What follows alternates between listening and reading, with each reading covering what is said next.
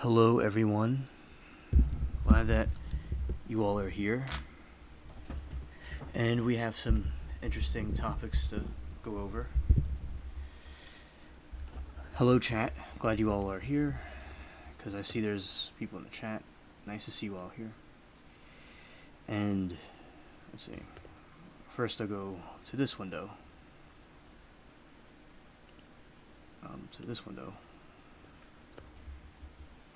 Yes, and hello everyone. Yesterday we talked about the submersible and how they say that James Cameron doesn't know about the submersible. We talked about Russell, and we talked about the cryptids, and we talked about Bigfoot. We had a Norm called in, and we had a debate about that.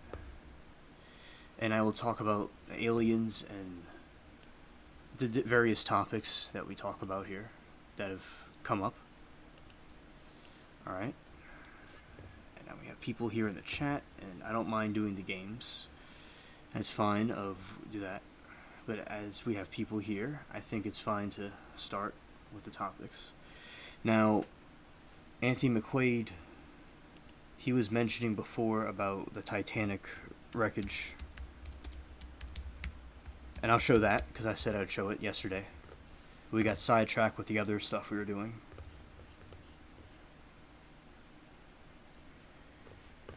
From the James Cameron.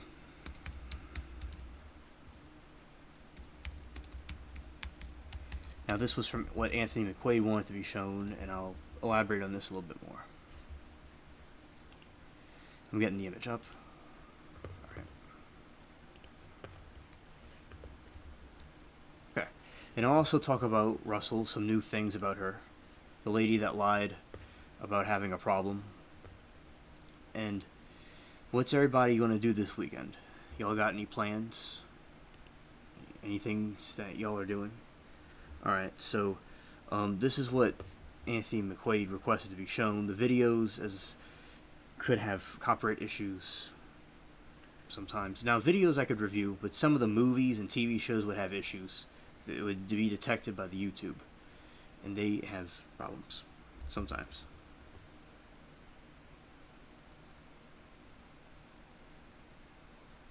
Alright, so this is from what James Cameron found underwater with his submersibles and his submarines. And yes, a stranded life form, you could call in. You could actually call in a few moments, actually. I'm just going to briefly talk about these things, and you could call in after I'm done talking about some of this stuff.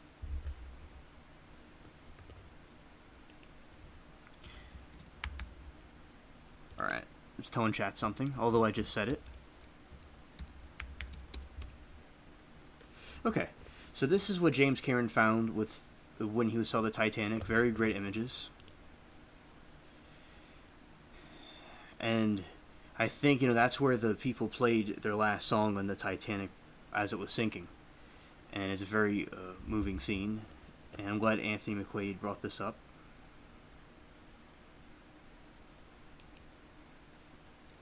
Alright, and this is, we got here, this is the Titanic. I always was fascinated. This is the bow of the Titanic. Very cool. And I always was fascinated, but in the movie they were saying about how this was the real ship they're showing in the movie. James Cameron was diving the Titanic while 9/11 was happening, and I think his name is very different. Alright. And we'll go through. Yes, and the sub is on the left, and I will look at his submersible.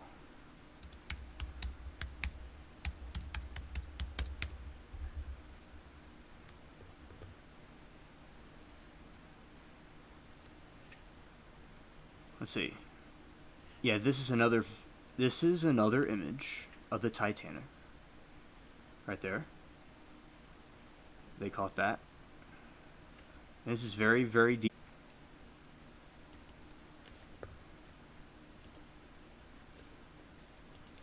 And yeah, I mean, I'm glad that he was able to catch those images.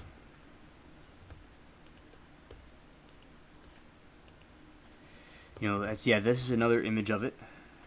And this thing, you know how complex, this is some more pictures of it. How complex that these submarines are.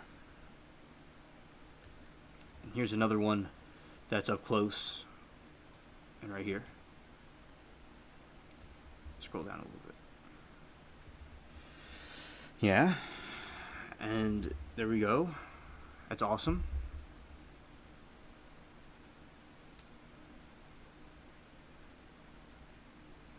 Alright, Stranded Life Form, it'll be soon. And then we're going to go over to this. We'll talk about, let's see. I'll go over here, because now you all could see this as he requested, and I wanted you all to see this too. We have a couple more images. I'm going to read one or two things about that lady, and then then we'll get to the call coming through. Yeah, it's a lot different than Ocean Gate. Another image of Titanic.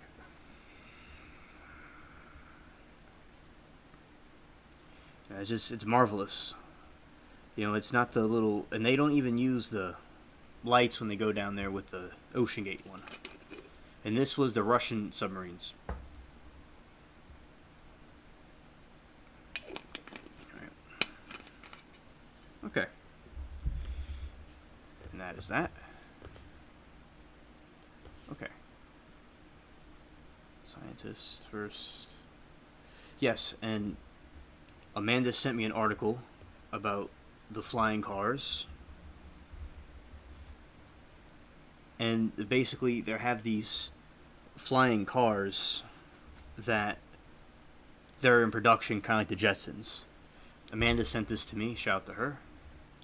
And the first flying electric car model, approved by FAA, Unactus, revealed its flying car Model A was granted a legal permission from the Federal Aviation Administration to test run the vehicle on the road in the sky, a move needed before it can be released to the public. Aleph is a company receive a special airworthiness certificate from the FAA, and the company said in a new release the certification limits location and purpose for which the vehicle is allowed to fly. Correct, Anthony. Correct.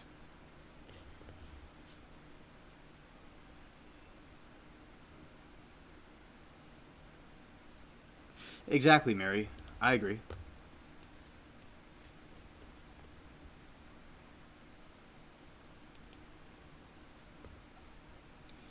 Yes. Yeah, about Stockton and the submersible. I agree. And hello, SE Wolverines. Glad you're here.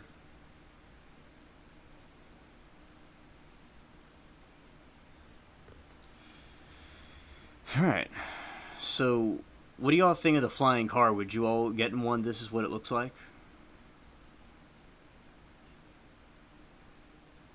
Yeah, very cool. But the company's CEO, Jim Duchovny, says the company is hopeful the certification will be our next step. The historical significance of this cannot be overstated. Duchovny told USA Today, while there have been pioneers like Trafalgar, Paul Muller, and Henry Ford, this is the first vehicle to fly in the sky like this.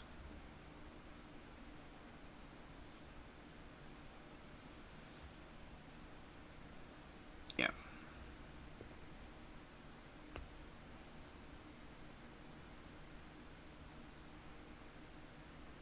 Alright, SC Wolverines. And I'll start. right after that and try to get this article. All right.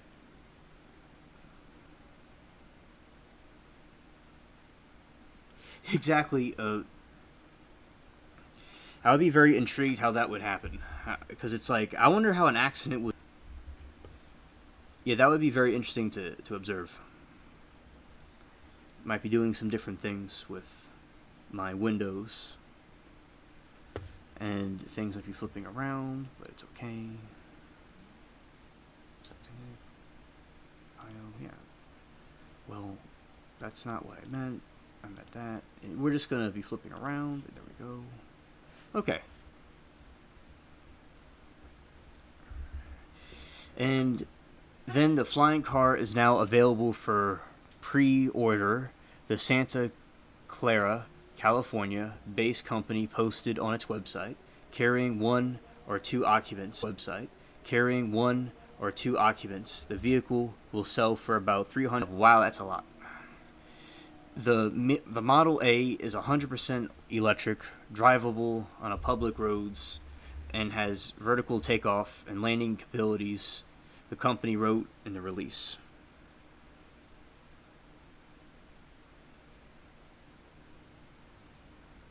Anthony, what are your thoughts about this flying car? I'd be interested to know your thoughts about that. And it's 100% electric, chat. The car will be low-speed vehicle, meaning it won't be go a faster route. They will be able. As Friday pre-sales were open, the interested customer paid $150 deposit. A waiting list for $1,500 for priority spot and list queue. For years of test flying, the company found in 2015, and in Oleg Petrov in Alto, California, has been testing driving the flying car's prototype since 2019. The version customers could receive a driving range of 200 miles and a flight range of 110 miles. Those are some images of what it would look like. And that's the seats.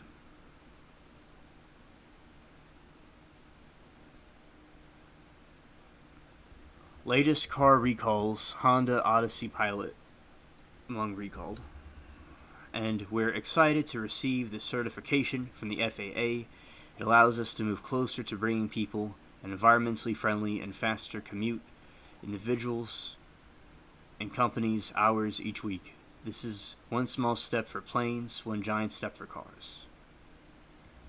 And yes, they're saying this was influenced by the Marty McFly influence from the Back to the Future. The idea of the vehicle road to the air happened the same year Marty McFly, a character from Back to the Future, traveled to the future of October 2015, according to the company. During one of the science fiction lectures, Jim talked about how flying cars are finally possible in 2015. So they got at the idea because they talked about 2015. And he and his fellow founders soon met, and the first real flying car was drawn on a napkin.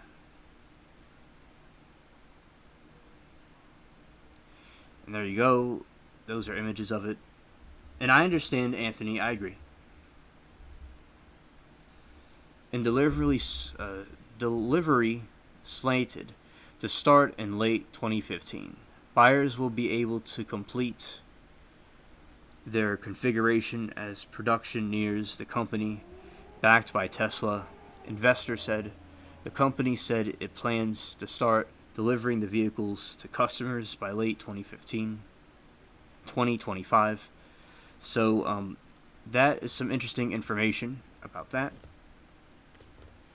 And Carly Russell.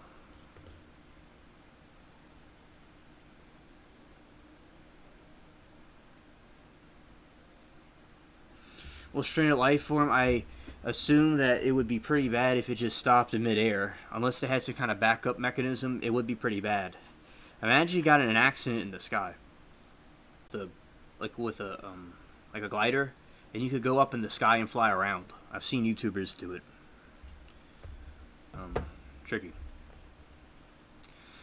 All right, so Carly Russell is fired. Are pissed off over her questionable kidnap claim. Carly Russell, 25, vanished, fired from her Birmingham job.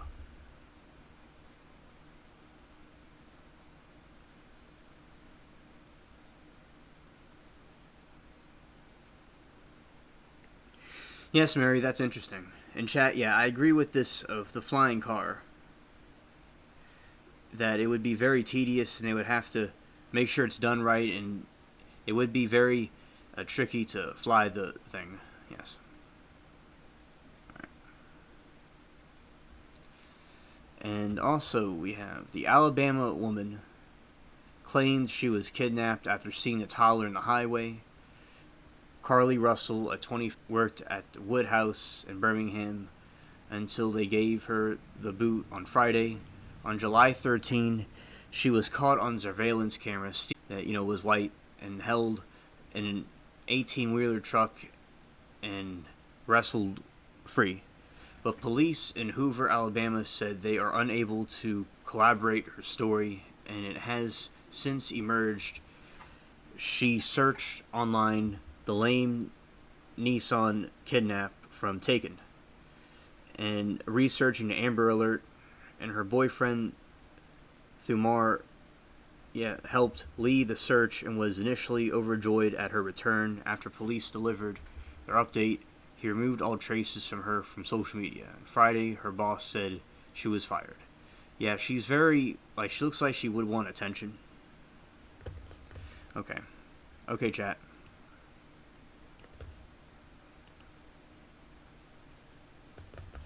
Okay, I got the message about the buffering.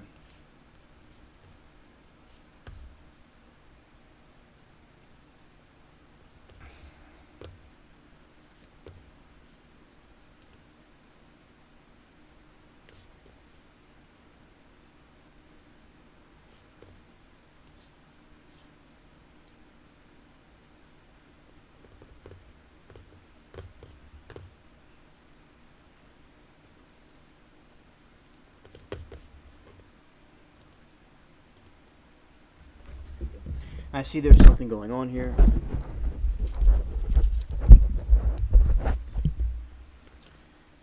Okay, let's just close this out.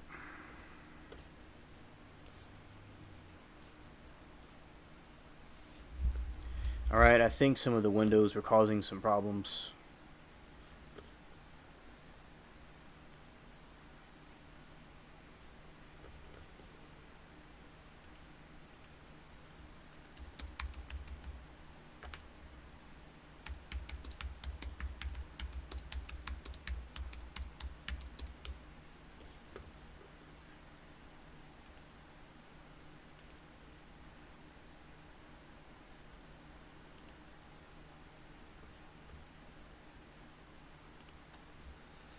Alright, I had to close out some windows. Oh, God. Okay, let's see. I think it's working better now. Alright. Bear with me. Thanks for your patience, chat.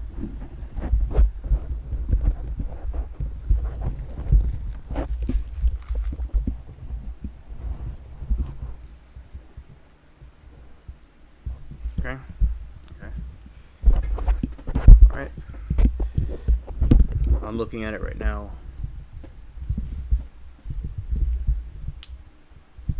Okay. Let's see. Alright, so I closed out the other windows, and hopefully that works better. Chat, tell me how it looks. Does it look any better? Am I still there? I would like to know how I'm doing.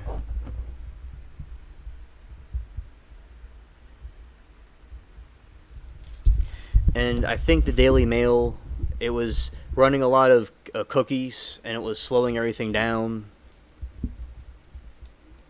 It was slowing everything down, and that's why it was doing that, and hopefully it goes back to being normal. Or I'm certain it's going to go back to being normal. That's what I meant to say. But so basically, I could read it from the phone. Yes, Strain Life Form, that could be happening. I'm just going to read the article from the phone because it's too much for the computer to handle with all the stuff I had open. Alright, so as I was saying, so Carly Russell was fired from her job, basically. And I'd like to know if chat can hear me. Alright, so she then called 911 to report the child. I said that. Alright. And they show the spa, and the distraught room told the New York Post Russell's colleagues were initially distraught, but are now very angry.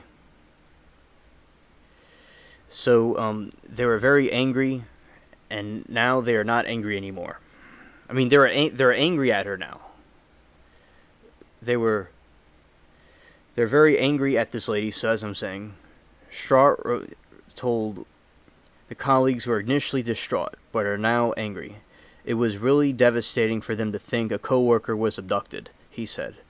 The following day, Saturday, it was the busiest day of the week, and they had to plug along and work in off times and pass out flyers and other things, Rome said, and that her colleagues felt cheated and business at the spa has suffered. And they show the owner of the spa. He's like a dude. He's like an older white guy. All right, thanks, chat.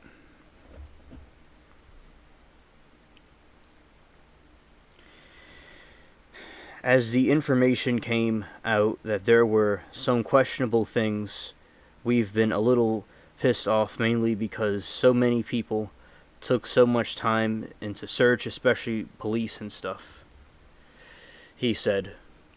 And adding to that, the spa has been bombarded with social media messages attacking them for her actions. Basically, we've spent the last day battling to get things deleted, he said.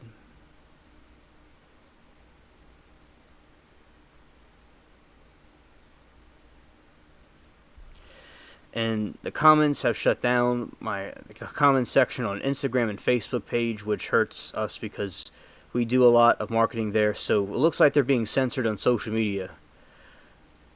And we're just trying to keep the doors open. Rome said that, in my opinion, if her story confirmed as a hoax, it is deeply damaging because people will not believe the next person who is abducted. And I said that yesterday.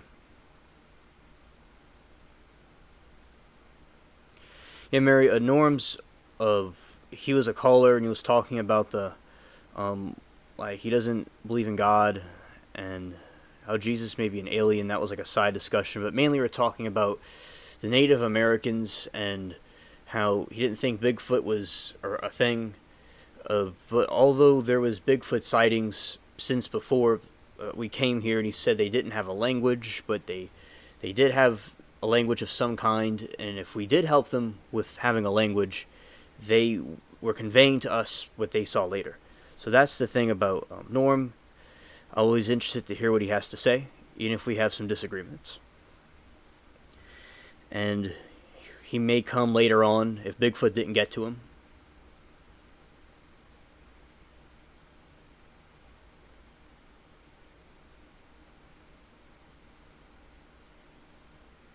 And he was making fun of the Bible and Christianity. Yes, he definitely is conflicted about that. I think it erodes faith for the next time. It erodes faith when people see somebody who's been abducted and they've been put through this, he said.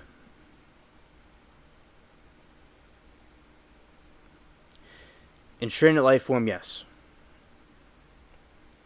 Russell has now stopped cooperating with police, but initially told them she was taken by a white man with orange hair who appeared from the trees on that side of I-459 after she saw a baby boy in diaper walking along the road on Thursday at around 9:30 p.m. Wednesday, Hoover Police Chief Nick DeRezis said that he had been unable to confirm Russell's story. and how she wanted to go to Nashville. And the police have traced every move, everything that she's done, and the collaborations that she had.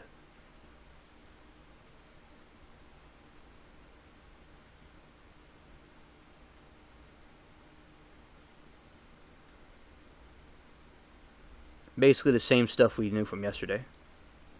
That the man came and kidnapped her, then she escaped. Things like that.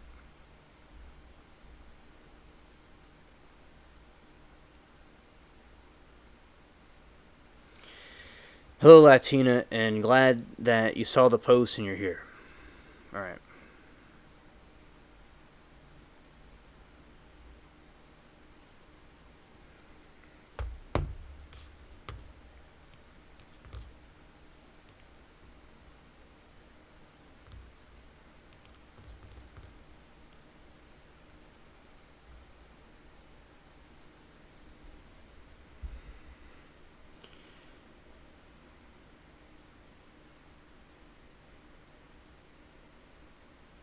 Alright, so as I was saying, so basically the article just talks more about, elaborates in the story. We know that the white man with the red hair with the bald spot came to check on the child, picked her up out of the woods, fed her Cheez-Its, the man and woman, then she escaped and got back and went back home.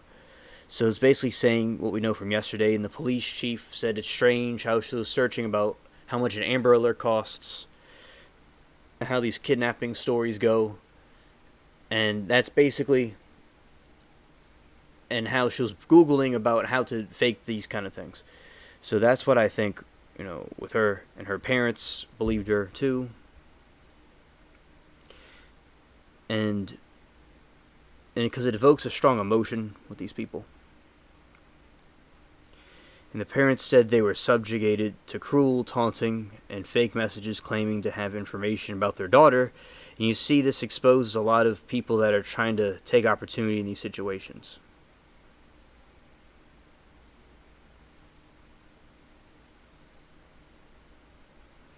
I agree, sharing life form. It's not good to mock the religious people. I agree.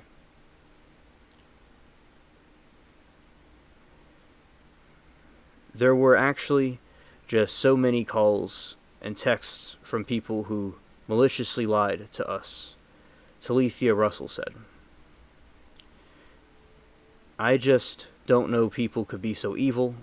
The mother grew emotional as she described the moment she was reunited with her daughter, saying the reunion was filled with so much joy.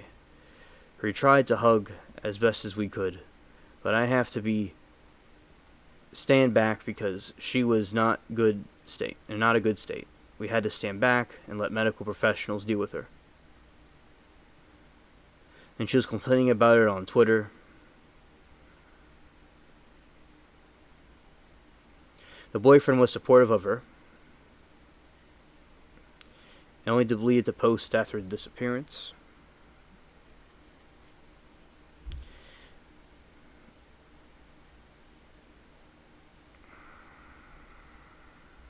Alright, so that concludes that. Yes, Sarah, I think that makes sense. That she would not, that she wouldn't get sued.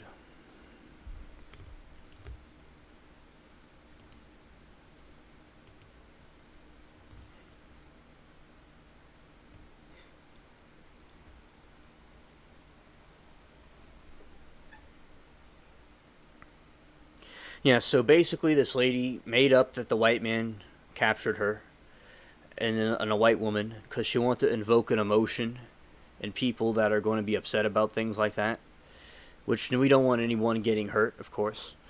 And then she got fired from her job. Maybe they'll sue her too. And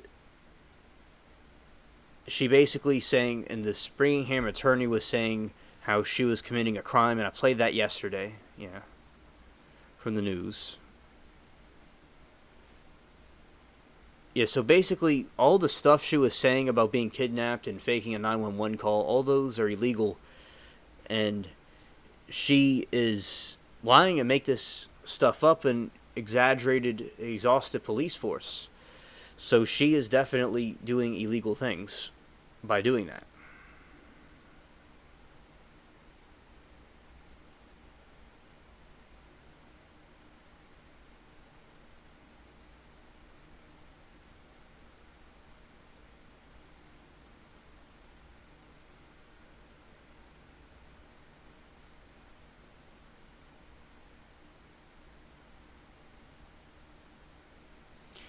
And also,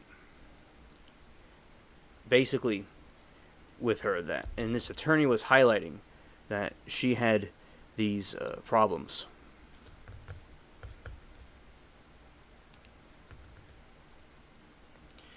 And basically, they're saying in the article that she says she was kidnapped, and a kidnapping didn't happen. They say that our citizens are safe, there's no kidnapper out there. So this is also causing more confusion for people. So they use every other synonym for a lie except saying that she lied, Guster said. Guster said that the search for Russell wasted the time and the money of law enforcement and concerned community members. The father of the murder victim, Ellie Blatchard, who wrote about it on his Facebook page. Elijah Blatchard said his wounds had been reopened and it wasn't okay to bring his family into the search. Imagine going to searching for someone and they're off doing something else and they're never in danger and you're thinking about saving this person's daughter and yours was not saved. Beyond angry and super-lived would be me, Guster said. And I agree.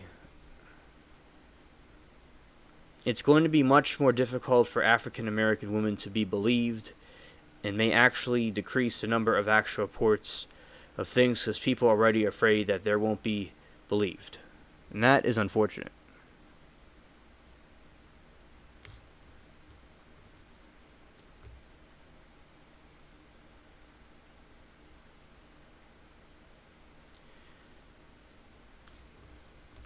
And exactly. And it says about that. Alright. Okay. Now, that I'll have other things to talk about as well.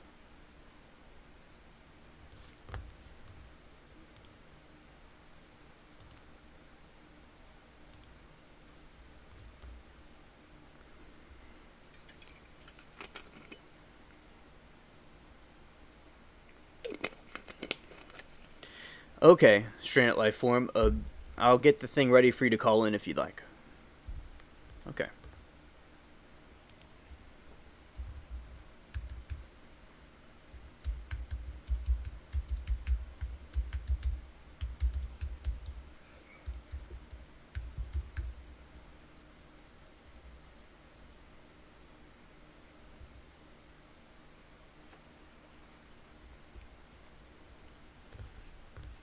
Okay, now we're going to go to this other thing over here and switch the sound device to the other thing.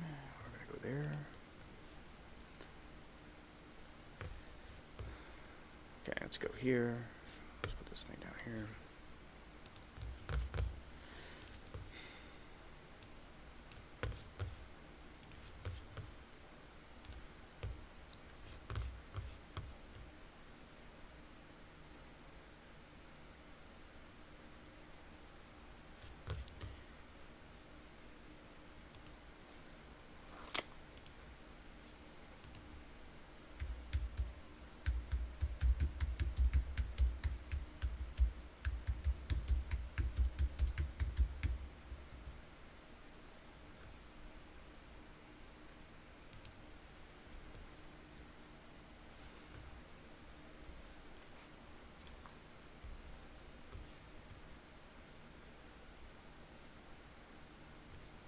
Oh yeah.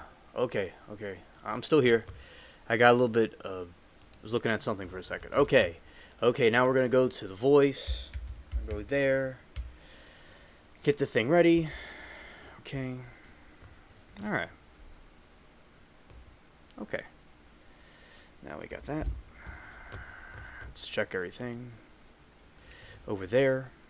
Everything over here. Okay. Okay, now we're going to go and switch the window, and it should be working. Okay, and we're going to switch to Windows now.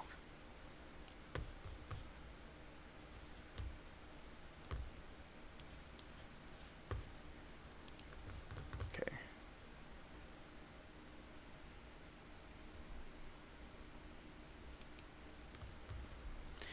All right, chat. We can have Straight Out Lifeform call in if she would like. See how it works. We could leave that there for a little while. Yeah, just leave that there.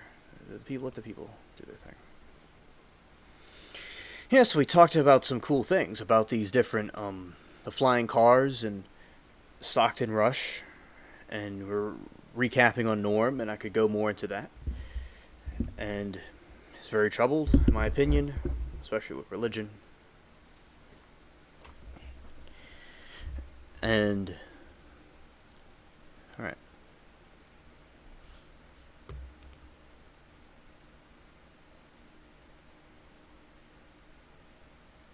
Okay, Anthony, I'll look into it.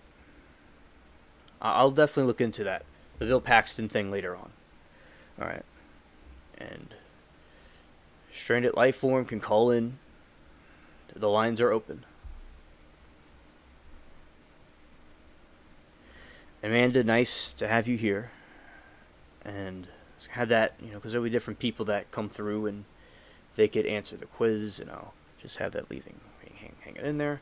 Yeah, so, because Norm was talking about how he'd want to, and he's not here, and perhaps you'll see this rerun, and maybe he'll come here later, and yeah, just different emotions and things he has about the Bigfoot and stuff, and chat did very well with refuting along with me what he was saying. And he does seem to be like a junior Ivan with the religious area. Yes.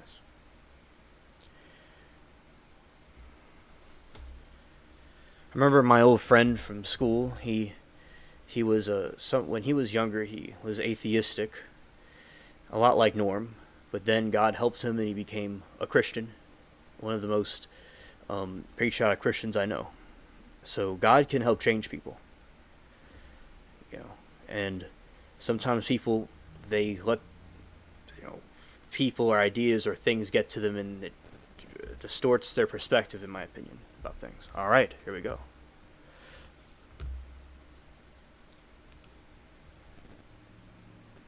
Hello, 614.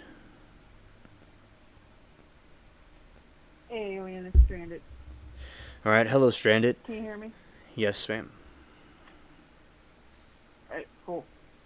Man, send the mothership, get me off this rock, because these humans done lost their daggone mind. I agree. Lord. I agree. I got something to say here about this whole lab-grown meat crap, because I've been fuming about that for a few weeks now. Okay. So, first off, here in Ohio, there's a thing, a petition going around, because you've heard of, I don't know if you've heard about that they have it in a couple restaurants in California and I believe Washington, D.C., where they're already serving this stuff. Oh, I didn't know that. Yeah. So, anywho,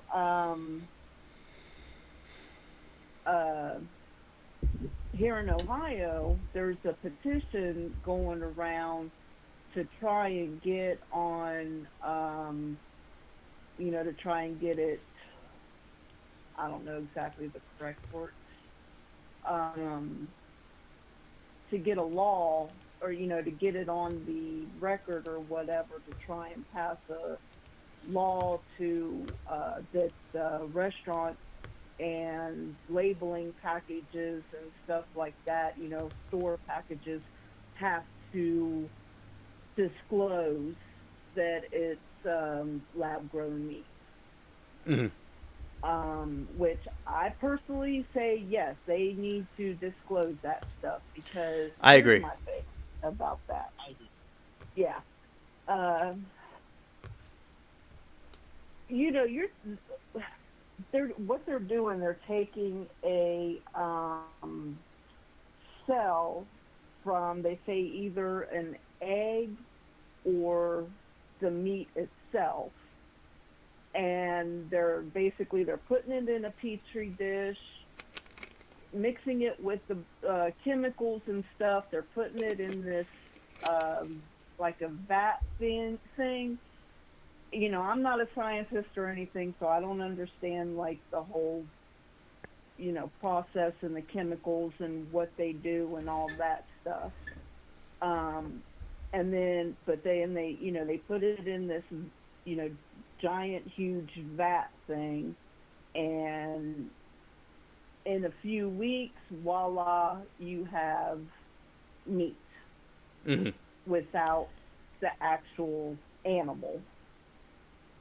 Hmm.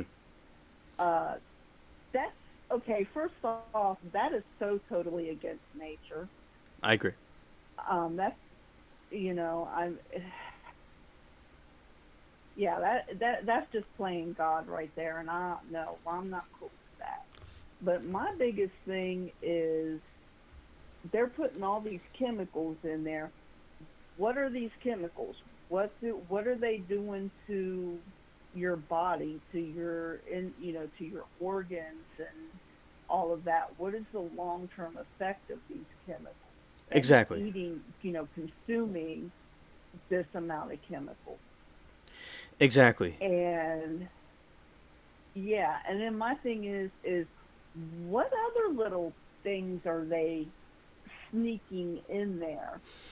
Could they Right. potentially, because they want to get everybody the fraudy sauce, what I'm talking about. Um, so they want to give everybody that. Hi, Wolverine. Um, I actually figured out how to be able to talk to you and get the chat and have the chats at the same time. So I actually got figured that one out. All right. Nice. Um, so Sarah, hi. Um, I'm but looking at so chat. they're they could be, yeah, they could be sneaking in these other you know what they want, as far like, I don't know if I want to say this or not because I don't want to get you You a get to go ahead. strike or anything Uh, like that. no, But you could go ahead and say it. It's all right. It's just copyright stuff they have issues with. yeah, Go ahead. all right. So well, well,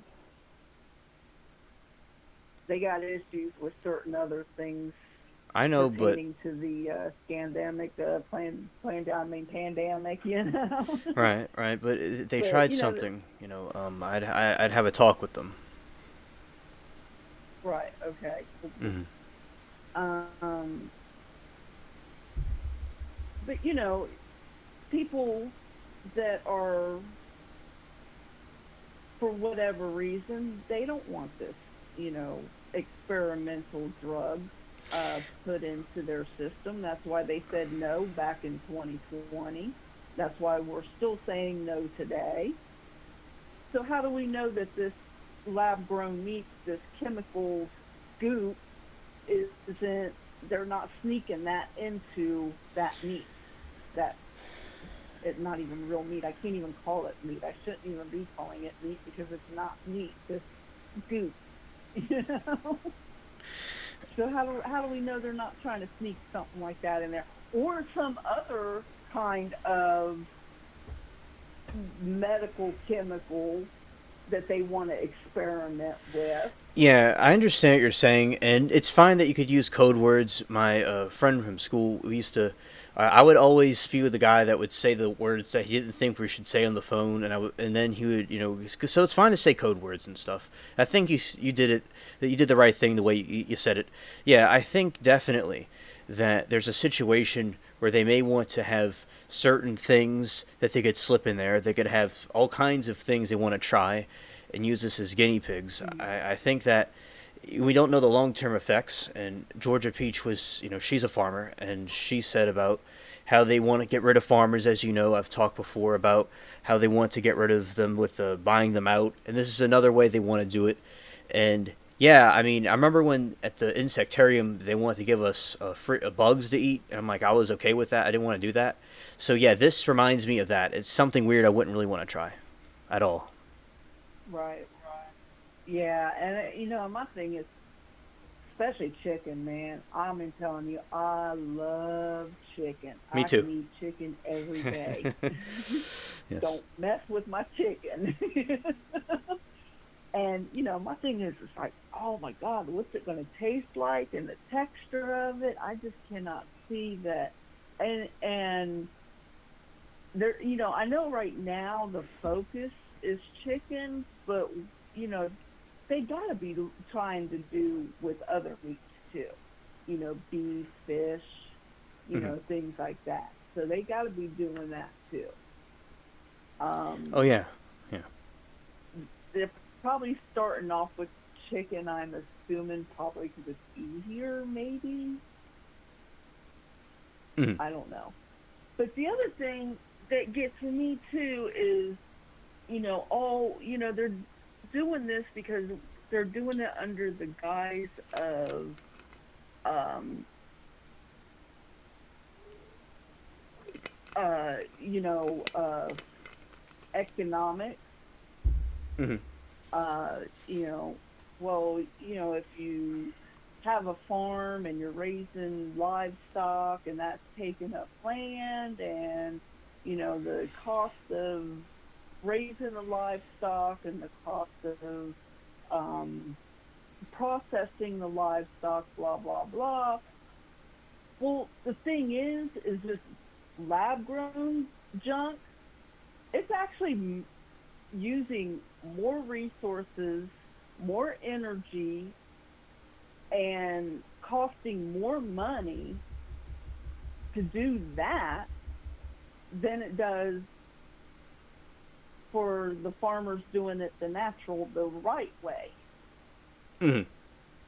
Now, I do agree. One thing I do agree, because another thing that they talk about is the conditions of commercial farming. Uh huh. And I do agree, especially when it comes to poultry, the conditions aren't so great. If you've ever seen a commercial poultry farm, it's pretty disgusting. Okay. Um, and I have seen a commercial poultry farm. It's shocking that I still love to eat chicken after seeing what I've seen, but it it's it is disgusting. It smells. Oh my gosh, the smell is horrible. Okay. And the just the way that they have the chickens in there. I mean, they're so packed in there and hot. Hmm. Yeah, it's not pleasant. Um, Hmm. but that's commercial farming, and that's pretty much when you're dealing with commercial stuff, you're going to get a lot of unpleasant things going on. That's just the nature of the business, unfortunately. Yeah, and I do think a lot of them are packed, and I do know some things about commercial farming. And yes, you're right that there are farms that do that. That they don't. Some of them are not right, and I know with like the commercial ones that they do have these systems in there to keep them cool. Maybe not all of them do this, but they have systems to Mm-hmm. keep them cool and warm in the winter. And some of the stuff, not the ones you've seen, and other ones, there are bad ones, but there are some that uh, that exaggerate these things in some areas. They don't all treat them that bad, and a lot does go into caring for the chickens. But you are right that there are bad ones there. But from what I've learning from different farmers and things, that they do go through a lot to keep them cool, because if they're too hot, they're just gonna drop dead. So them being there, Right. they're being cooled off, and there's stuff underneath the ground with wells and stuff that keep them cool, because they'll start panting and they won't do anything, and they'll just kind of drop dead there. And remember, there's a story where there's a farmer, and he had they had the electric power went off for just a little while, and the chickens all died, because they weren't cooled off. So those chickens are being, maybe not the ones you saw, but there are ones that are being cooled off. And there's different houses they have, like jumbo houses and stuff, and there's more modern ones, and there's older fashioned ones that help them keep cool. And in winter, they use diesel to keep them warm. And not all, as I said, there are bad farmers, but they're highly regulated, and they are not from. They've told me, now I don't know, I'm not one myself, but I do believe these people that they're not being pumped in with chemicals and hormones and stuff, because they dissect them. They come there and dissect them to make sure they're not using these things, and they like have a field rep that comes to make sure everything's being done properly. Yeah, yeah. I mean, there are tight regulations and everything, and they do things, cooling systems and things like that to keep the animals,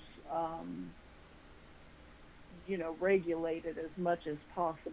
But when you're dealing with that many in an enclosed building, which most commercial poultry farming, they are in an enclosed building. They're I know. not out, I know. running around in the field.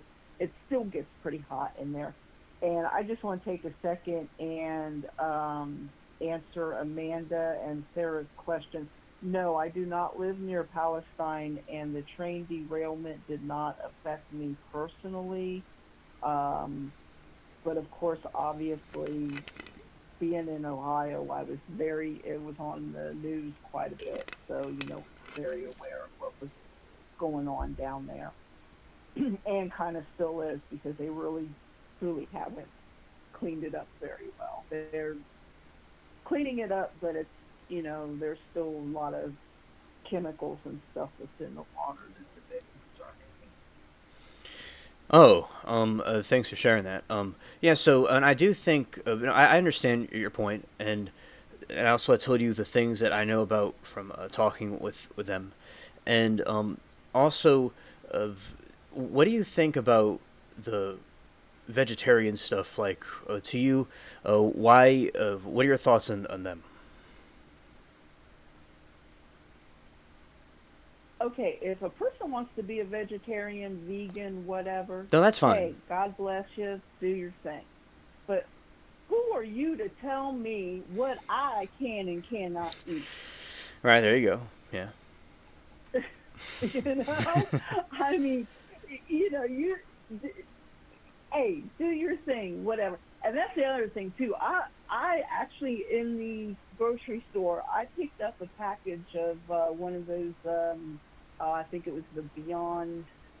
There was like a couple different ones I looked at. The burger, and I think one of them was like sausage or hot dogs or something like that.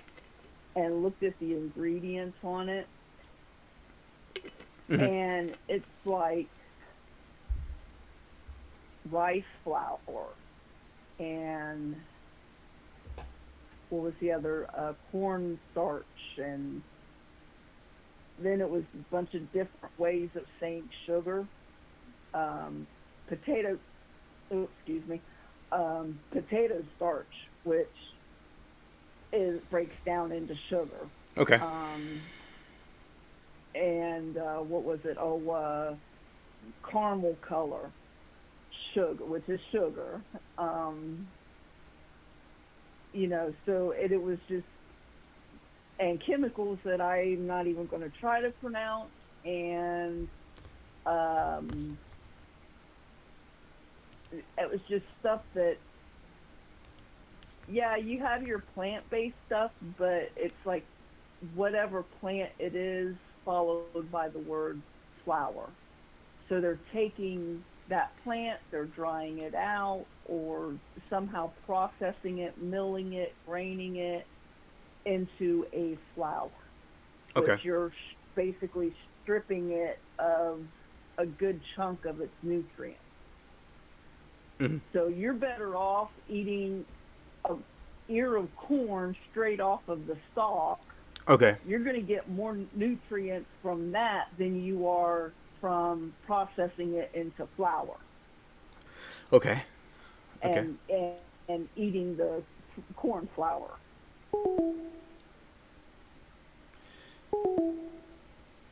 She hung up. I didn't do anything.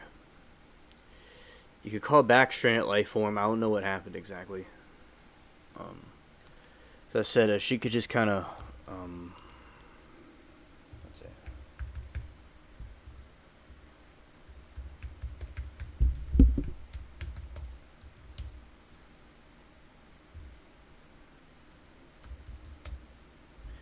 See if she wants to call back in. I don't know if she accidentally pressed something.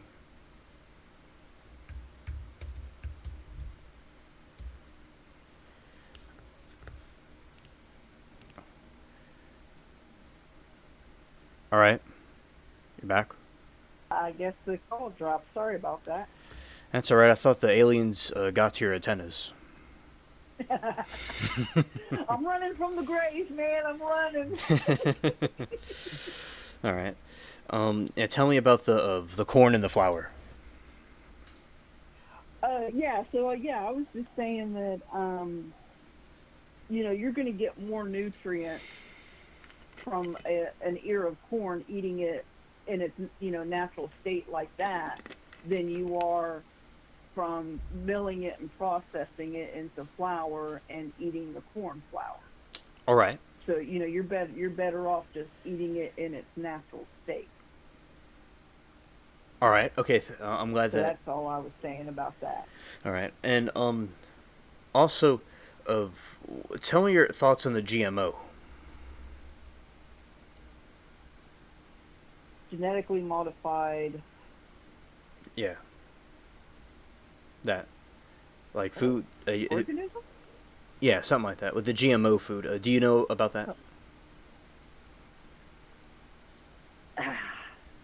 I know enough that it's kind of pretty much a scam, just like slapping on that organic label. Mm-hmm. It's just a way of them jacking up the prices. GMO, if you think about it, genetically modified, um, all of our food that we eat today has been at some point in some way genetically modified. Mm-hmm. Um, let's go back to corn, for example. The corn that we buy in the store today or that you see in the cornfield, um, that's not, that's not the way that the corn was 100, 200 years ago. Right. We've created it to be this way because we as humans, we want it to be um, a larger size. We want it to have a certain flavor. We want it to look a certain way. Same thing with apples. You've heard the story of Johnny Appleseed. Well, the apple trees that were around when Johnny Appleseed was living. Actually, I think Johnny Appleseed is a fictional character. I'm not 100% sure on that, but in that time period, um, Mm-hmm.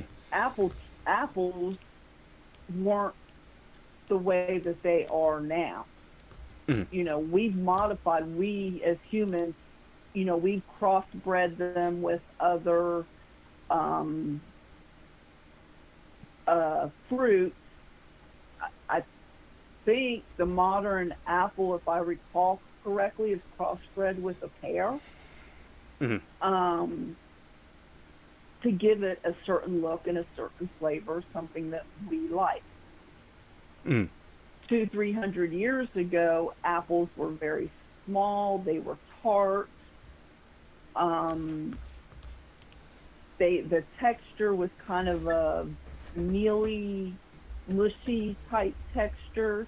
It wasn't very pleasing, and they pretty much used those apples pretty much as like a cooking apple, like to make like applesauce or something like that. It wasn't something that you would take off a tree and bite into. Have you had apple from a tree? Yes, I have. I've actually gone. There's a place in Ohio. I forget where it was. I was a child at the time. But you hear about them. There's several places all over around Ohio. You hear about them in the fall time. Apple orchards where you can go and pick apples, Mm-hmm. and you know, you pay. I think you pay by the bushel or something like that. So Okay. yeah, I've had fresh apples straight off the tree. Nice. Is it different? We've even got you can go out and pick your own pumpkins. You want to come down to Ohio in October? We got pumpkin patches. You can pick your own pumpkins. We got the Circleville Pumpkin Show, All world's right. largest pumpkin pie. Well, that's good to know. So I was in a pumpkin patch in Louisiana when I was little, and yeah, it was like being in Halloween land. And so yeah, cause we could grow pumpkins down here, but you got to put like some stuff on it. You probably do it up there too, cause it's like where I am, it's like a jungle and like where you are like mixed together in one thing, and so there's like jungle creatures and there's like regular things like mixed together. It's interesting. Okay. Like it's like being in. Um. There's plants down here from the Columbus's era that he found when he went down to the Caribbean islands and stuff, and like the Aztecs. Like it's a mixture of two things together. So there's a lot of insects. So the plants, I put some coverings over some of the stuff so the bugs don't eat them. But they don't like peppers at all. So the peppers could just chill out there. But they probably do the same thing with the ones up there. But I don't know if there's millions of bugs just hanging out in the field everywhere. But I could be wrong. Do they have a lot Oh of? yeah. Oh yeah. Is there a lot of like Yeah. insects? We got a lot of insects and stuff like that. I don't know. The pumpkins, our pumpkin fields we have out here, they don't like. You're talking about like something like a cover to Hmm. put over them. Is that what you're talking about? Yeah. Well, they probably have pesticides they put on them. Okay, yeah, pesticides. Yeah, we use pesticides. They have the pesticides, but Yeah. yeah, I mean, like they don't put like tarps or any kind of covers, anything like they don't do that. Um, so I'm sure there's a percentage of the squash that or the pumpkin that they lose to getting eaten by bugs. But yeah, they do. They use pesticides. Right. Matter of fact, I'm sure people, you know that Ohio's pretty much more known for corn.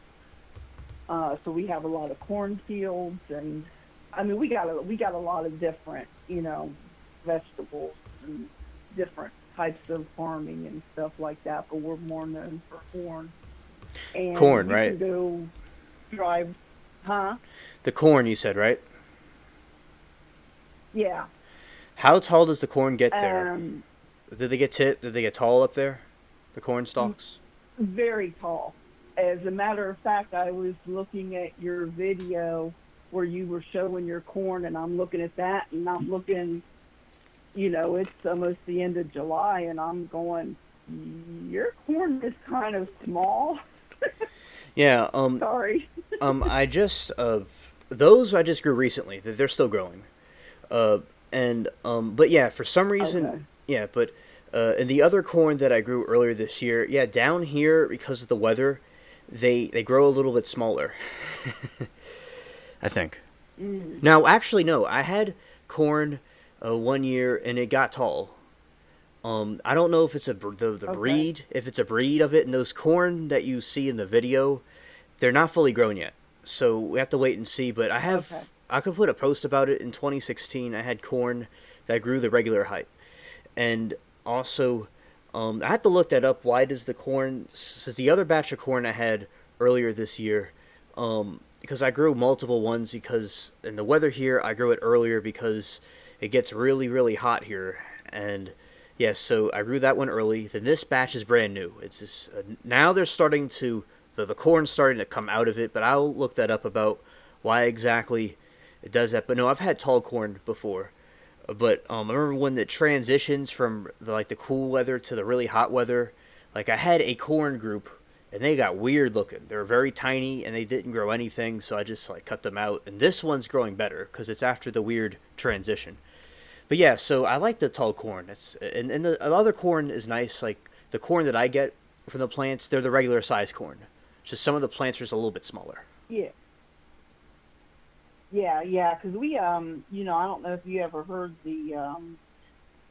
uh, the rule of thumb. I guess is uh, your corn stalk should be as high as an elephant's eye by the 4th of July. Now you got to remember, I So started growing the plants, those corn thing plants you saw. I could tell you right now, yeah. I have the date.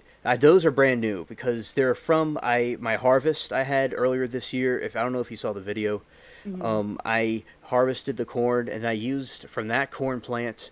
I dried them out and I replanted them in just a couple of days, like yesterday or the day before. I just planted some more corn because down here with the weather here, it stays hot for a long time until like October, so I'm able to have a longer season.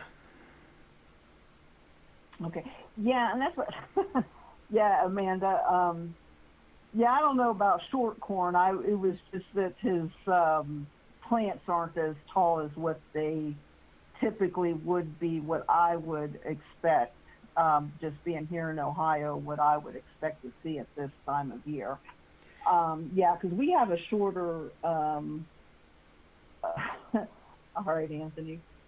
We have a shorter growing season. So the farmers, they're putting their crop, they're putting their, oh gosh, they're getting their uh, soil ready by the end of February, first part of March. You'll see them out in the field starting to get their soil prepared, and I'd say probably by the end of March, they got Mhm. their seeds sown, and so you start seeing the sprouts and everything. Oh, all Yeah, right. you start seeing the sprouts around about the end of March, early April. So come by July, but right now they're very tall and they're almost about ready to harvest. We Oh, should get so o- well, actually they are getting harvested now because we're okay. getting our crops in right now. How long does it take? And you just said this probably, but I want to ask you again to Mm. make clear. So when do they start putting the seeds in the ground up there where you are? They start putting them in about the first part of March. Okay. So right after the last frost, they're Okay. putting them in. Yeah. So those corn plants that I just put there, I started. I put the seeds in the ground like before June 8th, and now they're developing. Okay. And I don't know if they're going to get any taller, but they're getting a little bit taller from the last time y'all saw them. But and there could be different breeds of them. I don't know that for sure, but that might be shorter. But Well, so there is different breeds, different varieties. So you may just have a variety that doesn't get as tall. now I will say this though about my corn, and I have videos of them. I'll put the corn up, of the pictures, and I'll put some post about it. Like I can't physically put it in the chat because that's not how YouTube designed their thing. I can't just upload it in the chat. But so basically, with the corn, oh, they're a regular size corn. Well, you know what? They're in the refrigerator right now. I could go get them actually and show them. But so basically, they're regular size corn. Like the plants may have been shorter, but the corn was nice, big, and regular, a regular size corn. Oh, Yeah. hmm. Oh, that's interesting. Yeah, but it's Yeah, it might just be the variety and I you have. It yeah. could also. Go on. Well, I was going to say it could also possibly. I don't know for sure, but it could possibly be your area. Oh yeah, definitely. If you have a smaller area, they might just adjust to the size of the area that you have them growing. So that's a possibility. Well, I think it would be more of the weather could influence it. I think I read, but I've had them grow. Mm-hmm. I've had them grow tall before, but the corn didn't really come out too well. But that time, I've had them be taller. It was seeds from Kentucky when I went there, and Okay. these corn plants. It's probably the weather, and they grow much faster. So the way the weather is here, everything grows very, very, very, very fast. Down here, they sold it for cotton. I've grown cotton before, and sugarcane and stuff. So the reason maybe why some of them are shorter, maybe if it's a different breed, or maybe they're maturing faster than they're supposed to. But that's I've had a different. You understand? I could have had multiple corn seasons in just this since the winter. I grew them in the winter in February. I planted them in winter, and I was just harvesting them. And so the weather here, it just causes the plants to grow faster, in my opinion. That is a possibility because you do down there in Louisiana. You guys do have a longer growing period, and you do have the opportunity to have at least two cycles where Mm-hmm. you can plant and harvest. So here in Ohio, we don't have that. We just have one cycle. So once you get it planted, you just got to be timed out. You got to get it in. You got to get it planted, and then harvested. And by the time it's ready to harvest, our season is over. 'Cause we just have such a short season time. But where you're at down there, you've got that luxury of doing a back-to-back cycle Mm-hmm. like that. Now, something I just thought of because I have seen that here in Ohio where sometimes you'll go by the cornfields and you'll see certain areas where the stalks don't get as tall. Excuse me. Yeah.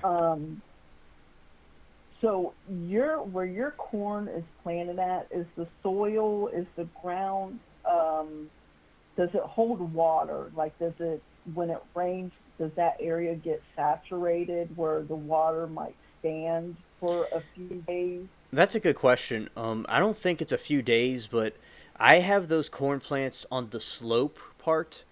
Mm-hmm. Real quick, I'll say this dude, when this was being reconstructed after Hurricane Katrina, the dude, my grandparents really don't like this guy, but he actually, he created this slope to keep the water from the house, but it didn't completely work right. But there is a slope in a part of the area, and I kind of put the corn on that slope, and so the water would run off the plants, and I do water them, consistently, but not overwatering them. But the mud is like dark mud, and it could be kind of clayish, and it's like kind of like a swamp. And you could say your point about what it would do to the soil. You go on. Yeah, sometimes we'll have, you'll see that in the fields where there's like a low spot Mm-hmm. in the field and where the water will hold more, or how to say that. It's not like it's flooded out, but the water stays in that area longer. And those are the places where the stalks will be shorter. So I think it's got something to do with if the water doesn't, if the soil isn't dried out well enough, after a rain or something like that, and the water's standing, I think that'll affect the size of the corn stalk as well.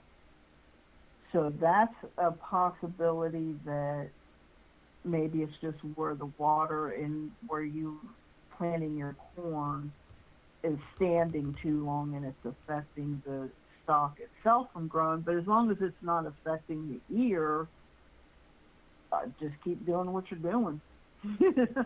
Hmm. And yeah, Wolverines. I agree. Corn is very good. I've got some where I've cooked up and vacuum sealed and in the freezer. So I'm gonna have fresh corn even in the wintertime.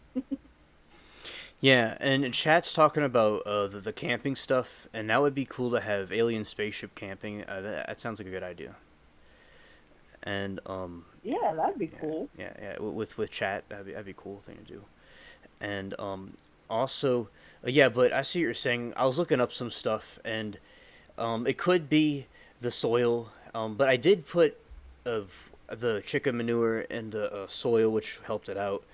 And it could Hmm. be soil could have something to do with it, but the corn was fine. The corn came out beautifully, and it just was like a dwarf last time. Yeah. And the area where I grew the corn before, I could still grow it in that spot. It's where it's right behind where those plants are. Those cabbage plants were at in the back. But it's a little bit of a jungle, Okay. and the tree has the tree kind of covers that spot. But that's where, yeah, I had corn that grew much taller, but that didn't grow good corn though, so it was like kind of pointless. And but this corn, it was like rows Right. of yellow, real thick yellow. Yeah. You can talk a moment. The refrigerator's right across from me. I think I'm gonna go see if I could show one on the screen. You could talk about corn or something while I come back. All right. I'm right here. All right. Okay. Okay, you go ahead. You can talk. I'll be right back. All right. What y'all want me to talk about?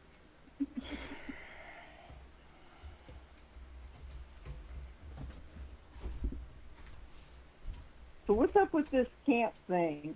Um, I'm looking at this in the comments. So are we trying to get a group camp session thing going?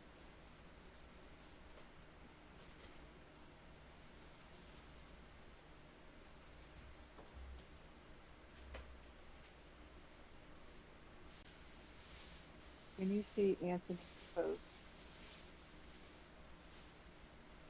What, going back?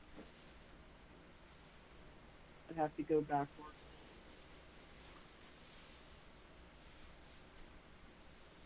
I am not seeing any posts from Anthony. Last post I'm seeing from Anthony is the Great Pumpkin. There's another one from Anthony. Corn equals shucks.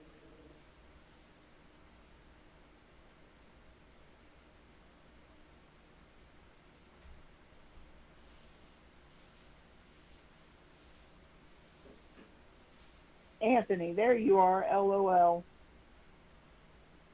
Just kidding. Okay.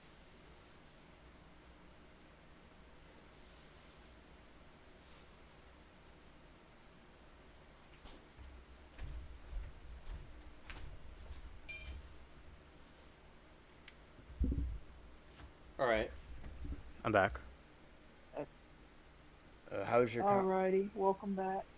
let's see. Well, I was trying to talk to him and ask him about, okay, Wolverines, what is a Buckeye? Well, it depends on the context that you're using it in. Um, we're called Buckeyes because we're all a little nuts. Haha. um, so Buckeye is basically it's a nut. Um, but there's also a candy called Buckeyes. Ooh, that corn looks good. Yum. Now this Throw one, that in a pot of boiling water, put some butter on it, salt and pepper, and I'm good to go. this is another one. Uh, Let's see. yeah. So I'm not sure if you can eat buckeyes, like the actual nut from the tree, but we do have a candy called buckeyes, and that's basically a peanut butter ball that's dipped in chocolate. And trying to see this corn here. Oh, that's a nice looking ear. I Yeah. I'm gonna show a picture on the screen, like from my phone. That was another good idea that I Mm-hmm. had because it's like it's right here in my hand. Yeah, I started growing in March, and I harvested a couple of months ago. Okay. It took like a month or two, and it was like ready. So um, I don't mean to get off track here for a second, but I want to finish answering Wolverine's question. So the reason that our football team, or well, I guess also basketball and all that, why our team is called the Buckeyes is because at the time that the Ohio State University was built, it was in a field that was full of buckeye trees. And they cut down all of this buckeye trees, and the buckeye trees are also indigenous to the Ohio area, and I believe a little bit south of Ohio as well. So you can find buckeye trees, if you're in the woods or whatever walking along, you can find buckeye trees. But where they built the university at, there was a lot of buckeye trees in there, and that's when somebody decided to say, when they had the first football team, and they said, well, what are we going to name our football team? How about Buckeyes? So in honor of the buckeye trees that they cut down to build the university. Oh, very interesting. So, and Wolverines is saying that you can eat the nuts. So I was not aware of that. I'll have to look that up. I was not aware of that. I'm showing because I ate the corn already, so a lot of it already. So I'm just like showing the old pictures of it on the Uh, screen. Um, yeah, this is the other one. It's showing the chat, and you could see it whenever it pops up in your area. Yep. Yeah, and I remember that. And yeah, one of them it didn't. All the stuff didn't come to it, whatever you want to call it. But like most of them did pretty well. So, yeah, that's interesting. So Buckeye is a nut. yes. I did not know that. Yeah, that corn looks good. You got nice looking kernels on there. Yeah, I harvested that like So yes, yeah May. Buckeye. Mm, It was like May, so I grew them in March and I harvested it in May.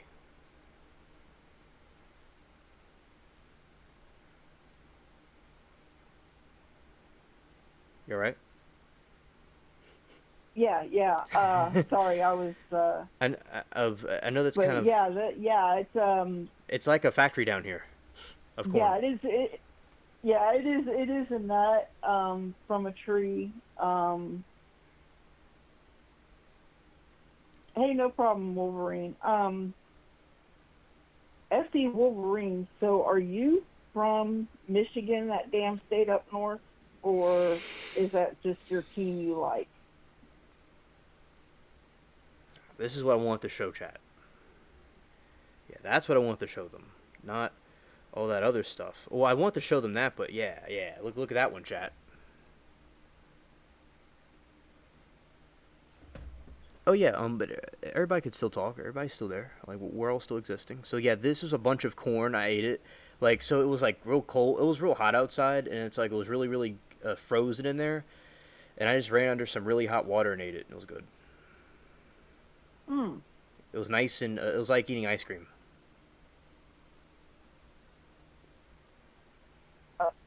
Corn ice cream. You could probably find that at the Circleville Pumpkin Show. You say it again?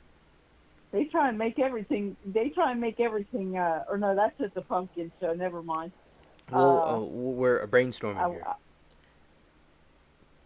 my brain went a different direction for a second. Well, that's okay. It's all here. We all think different, and that's how things get done. Like we don't think like everybody else thinks, and Right. that's we're unique. Yeah. So, Chad, I was just showing y'all the corn that my tiny little dwarf corn plants created. So, although they were small, they made beautiful corn, and they grew very quickly. They didn't take half a year to grow.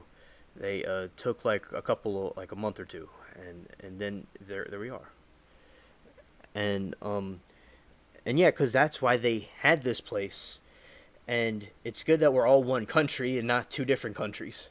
So it would be easier to do with that. But yeah, so basically, yeah, that's why they had this place, and that's why people ask me like of leaving like New Orleans. I don't mind having other areas in different states. My family's done that before, but like I'm not gonna like I don't want to give up this place. I mean, there's good things about it,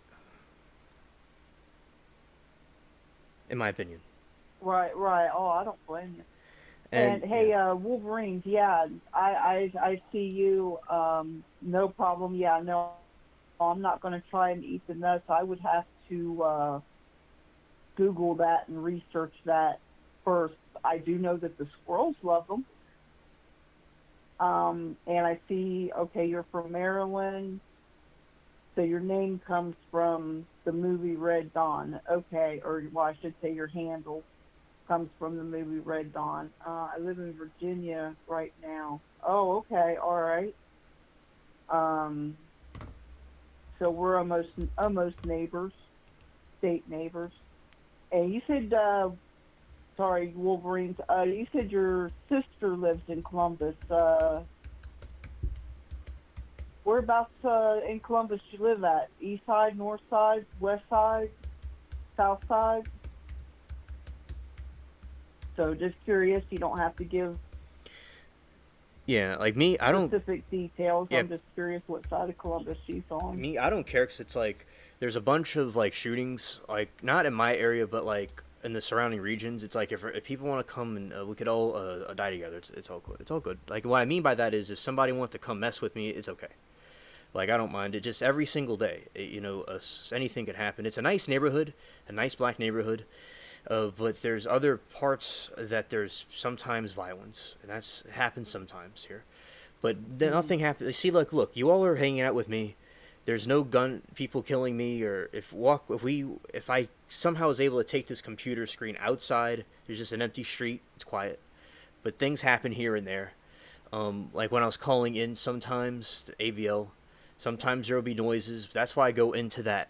I go downstairs in the abandoned office. It's not abandoned, but the place is kind of like it wasn't completely reconstructed, but it's constructed enough to do stuff in. It's like a storage room, and I do stuff in there now. It's way better now, because outside a dog barks, this happens or that happens, and there it's like a little castle.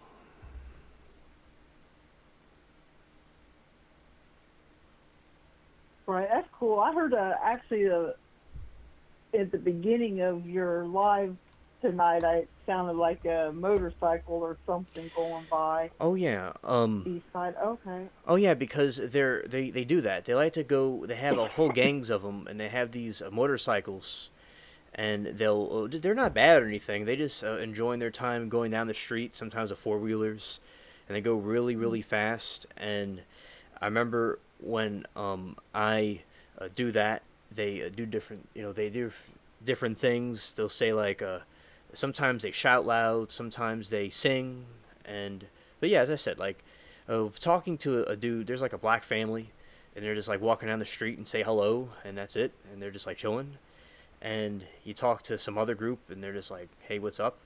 And my family, like my grandpa's parents lived at the house next door, and that's where the yeah, over there, that's where the Wi-Fi thing's coming from. And they had he inherited from his parents, and because they did things with the rentals with the different houses on the street, and they decided to stay.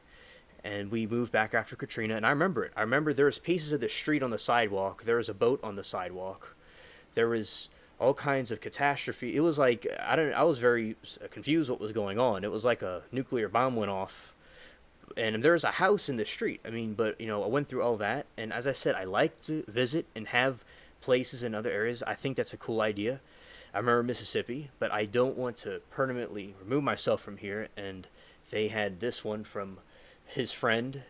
His nickname was Sonny, and he was Christian. He was Catholic because that's what they have here. And he died of cancer, and then they bought the house, and that's here we are now. Because I used to be down the street, and then after the hurricane, I moved next door.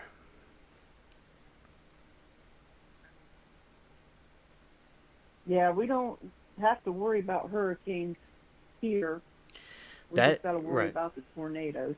Yeah, you see, and the hurricanes are tedious. They are very very very creepy. I have a video on my channel about it, but it's very far back, so I'll probably re-upload it, so people can have a new insight on it. Yeah, so basically with the hurricanes, I remember with Ida, yeah, it was like we were checking on the cats, and it was like being inside of a world that's falling apart. I remember the house, and not the house, the outside was like moaning, like the winds. It was like being in a horror movie. Maybe the Mothman was in it. Not no joke. Mm. Yeah, never know. And also, yeah, but in like I'm an apprentice to my grandpa, and he teaches me things about the stuff, and then like it's like a his family, like his dad, and it's like an apprentice to him, and I do other things as well. And since I was a teenager, I did different things like helping out people and stuff, and so making so I started out as a young kid. I learned from I had a good upbringing about different things. That's why I'm a little bit different than people my age, where they're not like how I think. I think more how you all think, with like politics and stuff. Right. Yeah, yeah, that definitely. Oh, uh, I'll be right back. You could still talk. I'm gonna put the corn back in the refrigerator okay. in the freezer. I'm putting it back in the freezer. You could still talk. Alrighty. Sorry, I'm not good at talking and typing at the same time. I was just, oh, that's cool, Wolverines. Yeah, I'm born and raised in Columbus, Ohio, desperately trying to escape. Uh, I don't know. I guess I'm not going to be going anywhere though. It's probably where I'm going to be staying at. So it is my home. What else? Sarah, you do not want to hear me sing. No, no, no, no, no. I cannot carry a tune in a bucket to save my life. That would be, oh, that's a good piece of corn there, alien. Looking good.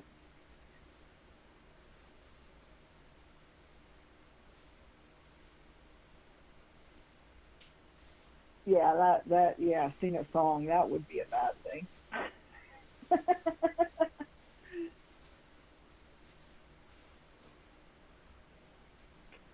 Oh, shucks. You're funny, Sarah. Um,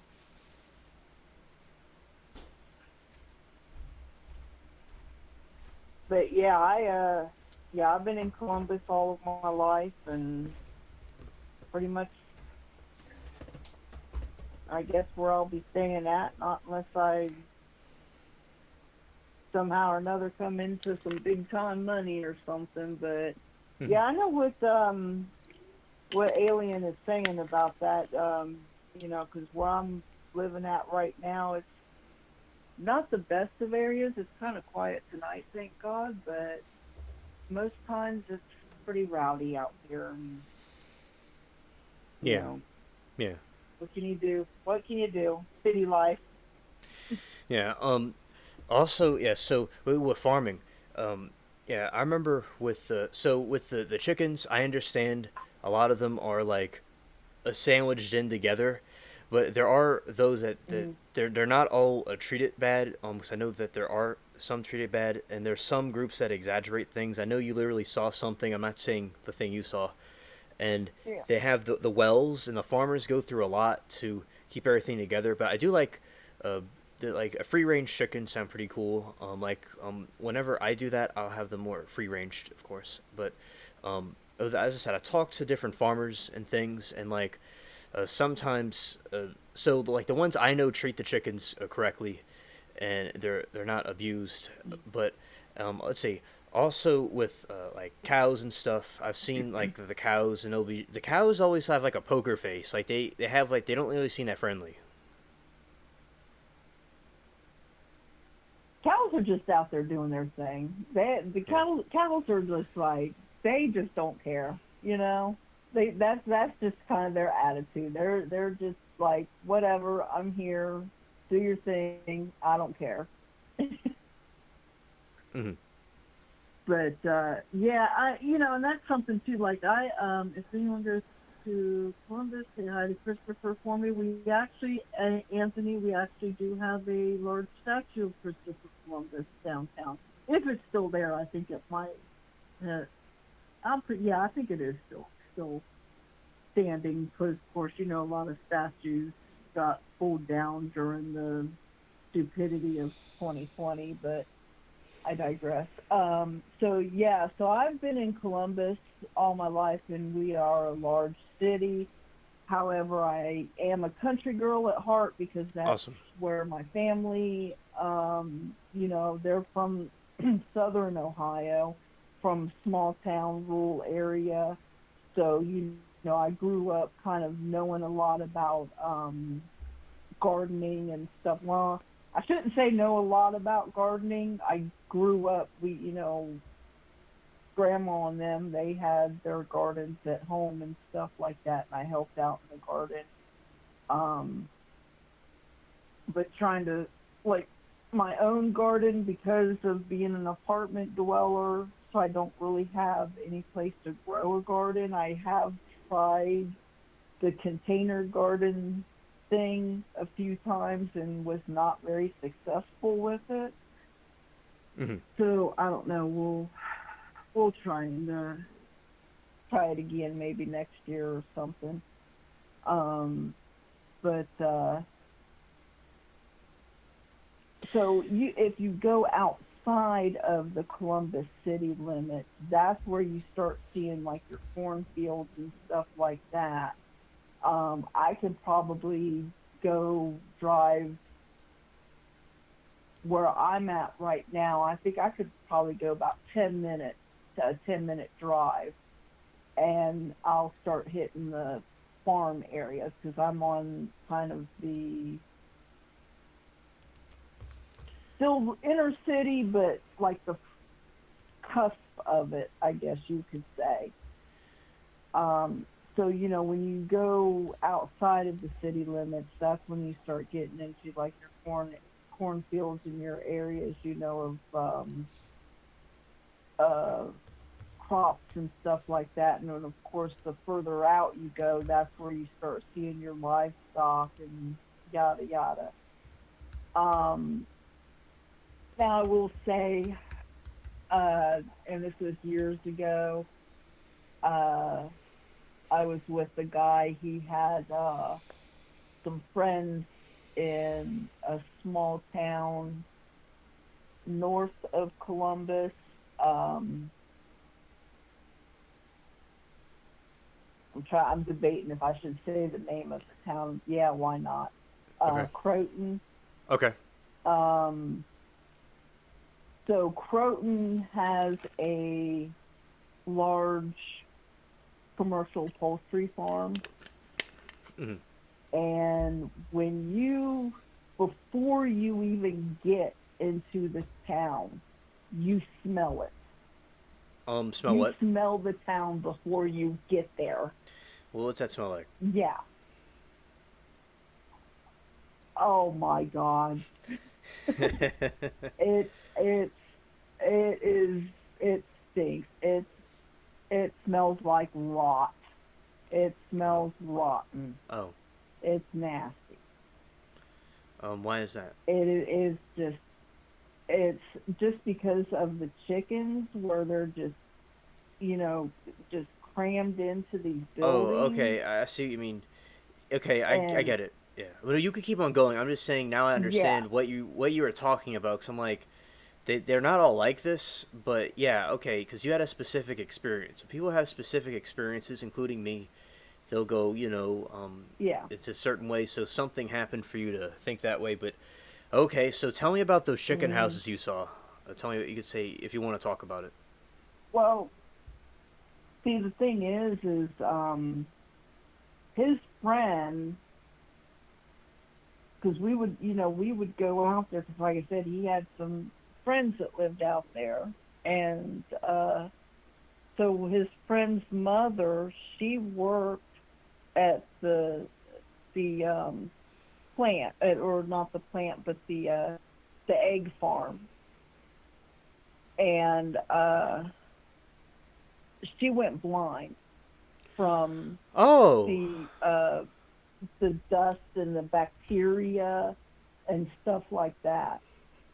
After so, she worked there for years and years, and because of all of the dust and the bacteria, the feces, all of that nastiness in there, she eventually went blind.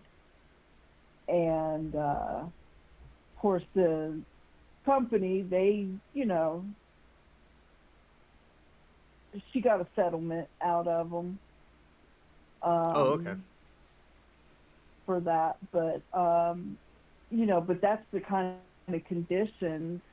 Now you think about if a person, a human being, would go blind, or or have any kind of and I guess there were other people too that had adverse health issues from working there. Um, think about what's that doing to the chickens. And the thing is, there's a thing about with chickens, when they stop laying eggs, that's when they go to get turned into what you get at the store. Okay. They're turned into Yeah. your chicken thighs, Yeah. Some. chicken wings and Do stuff you, like that. do you like fried chicken? Oh man, I love fried chicken. Awesome. Me too. Love fried chicken. Man, you would like it down But like in New Orleans. Like it's like a Church's chicken. It's like it's packed. I mean, it's not like it's like a southern mm, thing. It's like everybody's packed. And also the Popeyes. Oh, I'm like my neighbor like that way. Like I could just like walk over to the dude's house. Like he knew Al Copeland that built Popeyes, and he built the first Popeyes, and he was his business partner. So that's pretty cool. oh, that's right. The Popeyes is originally from Louisiana, isn't it? Yeah. Do you like Popeyes? Like, have you? Yeah. So Yeah. we got Popeyes up here. Or yeah, we're north of you. So yeah, we've got Popeyes up here in Ohio. We used to have churches. I don't think there are any churches anymore up this way. If there is one or two lingering around, it's probably a franchise. But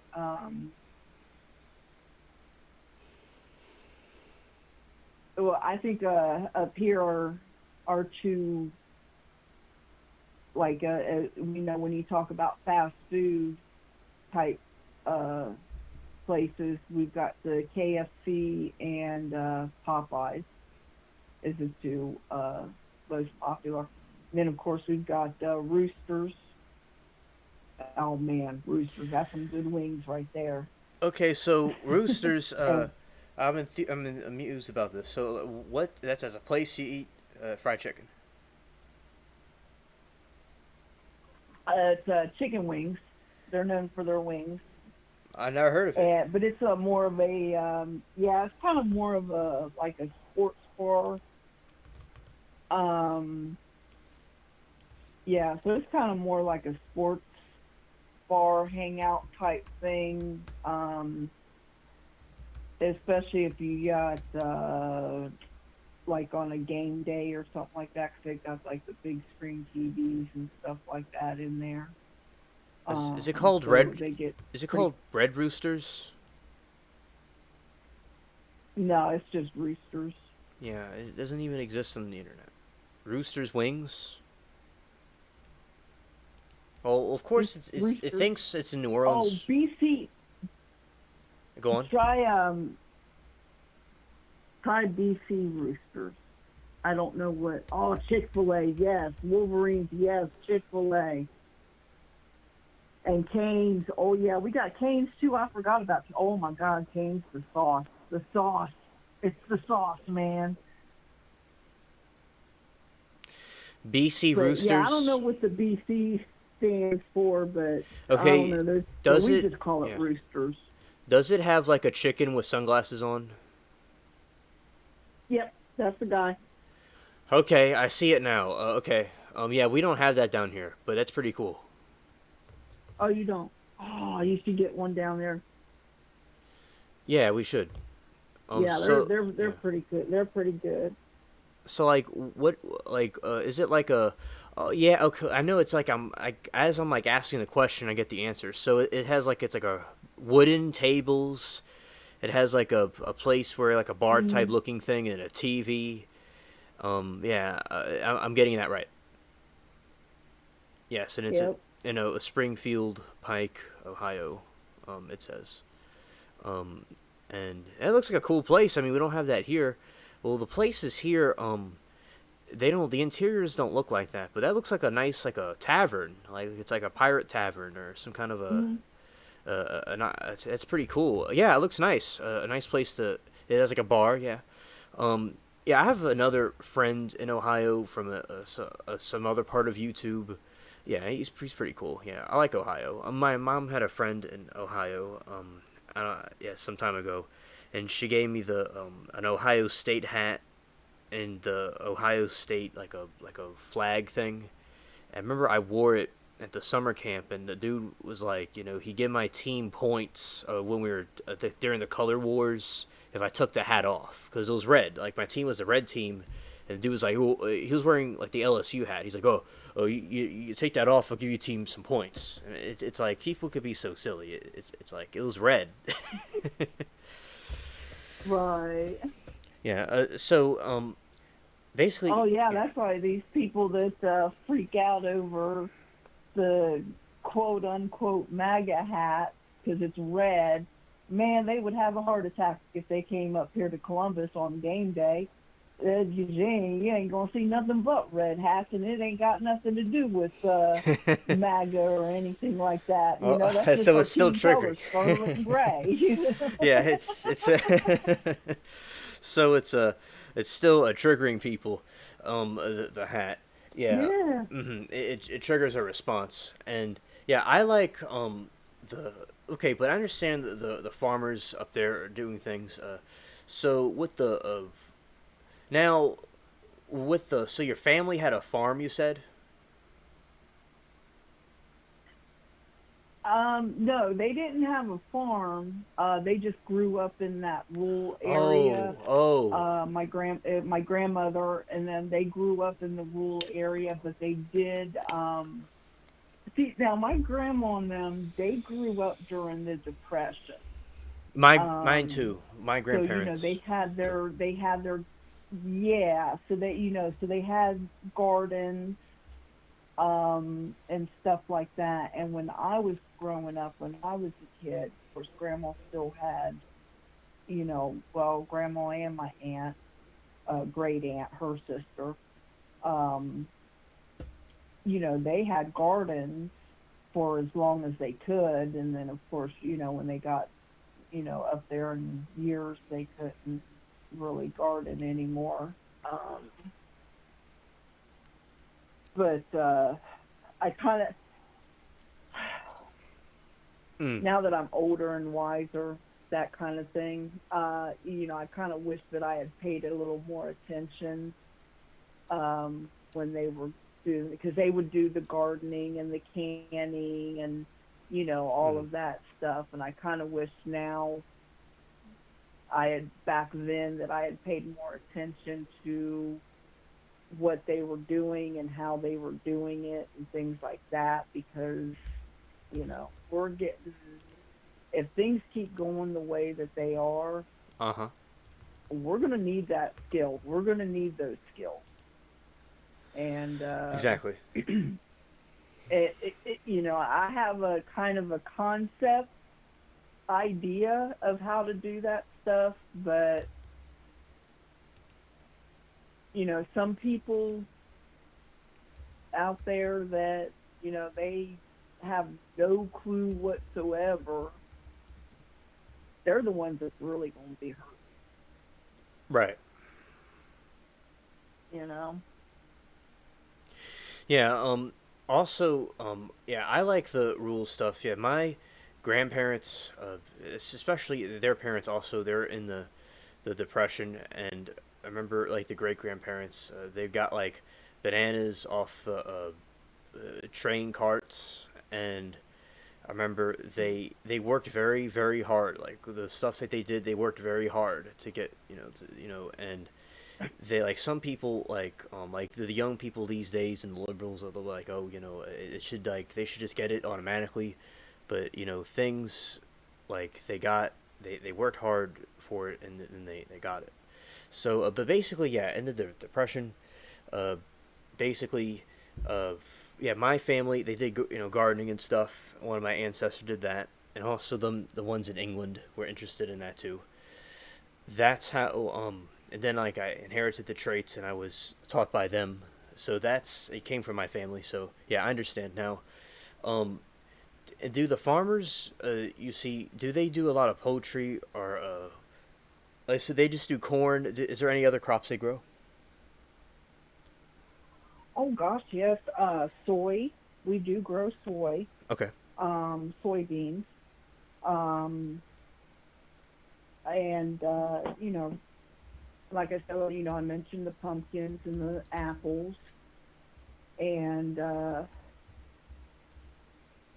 to think if we have, as far as commercial farming. Um,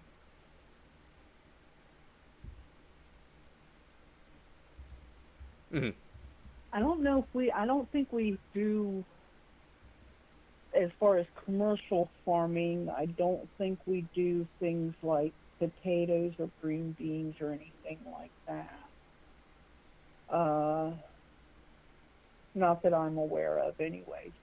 But I think here in that I know of, our biggest, our number one crops is corn, and then like I said, then pumpkin. We have the pumpkins, and we do have uh, several apple orchards around Ohio, and we do also, like I said, the soybeans.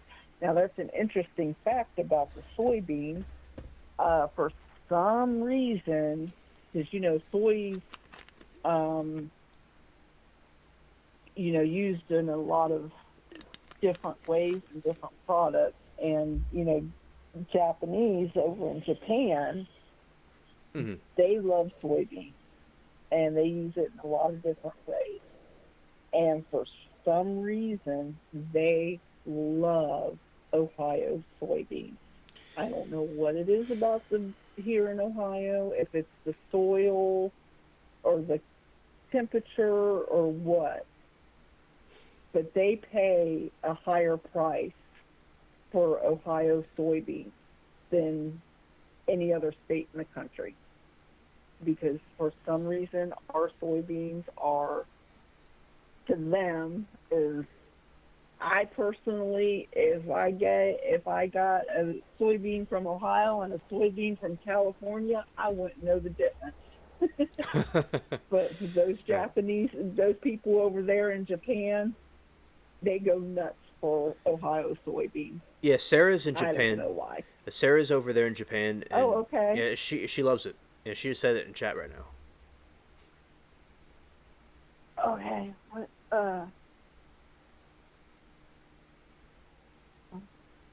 So, Sarah. So what? Yes, we do tofu. Okay. So you guys use the Ohio soybeans in for tofu, and that makes the tofu better. You're asking me a question. Actually, I was asking to Sarah, Oh, okay. Yeah. So if that's all also, right. Sorry. no, I just kind of took over your show. Sorry. no, it's all Man, good. first I stow away on your shift. Now I'm just taking over the driver's seat.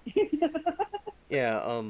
I need to make you the co-captain of it. There you go. I'll be the navigator. Try not to get us too lost. Yeah. Um. Maybe we remember like when I'll try to drive the thing. Sometimes it goes in reverse. Maybe you'll make sure it goes in the forward direction. Right. Yeah. Um. or at least go in the go turn right. We'll never go in the left direction. We'll go either forward or right. Yeah, and also we have but maybe we gotta be careful now because with your Mhm. name, you're notorious for stranded life forms. We don't want to be stranded in the middle of space. Yeah, you're right. Exactly. There you go. Right. Um. Yeah, but I don't mind. So okay, Yeah. So basically, oh, I was with just the going to say, show, yeah. Sarah says that yeah, the go on. Midwest tofu is the most popular. So that's cool. That's good to know, Sarah. Thank you so much for that. Yeah, That's cool to know. I don't eat soy personally. Like what Norm's saying, that it drastically would it'd be bad for like men, and I guess for women because it's good to have a balanced hormone but system to it would like unbalance the hormone system, like raise the estrogen too Mm. much. And yeah, like what Norm was saying. Also, yeah. So basically, and with the James Cameron stuff, um, with the James Cameron thing, I showed earlier in the video. I was showing pictures of the James Cameron thing. I have to go and look at the interview and see and react to it. What they and Anthony McQuaid, if you could say specifically like the Bill Pax interview, because I showed earlier the pictures of James Cameron's Titanic when he saw it underwater. All right. And Latina, I did see the that you sent the video, and I was just we're having a conversation about farms and stuff over here, and yeah, so because of the show, it's a little bit you could do the different things. It's more personalized than some of the other shows. I just was trying something different, and it's kind of like a hangout thing, and but yeah, so basically, yeah, as I was saying, I like the farms and stuff, and I think that the ones up there they sound like they could have some issues, but they grow soybeans. And do you all have tomatoes up there? Oh yeah. Yeah. Oh yeah. Now I don't know if there's like any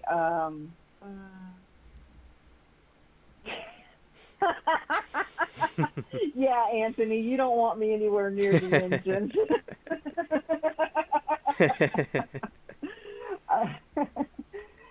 Excuse me, sorry. Now I know a lot of people that have gardens. Um, that's like the main thing that a person, at home with a garden would grow is tomatoes. I don't know. I don't know if we have any commercial tomato farms. However, Reynoldsburg, um, which is kind of it's a town um, next to Columbus that it's almost kind of like it could be part of Columbus, but they have like their own police station and all that stuff. We've got those dotted all around Columbus. What do they call them? I think annexes or something like that, where they have they're kind of part of Columbus, but they've got their own police station and their own mayor, actually, even, and stuff like that. But Columbus is so big, they may as well just absorb into Columbus, but they're not going to. but I digress. So, anyways, Reynoldsburg does have a tomato fest every year. So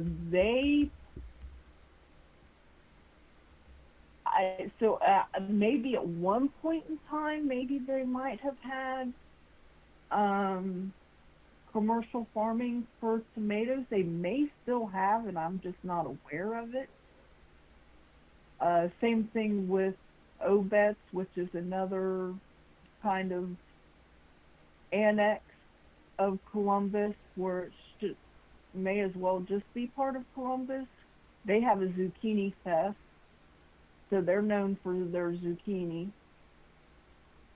But again, that's something else too. I'm not sure about if they have a commercial, if they commercial farm zucchini there or not. I'm not sure Hmm. about. But yeah, we a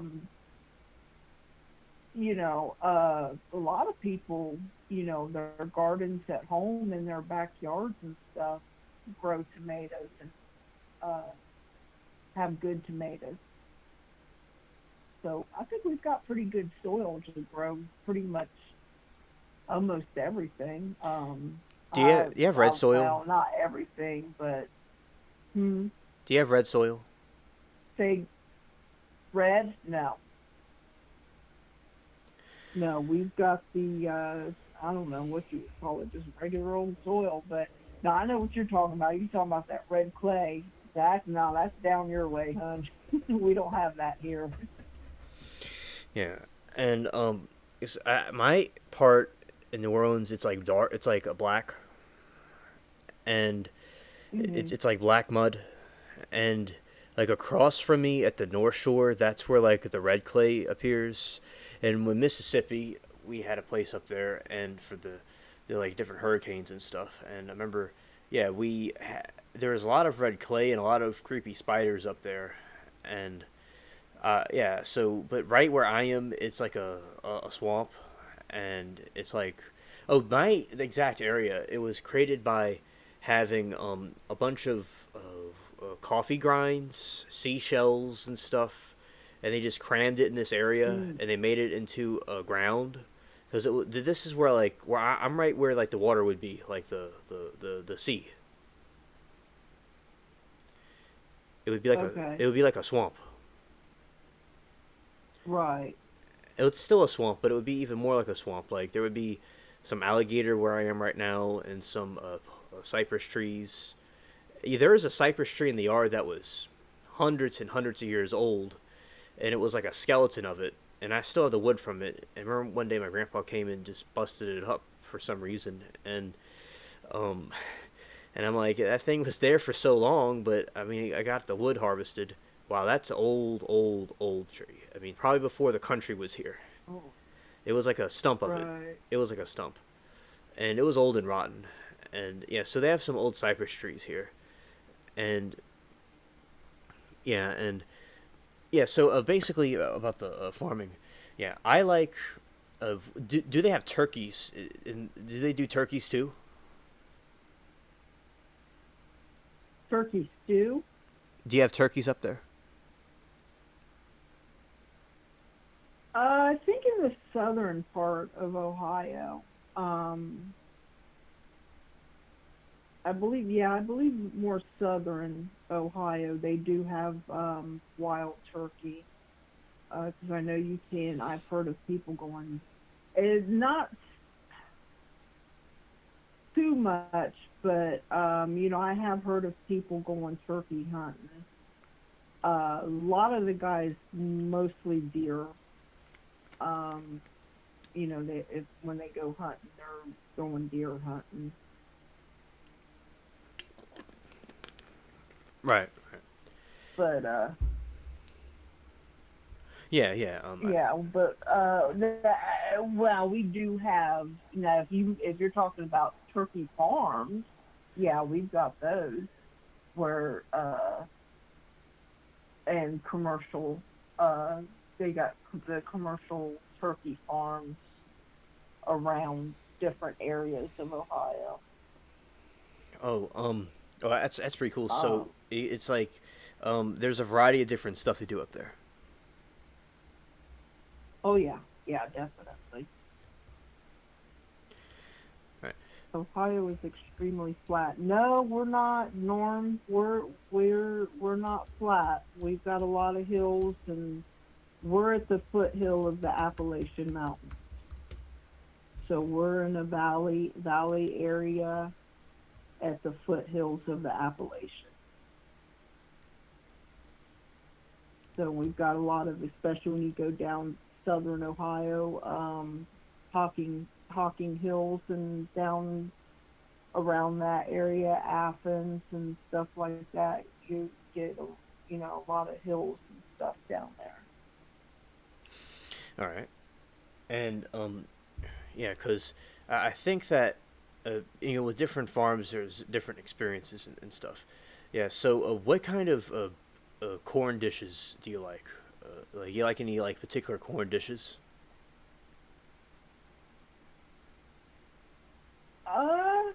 I think when it comes to corn, I'm kind of simple. Um, I like to eat just an ear of corn boiled, butter, salt, pepper. I'm good to go. And I like corn fritters, Okay. but yeah, that's I think that's kind of pretty much about it. Corn on the cob, or even just can of corn or something like that. But yeah, I'm pretty simple about corn. I'm not a big fan of cream corn. Uh, so I know a lot of like the dishes, probably what you're thinking of, like corn chowder and stuff like that. I'm not a big fan of that kind of stuff. Yeah. I remember like yeah, Georgia Peach was telling me about some Mexican dishes, and Amanda just mentioned that, and there's like different like Mexican stuff that could be made with corn. It sounds very good, and Mm. also like wrapping it into with the skins, and it's and like cooking it in the oven.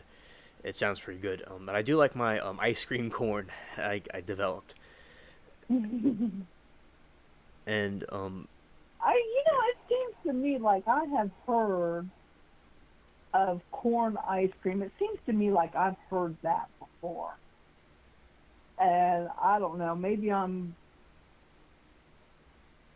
wrong about that, but it just seems to me like I have heard of corn ice cream before. But yeah, I mean, like corn tortillas, make your tacos with the corn shells and stuff like that. Yeah, that's good. Tacos, man. Tacos is always good. Mm. Grilled corn. Grilled corn is, I like that too. And fire roasted corn. When you take an ear of corn, camping. Let's Hmm. go camping and take our ears of corn and wrap them in the foil and throw them in the fire. That's pretty good. Um, and I'm trying to think of what tamales. That's what it is with the that you were talking about, where they wrap it in the corn husk, and it's like a kind of like a doughy, bready thing, and they wrap it in the corn husk. Is that what you're talking about? Yes. Yes. Yeah, I think that's what they're called. I think that's they're called tamales. Yes.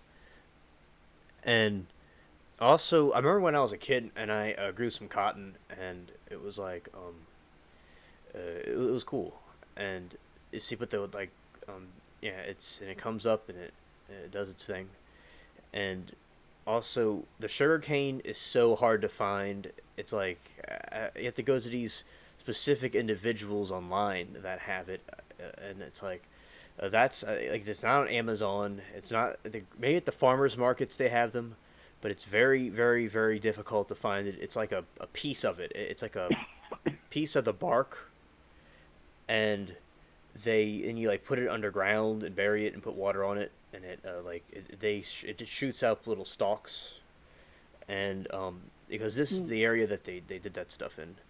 And before I went to Kentucky for the summer, remember I grew some tobacco, and for fun, and so like it Oh, have really? yeah. So you take like a tray with like a little plastic thing with soil, and you put the seeds on top of the soil and you cover it, and you just put it in water for a couple of like a week or two or something, and then it sprouts. A bunch of sprouts come, and then you put the sprouts in different areas, and then the tobacco plants just grow. But mine kind of died off because I was in Kentucky, and I didn't get somebody to look after them. But I'm not going to smoke anything. I don't do that. But basically, yeah, that's how I've grown tobacco, grown cotton, and various different plants. And the tree in my backyard, I remember when it was a little tiny little thing, and I told the guy that was cutting the grass to not cut that little twig because I want it to grow. And like over 10 years later, now it's a gigantic tree. Oh, that's awesome. Yeah, I like being around the trees and stuff, and the two cats, the ones I had in the Mm. video, they're out there, and they like to go by the tree. It's really cool. And also, like, I think that yeah. So let's see. Now, I didn't ask you this. What is your favorite vegetable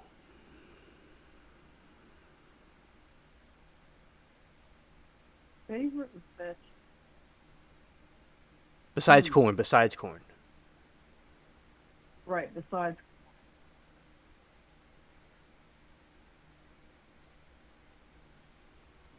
that, I think I would have to go with potato, just because it's so versatile. You could do so much with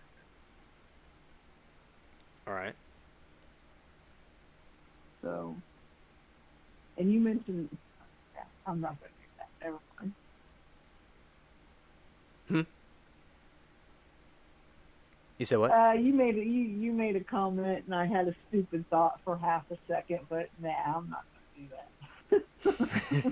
that. um. I started to turn the spaceship right, and I said, "No, we'll just keep going straight." Yeah. We wouldn't want the spaceship to get too interesting. Right, right. Yeah. But yeah, no, I think potatoes because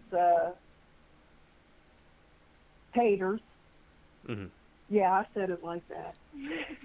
Yeah. Because they're just so versatile. You could do so much with it. So yeah. Yeah. It's just like a whole you eat like potatoes. It's like you have like a whole like episodes with potatoes. You can do anything with potatoes. It's really cool. See, I could go a little Bubba Gump on you on that with the potatoes. So some mashed taters, fried taters, tater soup. Oh, you forgot one, and it's space taters. Space taters. There you go. There's alien taters, and The, Elon Musk has the Mars ones. I'm jealous of him. oh, yeah. Yeah, and yeah, Anthony. Wait, The said Mars broccoli. ones are spicy. Oh yeah, yeah. Also, with Anthony was saying about broccoli. Yeah, I grew broccoli actually earlier this year, and yeah. So basically, yeah, Mm. chat can go and say what their favorite vegetable is. If chat's interested in that, they could go comment below. And yeah, so I like those things, and with the potatoes, you gotta rotate them, and you got because with the Irish famine that happened, unfortunately, Mm. they didn't have different types of potatoes, and they all like went bad because the disease had hit Europe. It hit my German relatives too. That's why they left and came here from Germany, and yeah, some of the Irish people like they were going all over the place, and they had a problem because a dude was saying on YouTube they didn't have enough variety, and that would have helped them prevent the potato famine. And it was unfortunate because we're England and Ireland were just having an alliance and we're becoming friends, and then that happened, and the Irish nationalist ones it caused the relations to get ruined. But I'm part Irish from England, and they were for the British Mm. over there. Like my family, they believed that like it'd be like one kingdom, But as I said, it's interesting that would happen like that. And yeah, so I grow some stuff like potatoes in the yard. And oh, my grandpa just got me a garlic plant.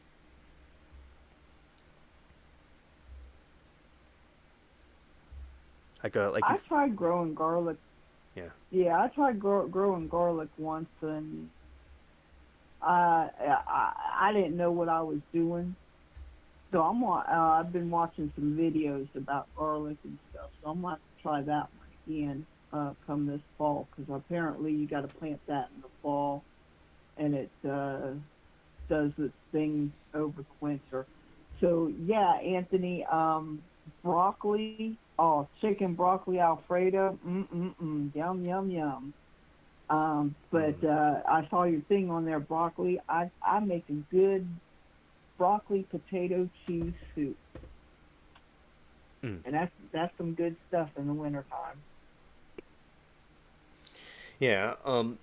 Also, yeah, the asparagus, the asparagus boiled is very yummy.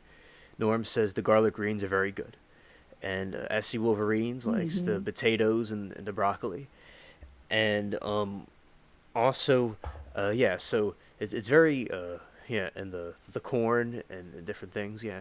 And I remember when I was in the yard, there's all these different things that grow, and so like with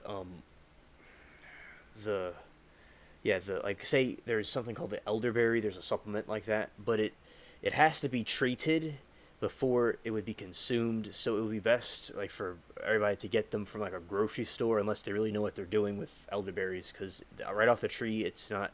It's kind of Mm. toxic. Yeah, I've heard that. I've heard that you got to know what you're doing with those elderberries.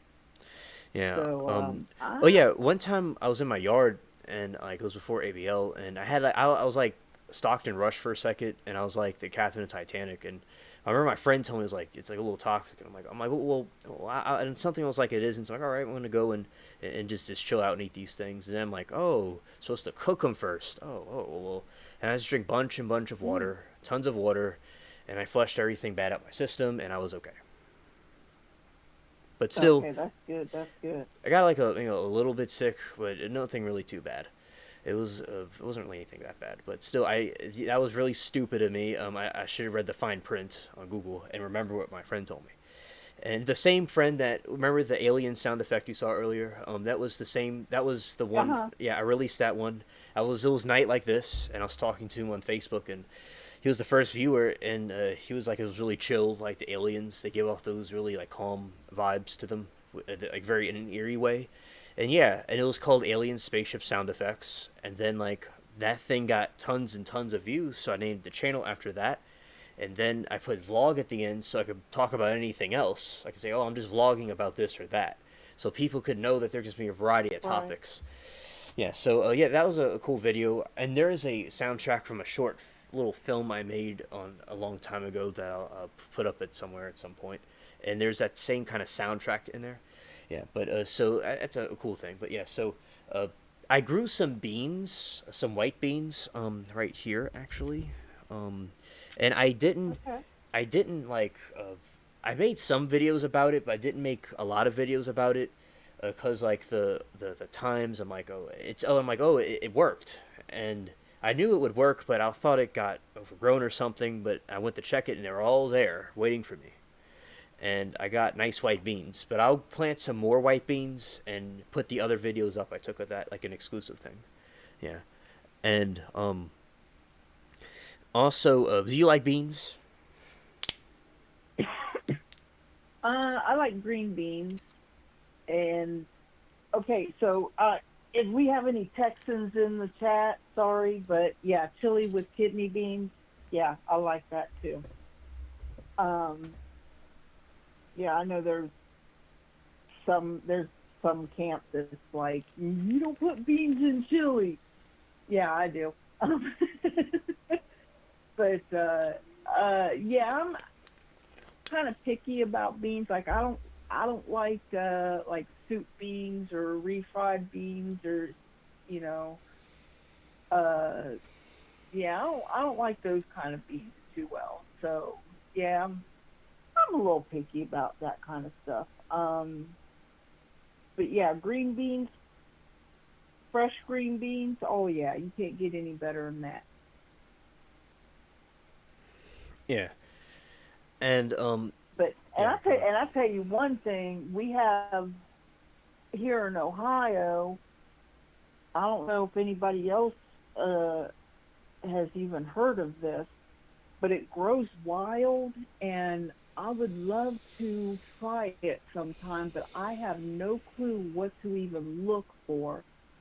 But they're called ramps, Mm. RAMPS, ramps,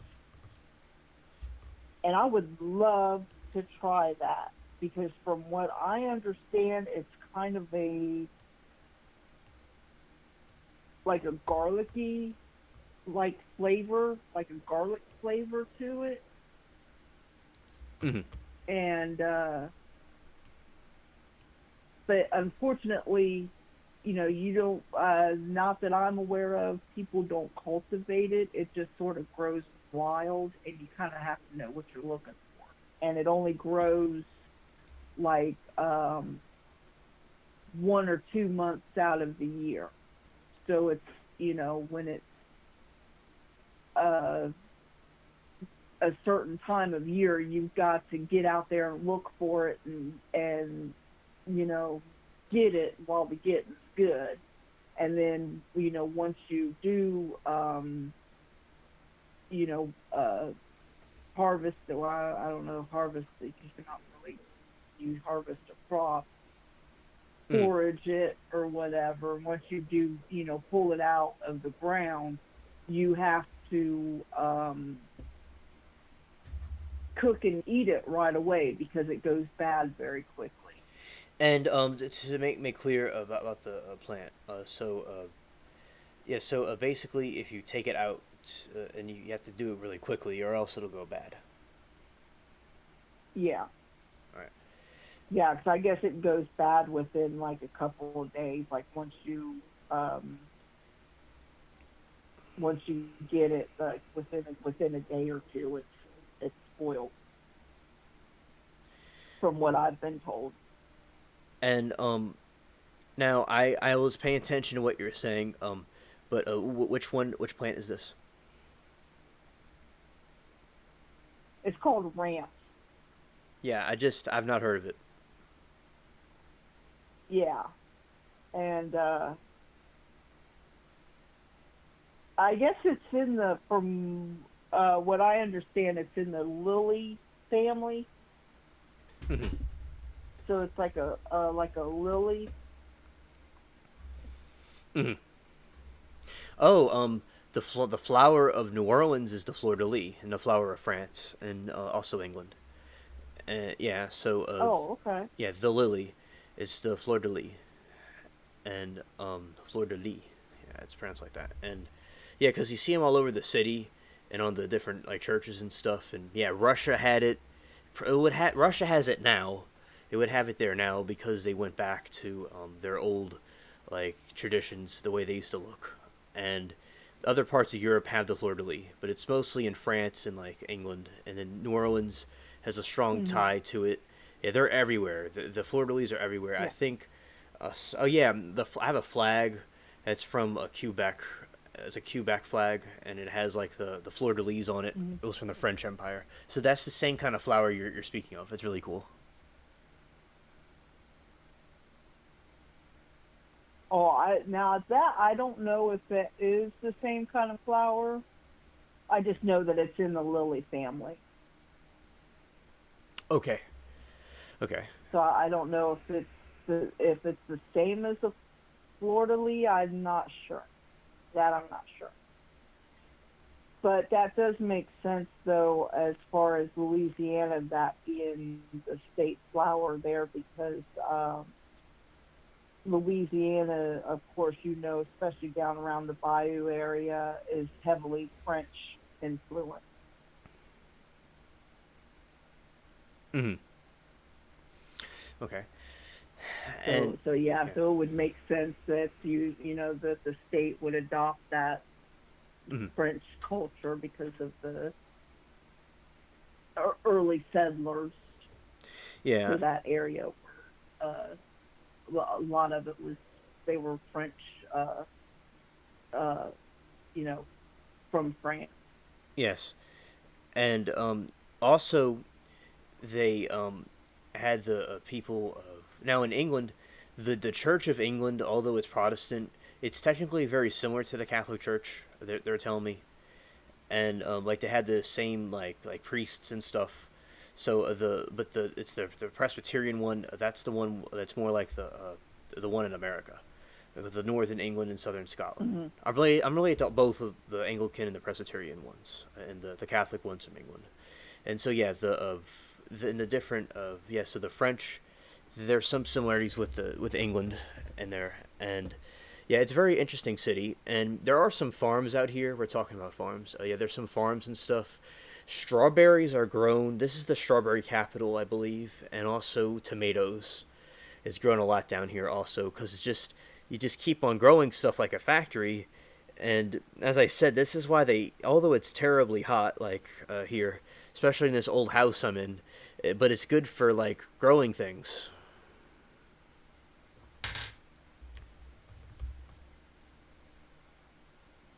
Yeah, I mean, every region has their areas of what, because that's one thing I think is good about the North American continent as a whole. Um, not just not just the United States, but Canada and Mexico included. Um, I think that's where we're kind of fortunate to have various climates and various um, uh, soil, the nutritions and the minerals and stuff like that in the soil, um, because where you have something that'll grow well in one area may not grow too well in another area, but that area will have something Mm-hmm. to grow well. So that's what I think where we're fortunate where we can get such a large variety of different types of excuse me of foods and stuff, of vegetables and even herbs and stuff like that, because we can different regions can grow different things, and then of course we commerce those items and things like that, and that's why pay attention. All of these Mm-hmm. farmlands getting bought up Oh yeah. by you know other countries and getting all these factories and processing plants and all that, mysteriously having issues with, you know, um, disasters and things like that. And, you know, pay attention because something's on the horizon that's not going to be very good for us Yeah, because Peach as was, Peach was as saying about as that, as like, a country. right, because Peach was saying how, like, they keep trying to buy out her farmland, and, like, Mm. the men in black will come through and be like, you gotta go and sell it to these companies uh, that are connected to different groups of people. And the problem with this is it's like they're trying to take the farmland away, and then as you said about the artificially made meat in laboratories, which is not natural or good. And Yep. Peach knows stuff about science. She's been she works with the laboratory stuff before, and yeah, she told me it was like the lab meat is like that's like terrible, and they want to replace the farmers. They want to get rid of farmers, and I guess they want us to live in pods and things like that. These wacko ideas they have. Now, I don't think we go along with it at all, but still, yeah, because they want to get rid of the farmland, and so you're talking about the pumpkin patches. So the Mm. pumpkins get really big up there. Oh yeah. I mean, we get pretty good sized pumpkins, and of course they have. I was talking about the Circleville Pumpkin Show. We get people that, of course, it's a lot of work, and you're intentionally doing it, and you know, I'm sure you've seen like these like world record sized pumpkins and stuff like that. And that's what we have. The pumpkin show, they feature that as well. Trying to grow. I mean, you got pumpkins that are 1,000 pounds, or more. And so yeah, we got some pretty decent soil for that. Oh yeah, I think that and the pumpkins can grow down here. I just have to do some things, and I don't want the cats and little critters to get um have problems and with the pesticides, and so I would probably use the nets because I did just plant some pumpkins, but I tell you what, my season's very interesting. But yeah, up there in your area, it's hot, but I think it's not as humid. I tell you how humid it is right now. I'll tell everybody how humid it is right now. Um, let's see, because it's very, and my the house is very old. It's kind of like a like an ancient like pueblo looking house, and it's also like a Spanish house. Um, and I'll talk about the humidity.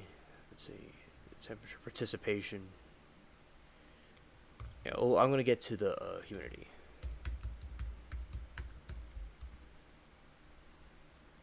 Yeah, the humidity right now is 73%, Okay. and it It's not too bad here. Here in Ohio right now, we just had a storm come through last night, so it's kind of cooled off today. Thank goodness. But last week was awful. It was hot and muggy.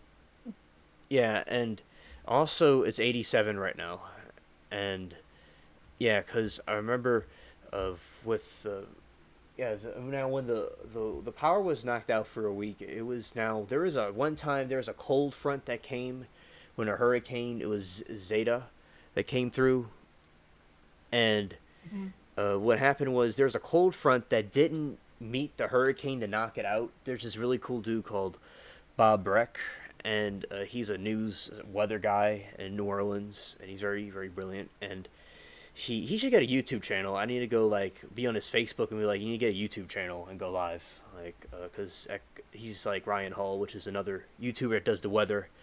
Yeah, that's a cool dude to look up. And so basically, there was a cold front coming in, but it didn't get the hurricane, but it made our weather very nice and cool. And it was October. That's when it gets cool down here. Now I get in the Okay. 50s. It's yeah, nice and crispy.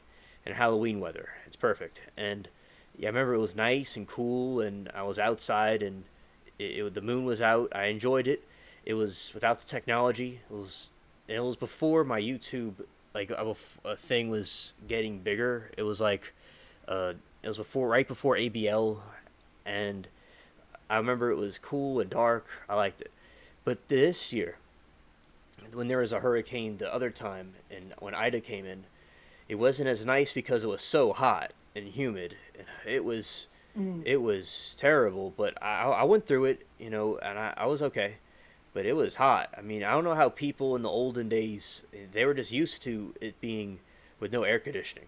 I mean, that goes for up where you are too. Like they had no air conditioning in the old days.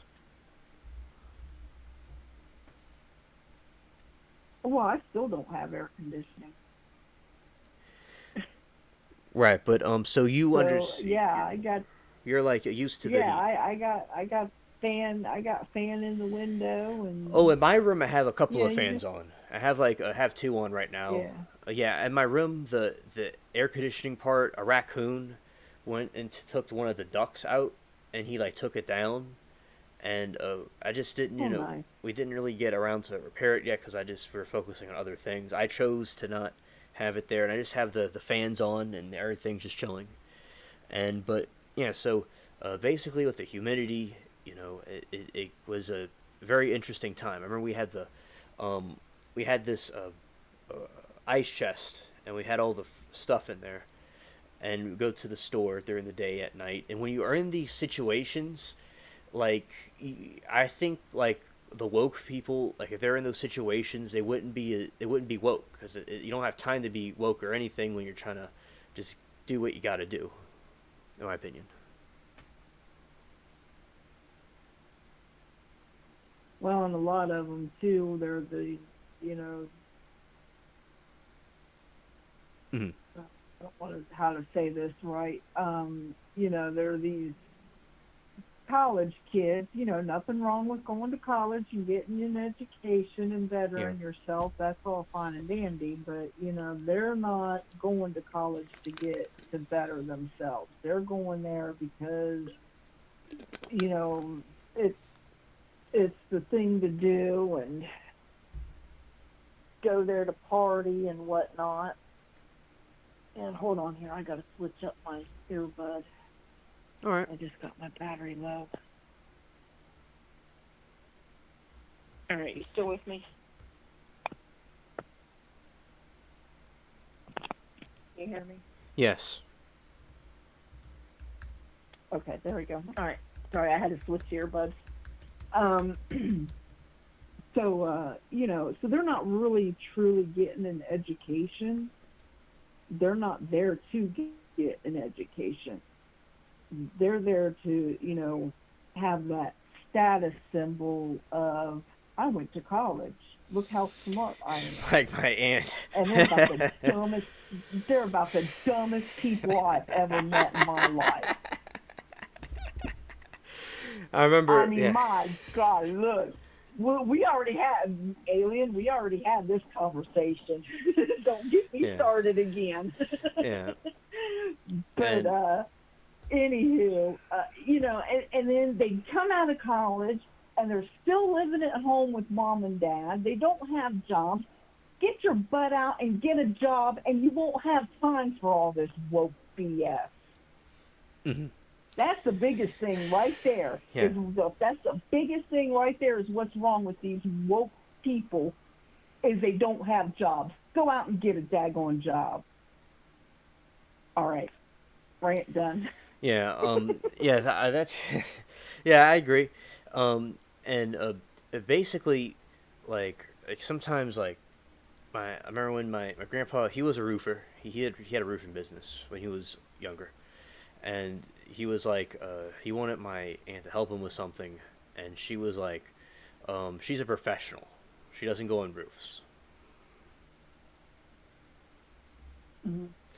because she did lawyer stuff, and also I think with those yeah, because with the and then like in other areas she'll be kind of goofy with different things, and yeah, because I think they're kind of like Rush, and you see Rush hire those college kids to put the electrical stuff in the submersible, and everybody was like bragging, like they're bragging about it and how great they did, and he was bragging too. They're bragging about it, but they don't know what the heck they're doing. And oh, that they're laughing, and yeah, they're laughing. And then the dude was like, "We have it all out of glue. It's thicker than Elmer's glue. It's like peanut butter." And he said he personally oversaw everything, so it is okay. And then he is in the history books now for not what he thought he'd be in the history book for. And yeah, so I do think that people falling into those errors, it would be like that. And yeah, so also with and I like the farming stuff that I do. I remember I was growing the turnips, and I was able to eat them, all of them. I think there's still like two in the refrigerator, in the freezer. But basically, like there's these little weird looking bugs. They look kind of like leeches actually, and they're on the plants. But I just took them off and cut those pieces off, and I ate them, and they're very good. I like the turnips, and I like the different things that I grow. I grew, and also I was I grew carrots before, but I did something with the soil, and it was like pulling up bricks, and they all broke in little pieces because it was so like much like clay.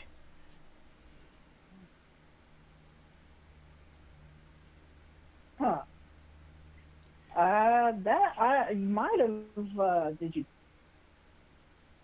pack Also, the soil, or did you oh, this maybe is just when I was a put too kid. much water on them or I was something? a kid. Oh, okay. I was a young alien, and I was doing these things, and I had this situation where I would make these ditches, and my grandpa would make like a mound, and he was talking to somebody. He was like, "This guy makes ditches, and I make a mound." I'm like, "Well, we could. Well, okay, I get it now."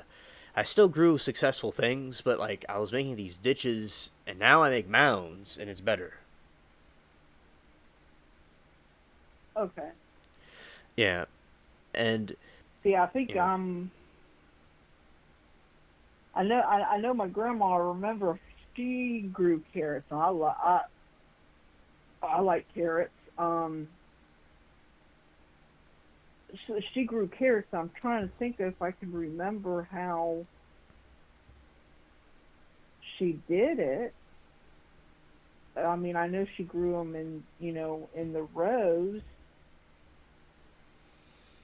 I think she might have did like a little small mound or something. Because I remember sticking my finger in the soil, and then you put the seed in, and then cover it up. But I also remember she saying, not to pack the soil too hard, because if you pack it too hard, it makes it, that the plant won't grow right. yeah, and as And you, oh, yeah, go on. You, yeah, something I go did on. want to mention.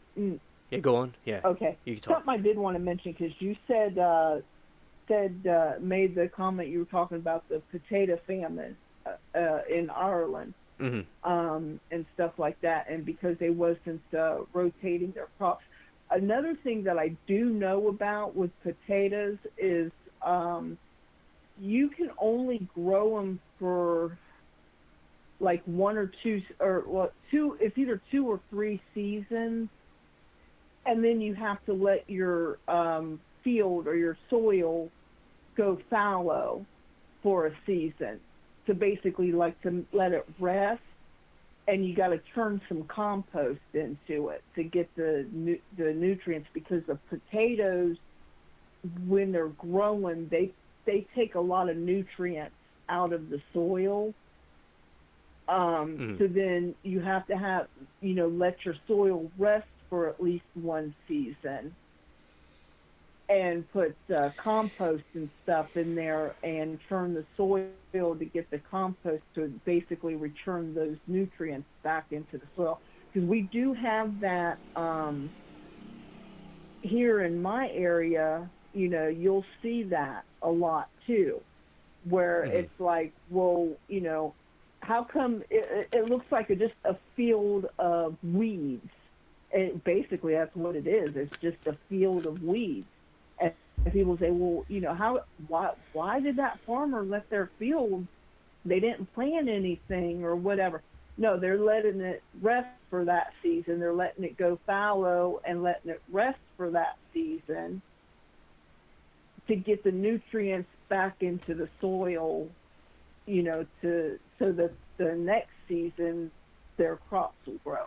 Because if they keep stripping the nutrients out of the soil, eventually you won't be able to grow anything in there, because you're tilling your soil.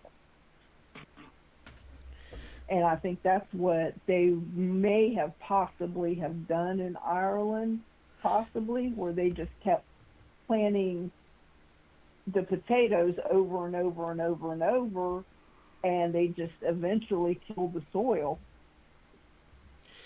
Yeah. Also, during in Europe at that time period, there's this thing sweeping across Europe, and my German relatives left there for that, and then it hit Ireland. And as Latina said, the Irish government probably had something to do with it. That makes sense, because there was this alliance Hmm. that the English were making an alliance with them, and some of my Irish relatives, some of them, so I'm part related to them too. They went over there, and they went to England and joined in around the time of the famine. They left, but they weren't like impoverished or anything. They were all right, and they went over there in like early days. And yeah, so basically that right when that happened, when they made peace with the two countries and they're becoming one thing, this famine happens all of a sudden out of nowhere. and conveniently. And then they got some of the Irish people that were still there to be radicalized and cause more division because I'll explain the Union Jack. Now, we're Americans here. This has nothing to do with America. This is not Mm-hmm. just with the English people over in Europe. It's separate from us. So the Union Jack, it's Right. this flag of Scotland and Ireland and England, and there would be a United Kingdom. And my what I'm related to the Scottish, the English, and the Irish, and the Welsh. So I'm this ethnicity that they're trying to create, a mixture of different things. And there's also Italian people in England, and different groups that were there. So that's basically what they're trying to do. And then this group over there, they want to just break away and cause problems. So I do agree with Latina and what Norm was saying about them uh, specifically causing this to happen to their own people, to have a problem. And I think that may have happened other times in history. I think it could be happening right now in America too, in my opinion. So yeah. Also, a dude on the internet was saying that does gardening that the Irish didn't use different types of potatoes, and that could have caused a problem. And I want you to explain this again so we could all understand it, which I understand, with a crop rotation. So they grow a crop, and then after that, you don't put anything there for that year. I think I've heard that before. That's right. Um. Yeah. Hang on. Give me.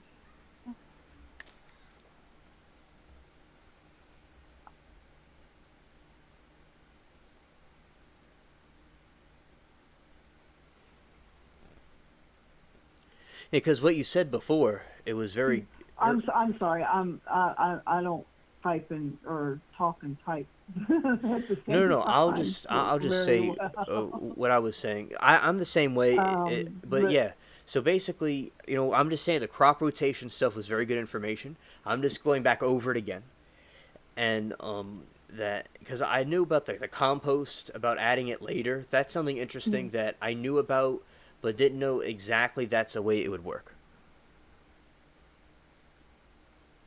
well, I mean, obviously you add your compost even as you are planting and growing because you want to put your compost in with your plants a couple of times before you harvest to help them grow. Oh, I do that. Yeah. But the thing is yeah, yeah, yeah. The thing is, if you keep growing the same thing in the same spot in the same soil, you're stripping out your nutrients out of that. So you get your 2 or 3 seasons of a crop. So in this instance, say potatoes. So you're growing your potatoes for 2 or 3 seasons. Well, then you got a season where you don't grow anything. You don't grow anything in that field Hmm. to let your soil rest, and you're going to put a heavy amount of compost Okay. into that soil and turn it into that soil and let that soil rest so that it gives it time to rejuvenate and to rebuild its minerals and nutrients and stuff into the soil. So then the season after your resting time, when you go to plant your next crop of, in this case, potatoes. Cool, you're the one on the panel. Yes, I am. Yes, I am, Latina. And also Miss Madam.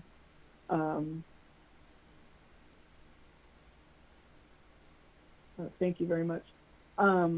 So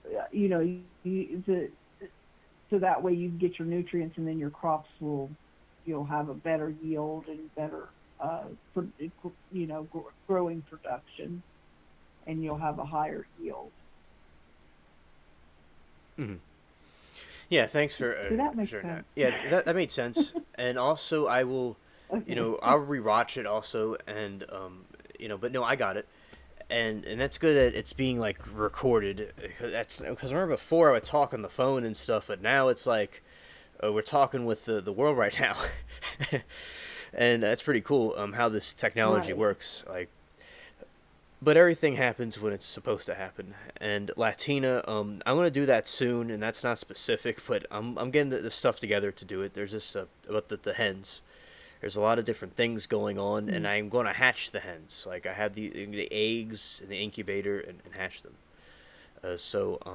Yeah, because I like doing that kind of stuff, and I already have the spot out, cleared out where I'm going to put the rooster, the hen house rather, the little hen house, and I'm going to have like this area where they could walk around and stuff, and it's gonna be pretty cool, and also, I'm gonna make it like hurricane proof, of course, because the thing comes in like a freight train when it comes through, and yeah, it's very interesting down here. But yeah, so that's answer the not the I was looking at that chat, not answer the government to answer the question, Latina. And Latina sent me a cool video that I looked at for a second. I'll show at some point in time where like there was this Russian like Putin was saying that anybody that grows the GMO stuff would be considered a terrorist. Like they don't want the GMO stuff over there.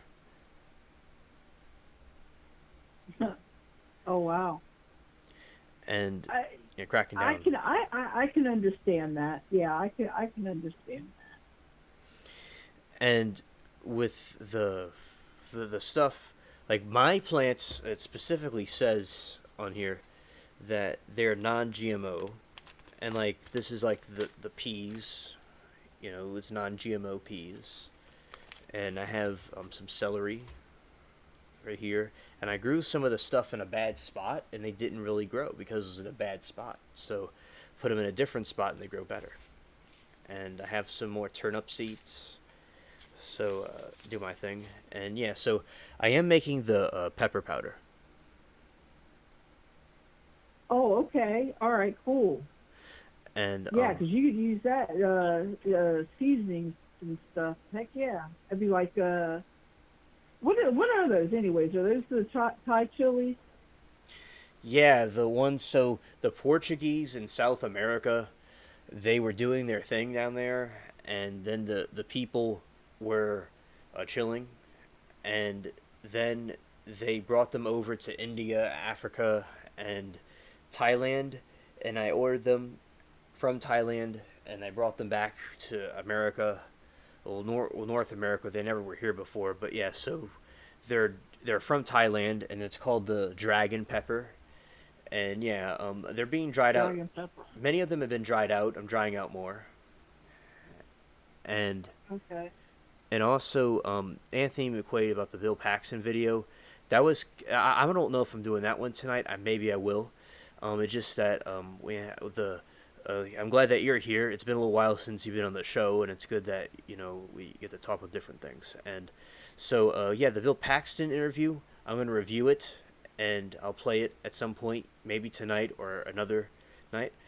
And also, I want to talk about the thing with YouTube. It was this TV show Latina sent me, and I wanted to do it, and I'm glad that she sent it through, and I knew the channel would be all right.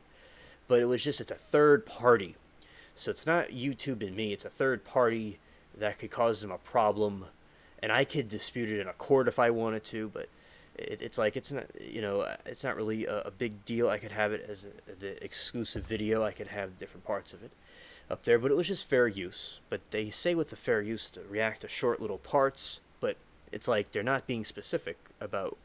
It doesn't have to be the whole video. It doesn't say you can't play the whole thing. It doesn't give a time. So that's the way you could argue it, like in a court. So it was but yet no strike on the channel or anything, as I suspected. But I didn't know it would be a third party. That was interesting that I learned that.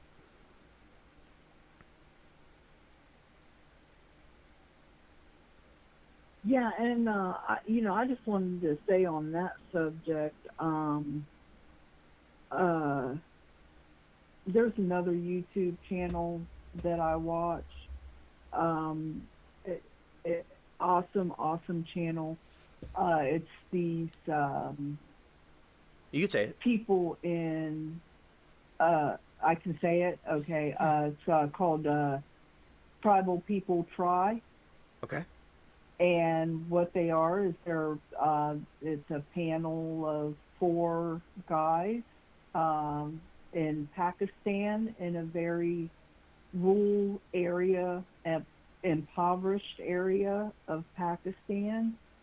And they started this channel where they're trying different like foods and things like that from mainly America. It started out in America, but now they're kind of expanding and trying things from other parts of the world, things that they never heard of, and things that they most likely wouldn't have ready access to, as far as foods and stuff like that, they may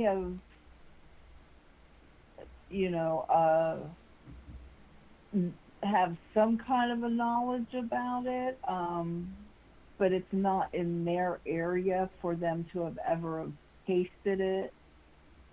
And then there's also things like they're aware of it, but it's so expensive for them that they can't, that they would, without this channel, they would never have experienced, they had one time T-bone steak. Uh-huh. How common is that for people like you and me? A T-bone steak, no big deal, whatever. But to them, oh my God, they're oh wow, this is what a T-bone steak looks like, and oh my God, this is what it tastes like, and and it's something they would have never have experienced because of how much it costs. Mm-hmm. They got striked. They got suspended. These are salt of the earth people. These are the most loving, caring people. If you ever get a chance, please check out their channel, Tribal People Try. Check them out. They are awesome. They are so sweet and salt of the earth and everything. They got suspended. They had to fight with YouTube. They got a so-called copyright suspension. Copyright for what? And of course, YouTube never, never answered them as far as, gave them any kind of specific. And what got their channel back was because the fans, we all got together and we all blasted YouTube and sent emails and stuff to YouTube and saying, why are you suspending this channel? What the heck? Mm-hmm. And so they got them, so we got them brought back. So. Mm-hmm. And I'm dropping it in the comments. There you go, folks. Check them out, please, because it's an awesome channel, and their reactions to some of these things, it's awesome. Yeah, thank you for saying that about can you pin that? Can you pin that for me? Yes, I will. I'll pin it. I will. All right, thank you. I appreciate you. And also, I don't mind different channel shout-outs. It's like I'm not the only channel on the internet, on YouTube, and right. I'm like secure and confident about my own channel. I mean, people could watch different ones. I mean, I don't think everybody's gonna leave the spaceship unless I turn into a human being or something. Yeah. But yeah, my point was, where I was going with that is YouTube does these like rotations, these cycles where they go on this like suspension spree, and that's always what they always say: copyright, copyright, copyright. But they never give specifics. And I kind of feel like maybe that might have been what happened with you. Okay, I don't think you did anything wrong. I think you just got caught up in a spree. Okay, now this is what happened. I looked at the YouTube rules and regulations, and about how it works, and it's not what they and the others were saying. And remember, I wasn't striked or anything. It's you kind of like, what kind of strings am I pulling back there? But basically, there's an AI. It's a robot that detects copyrighted material, a song or whatever, and it'll detect things that are going on. And so it's automated, and there's an affiliate that was associated with it, and they looked at a small part of the video when I was talking to Latina. I was like, oh, she was saying she's illegal, like as a joke, and she's R2D2. I'm like, oh, okay. She admits she's illegal, and I was reacting about the city thing, and yes, I was reacting to the whole thing when there was just a little part she was showing me, but technically, I remember from on YouTube they were having a lecture about the college law stuff, and basically, like there is a case in West Virginia where this has to do with what I'm talking about with YouTube. There's a couple two couples, and they're like, okay, I'll sell you this property for $500, and they wrote it on a napkin, and they gave it to him, and they made the contract, and then the guy later was like, hey, I want to go and buy it now. And he's like, well, we were just joking. So in the college class I saw on YouTube, they were having a thing where like they didn't make it clear they were joking, and so you have to be absolutely clear and specific about everything. I remember when Darrell Brooks, if you've heard of him, he was this black guy that ran into a bunch of people during a Christmas parade, and Okay. Judge Brooks, she had to be no, not Judge Brooks, no, not Darrell Brooks is the criminal, and the judge. I remember her name at the. I'm doing a lot of things right now. I don't quite remember off the top of my head, but Doro, I think. She had to be very, very specific about what she was about his sentencing, because if something goes wrong, he could have a retrial. I remember that from another course that I was watching, that if the judge isn't completely specific, there's a whole retrial, no matter what they did. So I remember in looking back, it makes sense why I learned that you have to be specific. And one thing, like Miss Adams was in the chat, it was Law and Crime. People could go subscribe to them. And she was being very impatient with the judge. It was in November. And I was just telling her, and we were telling her in chat, that the judge has to be a long time so he doesn't have a retrial, because if he misses one thing, it's over. All that happens all over again. He was disrespectful. He was stupid. He was a bad stereotype. And with the fair use thing, they're not specific. They don't say 40 seconds, 20 seconds, a minute, 5 hours, just a short part of the clip. They don't even say specifically to not show the whole clip. See? And in a court, I would argue that it wasn't like a specific time of what is fair use and when it's not fair use anymore. And it's like, say there's a video of me, and someone says, oh, wow, that's cool. Like, they react to it for educational purposes. Like Latina was saying, it's an educational video. I could go and challenge it in a court. Maybe I will one day, but to me, it's their loss. I don't have to have them on the channel. But I wouldn't mind getting a license to show some content from some channel or some news station. I wouldn't mind that, and the ad revenue could go to me and them. That'd be pretty cool. I wouldn't mind that. There's other ways to get things done. But yeah, it was fair use. But the AI bot, and these companies, like these TV companies, they don't know much about the internet. And I think the law with fair use, and in general, everything needs to adapt to the current climate we're in with the internet, in my opinion.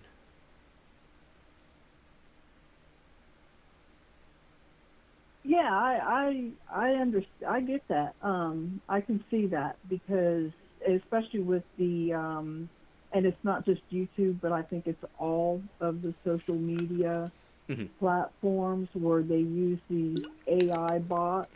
Yeah. And it could be, one word or one image or whatever, piece of a video, and it flags that bot, and now you're in trouble.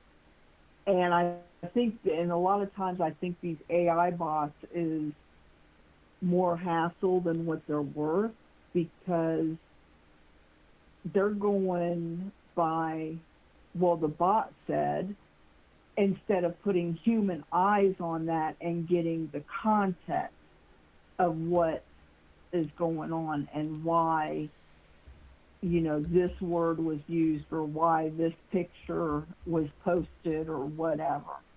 Um, I think they just need to get the more humanized on that before they just say, nope, naughty, naughty, here's your slap on the wrist. Right, and also with YouTube, I also want to be clear about YouTube. Another thing I want to mention about the lawsuit stuff is that YouTube doesn't want to be sued, and the reason why they're so tight with the copyright stuff is because they don't want to be sued. And if you can imagine, there's millions of YouTubers, and millions of companies, and people are suing them. They would be in YouTube would be in peril. So I can understand why they're strict with it. It's not YouTube's fault completely. It's just that some of these other groups are not with the program. So hopefully in the future, there could be some company, some group, and some stuff could go on to get these other people to understand what the situation is. And I'll tell you, there's copyright claims, but that doesn't mean the channel's taken down. Sometimes, as I said, the ad revenue can be distributed right between the creator and the other person. This is the only video that got blocked, was that one. Some of the other things I did, where there's copyright claims, nothing happened. They didn't do anything. And but I want to avoid the copyright claims though, if I can. And like with the video that Anthony McQuaid wants to send me for my ally YouTube, in a way that we have, I don't want them to have I don't want to go put them in a problem they don't need to be in. It makes sense. So I would try to go through it and see if I could even contact, if there's some company that has the Bill Paxton thing. See if I could get if there's a license or whatever, and talk to them without. So if YouTube does something, I say, hey, I got this permission from them, because you could dispute it. You could say, hey, I got this permission, or it was fair use. You could even say it's fair use, but that doesn't always mean it'll be unblocked. But if you get permission and the people know what you're doing, there shouldn't be a problem.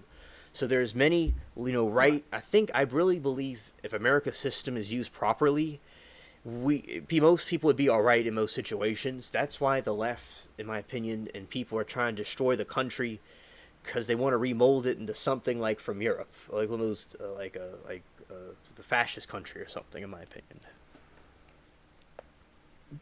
And I think you kind of hit the nail on the head right there when you said about that they're afraid of getting sued, because especially when you consider, especially here in America, in the United States, we are a sue-happy country. Okay? People will sue somebody for chewing the wrong flavor bubble gum. Yeah. All right? I mean, that's... Exactly. And so I can kind of see, I can get that to where, especially a large company, a multi-million-dollar company, has got a heck of a lot to lose. And so, right. I can kind of see why they would be a little bit kind of, So, and I also just want to say, Latina, I do not know Monsanto. I don't know about that. Yeah, Monsanto. Yeah. So I'm gonna look this dude up. Yeah, I don't know what that is. Oh, it's a person. Okay, I don't know who that person is. And basically, yeah. So like with YouTube, and I believe, a lot of people dislike me when I say this, but I believe it's good to see both sides of a point of view.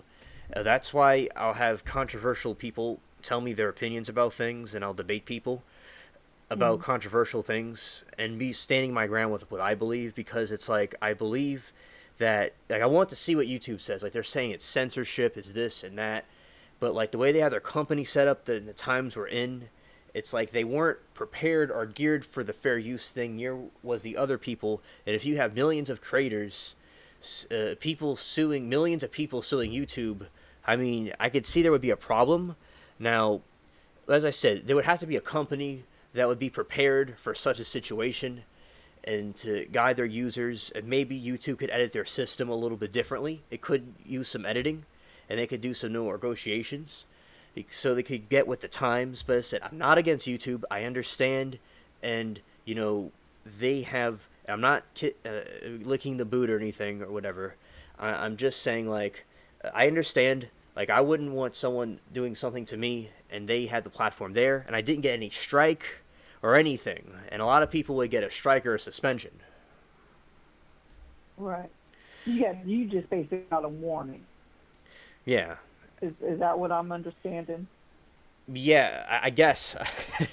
I don't know. I guess, and by the grace of God, also, it was just Yeah. like, and they told me I could dispute it. Just the video got blocked, and I can go and like upload pieces of the stream and be like, "Oh, this is the banned video, poor pitiful me" or something, and people click on it and be like, and everyone could cry with me, and we could say "Alien Lives Matter" together and stuff. But yeah, no, Right. I understand. And the person that did the blocking, the video, they didn't understand. I could have disputed this. I could have contacted. I could do it one day. I just don't really, they're not that developed to figure this out. I don't need really care. They could block it, and I could just upload other pieces of it. It would help Right. it would help my brand. So, but yeah, like they just didn't understand what was going on exactly.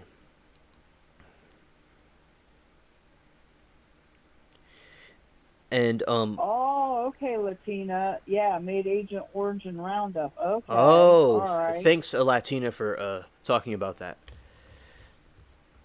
And also, yeah, that's a good point that she made. I'm glad that she said that. Yeah, the guy. Hey, synchronicity again. I have to play the clapping noise, so brace yourself. I don't know if it's gonna play on your side or not. Okay. Yeah, because the guy that lived here, he died from cancer caused by Roundup. Yeah, and I was gonna say, I think Roundup, they also had a pretty big lawsuit recently for something, a chemical in their product that caused chemical or that caused cancer. Yeah, and also, you know, yeah, I think that because I looked up the YouTube rules, and YouTube doesn't decide fair use. So it'd be even if a court said something's fair use, the YouTube they don't want trouble with the third party because they know yourself and know the enemy. And I told Latina I knew I was confident by the grace of God and other things that the channel would be okay. It wouldn't get striked or anything. I highly doubt that. If they did, I would give them a Right. call and talk to them and negotiate. But so basically, I was like Latina, it's okay. We could play it and let's try it and see what happens. And it was just a little slap in the wrist or whatever, and that was it. And but if the copyright claims, if I get 50 copyright claims, it would be one strike. So I want to not have the copyright claims at all. That's why, I want to make sure I'm displaying the videos right, because fair use doesn't matter. Because there's people that want to sue. It's like someone wants to sue because, Mhm. like you looked at their shoes for 10 seconds. Right. And it is ridiculous, some of the things. I mean, you know, there's a thing of, if it's a legitimate reason to sue somebody, hey, go for it. Good luck. Hmm. If you have a legitimate reason, hope successful. But some things that people sue for, you just want to just look at them and just like, what's the point? Why? you know? I mean, it's just you're just trying to make a quick buck. There's no reason to, some things are just let it go. Just let it go. I remember there was this YouTuber that was talking about that they did something for fair use and they disputed it and YouTube unblocked the video or undid the not unblocked it. They did something, they undid it, and the person was really angry and they're going to sue them. But it costs a lot of money to sue somebody, and most people wouldn't do it. Mm, But like the person was mad at them, saying they need a license and stuff. But me, I wouldn't mind getting some. Like if I'm like a TV company, like a TV network, I don't mind doing what they do to put some movie or something on the screen. Because hypothetically, I could do that. I could say get this license, and so if YouTube does something, I'll give them I had this permission to show it, and they would unblock it. It would be better to just do it that way. Like yeah, there's yeah. yeah. Yeah, and we would both benefit from it. So yeah, that's something interesting Yeah. about that. And yeah, and yeah, I'll tell you like my name is Hansel. Like it's a German name, and um, also in the screen name is Alien Spaceship. And I want to put that out there because it's just, people can know my name. It's no secret. Okay, that's cool. Like Hansel and Gretel. Right, right. All right, that's cool. Yeah, my Well, grandma. I guess I'm your Gretel tonight. Yes, my grandma named me. My mom's side has some German ancestry. A mixture of many different things, like French, Italian. From both sides, I have different things. And also the channel was originally called Hansel Cat, and I did games like Mario games. Then it switched to Skater Gamer, and then I'm like, this alien stuff is getting really cool. I was telling my buddy, I was like, this is really cool. And then it was like, let's change the alien spaceship sound effects and vlog. And also, I like the pillows. I have my pillows in a certain way where they're stacked together on top of each other with a slope, and I just like sleep on that. And also, I do like talking about topics that unite everybody because sometimes things get controversial, and I'm glad that right now, although we do talk about controversial things and there's debates like yesterday was very heated, I do like we're all like agreeing on the different things, and it's good to have these other ones. And yeah, so do you like celery? Yeah, it's all right. But I will say, I do just want to say one thing. Okay. Alien, alien spaceship and vlog, sounds and vlog.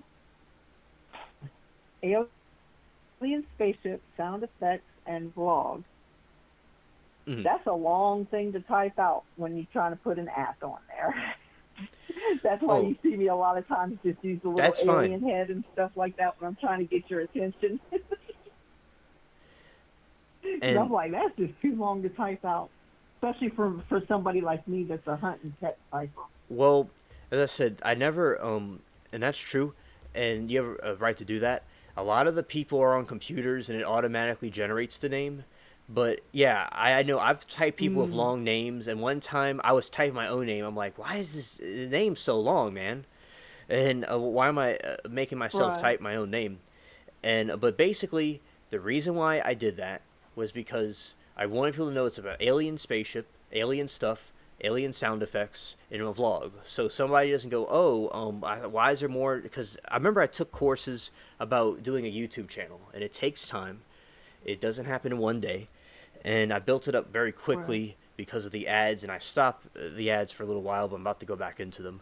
But basically, with the ads, I remember not the ads with the channel that you have to stick to one genre, but that wasn't going to work for me. So that's why I want to make sure people know there's multiple genres in this channel, and also there's people that love the channel name. They love the name. They think the name's great. So like, and people could just write alien spaceship. Like people they say like you say Darth Vader or something like you say alien spaceship. It's different than the other name. But yeah, so either one's fine. People say alien. I didn't make a law that required say that to say the type out the whole name. I don't want to be thrown into some dungeon or stomped on or something. Right. Yeah. Yeah. No, I mean it's a good name. It's a good name for your channel. It's just I'm just saying that's like especially over there on ABL and stuff like that. When I'm throwing something directly at you, you'll see my the little emojis instead of typing it out because it's just like because I'm on the phone, so I'm trying to type that out. It's like, oh Lord. Oh, there's people, and I just type out their the first name or the two names. I do that too, and also I remember I was thinking. And who's Sarah? Sarah, she just throws SL at me. I'm cool with that. Yeah. So I know when I see that SL, I know she's talking to me. Yeah, and So I'm cool with that. My friend, he'd be like, with they call you alien spaceship now. It's really interesting. Like, everybody was like, let's call me like Hansel, and then now it's alien spaceship. But it's my name isn't a secret. Like, remember one time there was some synchronicity, and they were saying Greta Thunberg ate Hansel, and I called on ABL Live, and I was like, "Hey ABL, it's Alien Spaceship," and Greta didn't eat Hansel because I'm still here. It was just a clone of me, and it was funny. Oh wow, that's funny. Yeah. I might have been during the week or something when I wasn't able to watch it live. And Latina saying of the name being abbreviated, and that was mentioned to me before on another stream.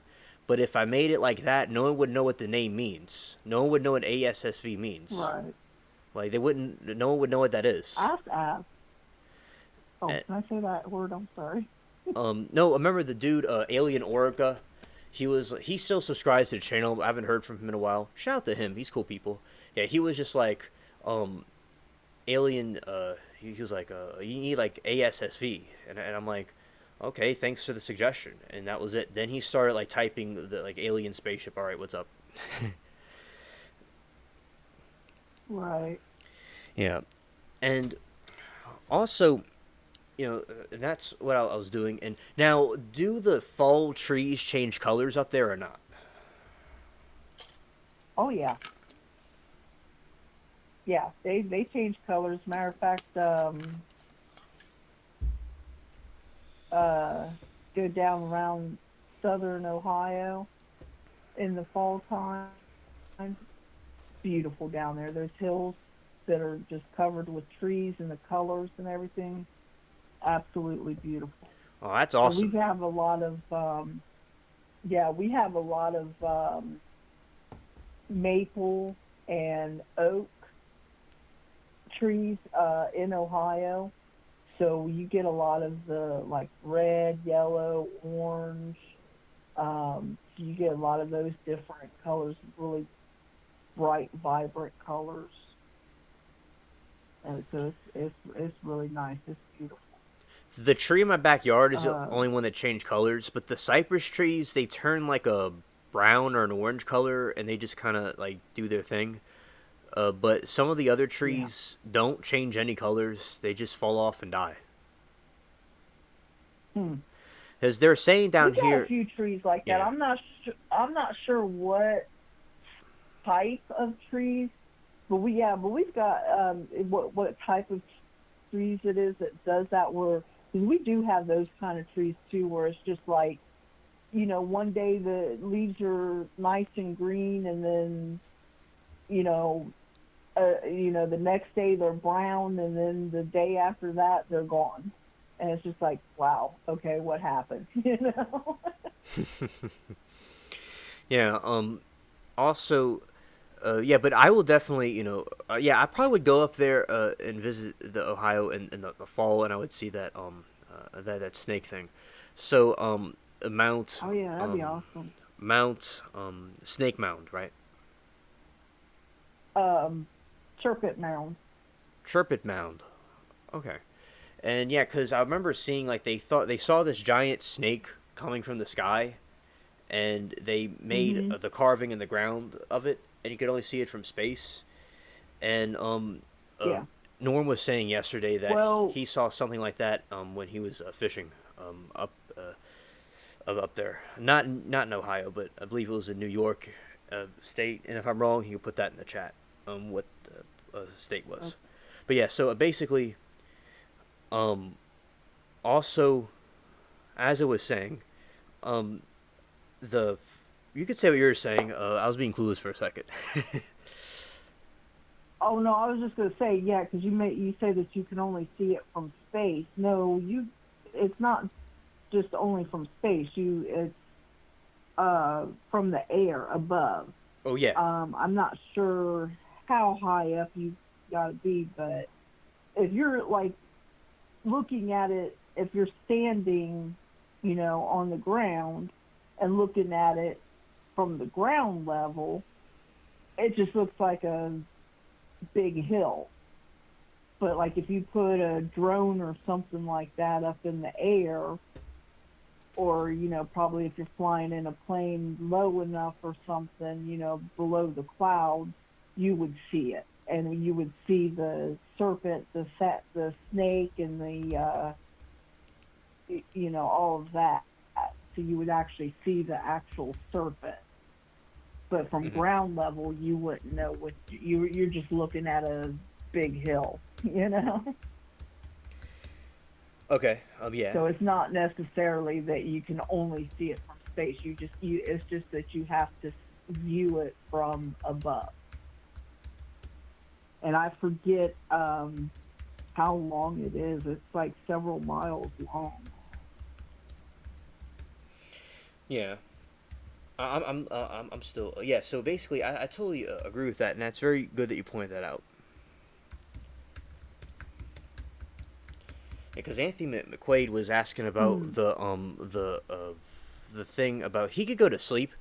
I'm not going to show the Bill Paxton thing this night. You see, I have to see about the copyright claim, the copyright issues. So I would see if what it is, and I'll contact the company and see I need some kind of license to display it on YouTube. So if they go say, yo, cuz I'm going to block this, and they're going to be like, I had the license right here, I had the permission to do it. So we could watch it and anything else. I mean, a movie, a TV show. I could get some license and be like a news network. So uh, and I said that before, but perhaps I wasn't completely clear. But yeah, make it clear. Anything that can be copyrighted by a TV program, I need to. Because we're gonna have problems. I don't want you two to have problems, and there's legal ways to do these things. And so I don't mind doing it the way the TV stations do it. Yeah. So but Anthony, I will definitely show it in the future, and you could take a you go to sleep, and nice all of you are here. It's very nice. Yeah. So but I'll play that, and I like Bill Paxton. What did you think of the Titanic? Are you throwing me? Huh?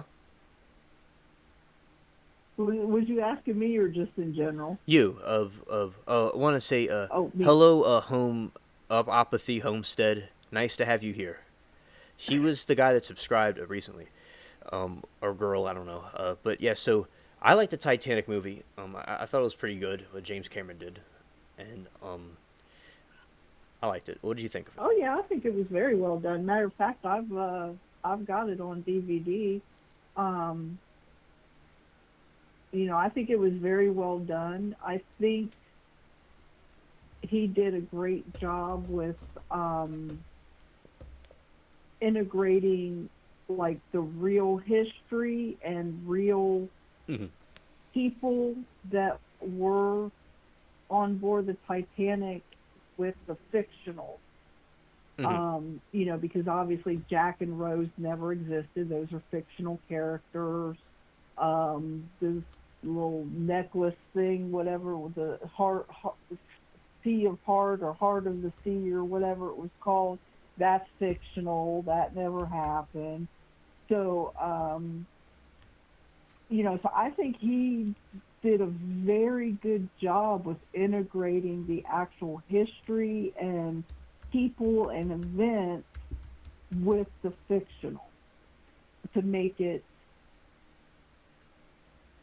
educational but entertaining at the same time. So you're like pulled into the story of Jack and Rose, but at the same time, you're also learning about the time era of the Titanic, and you're learning about the mindset of the captain, and we got to go. This is an unsinkable ship, and we're going to get into the New York harbor ahead of schedule and make the papers and be famous, and getting into the mindset of how he was thinking at the time, and how he was also being pushed by the reporters and by the company. What was the name of the company? The Titanic, White Star, I think it was. Yes. But he was also being pushed. Yeah, so he was being pushed by the company to make sure you make the deadline to get to New York, and then he was being pushed by publicity, PR people, to make history and get there before the deadline, and and all this stuff. Hmm. So we really see his mindset on that, and you also see the mindset of some of these real people. Oh, what was her name? Kathy Bates, her character. Um, that was a real person. I can't remember the character's name, but that was a real person, the survivor, one of the survivors of the Titanic. And, just that mindset of the haves and have nots, and the upper class and the lower class, and, stuff like that, and how um, they put a priority on the people, the first class passengers getting onto the lifeboats first, while your lower class, your third class passengers, the ones that were in the, I guess you would call that economy areas, you know, um, they were being held back, and those were the people, mostly the ones that died, unfortunately, because they were being held back from getting to the upper decks Hmm. to get out of that situation. And so it was just kind of that. It showed how people were treated back then, still are. People are still treated that way to this day. We put an emphasis and priority on your upper class, your rich and famous, while your lower class, your poor people, were like, treated like rubbish. Hmm. So I think Cameron, I think James Cameron did an excellent job with that movie. And now I heard something. I don't know if this is true or not, or if it's just internet stupidity, but I heard they're making a second movie, Titanic movie. Hmm. I hope not. I hope just the one is good enough. Leave it alone after that.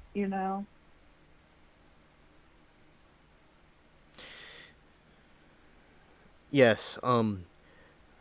Also, um, so I like it, and I was just letting him say his opinion that time, and obviously like the Titanic movie. I've been notorious for that, and yeah, I like the Titanic. It was good, and shout out to Latina that the thank you Latina for the donation, and she says hi. She says hi to everybody.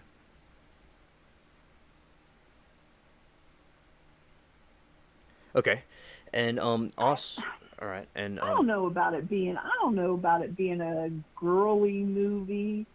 I mean, yeah, I guess it was, kind of, because it is a romantic, supposed to be a romantic and all that stuff. Um, so I guess you could consider it a girly movie in that sense, being a romance. But,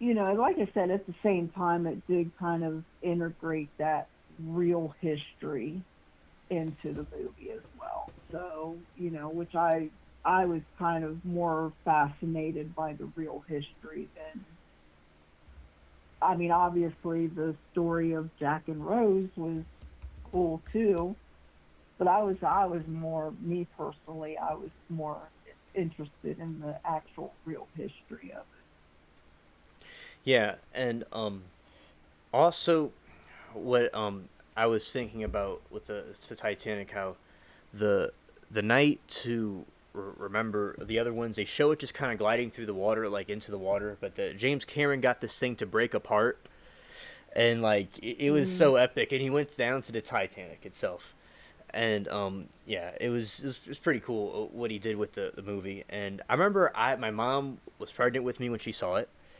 and I saw the when I was a kid on the TV, and this kid at school had the Titanic book. His family owned the school, and he had this he knew about the book from the book fair, and I wanted it, and they thought that I had something wrong with me where I wanted to constantly copy off him. But like the dude had some interesting stuff that we never even knew was there. So it's like if I have some like green purple peppers, purple pepper powder, everybody would want it.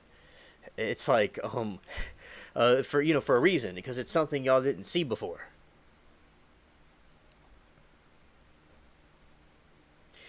And also, and I like the Titanic. I like learning about it, and I saw the rerun. I didn't see the one this year, the re-release, but I did see all the re-releases, and I always thought it was a cool movie. And Leonardo DiCaprio did well, and Kate Winslet did well too.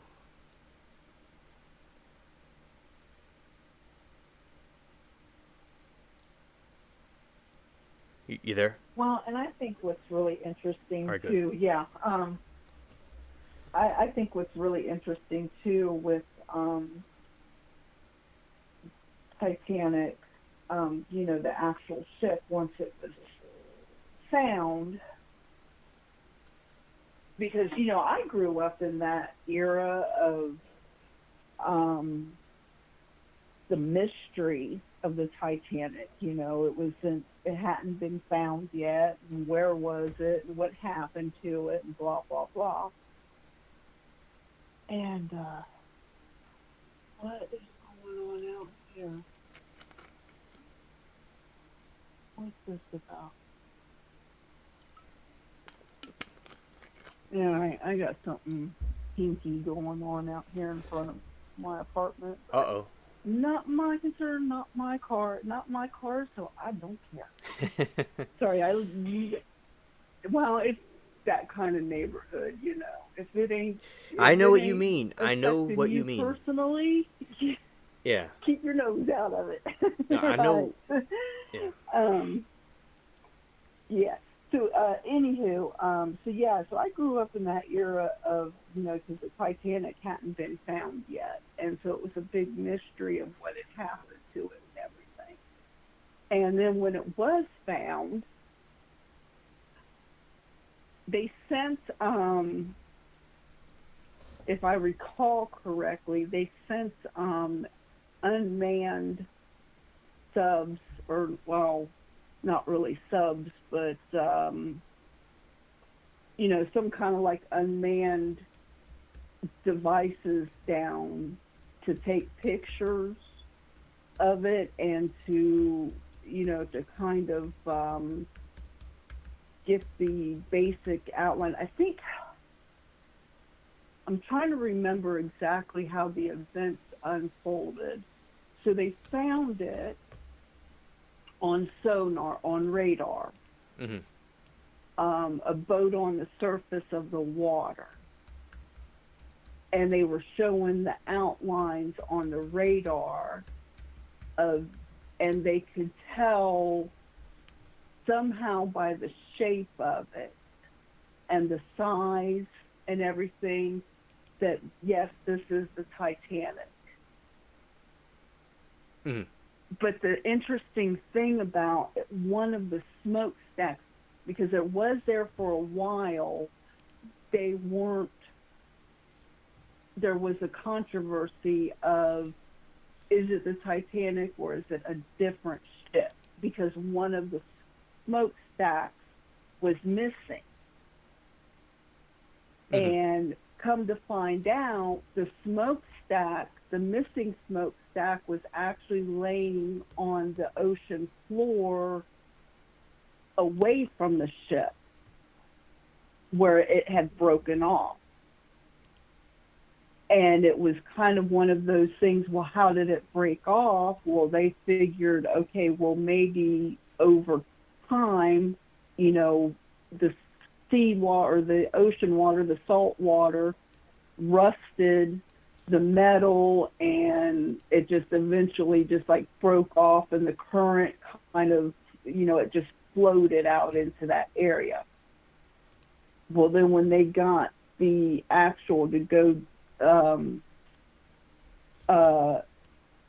machines, equipment, and stuff like that to send down to where they could take pictures and video, that's where they discovered the Titanic was broken in half in two pieces.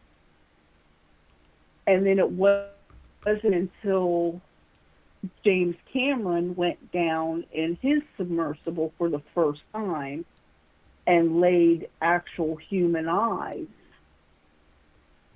on to the Titanic. And it wasn't just Cameron, it was a whole team of people. He didn't go down by himself at that time. Actually, was Cameron even with the first group?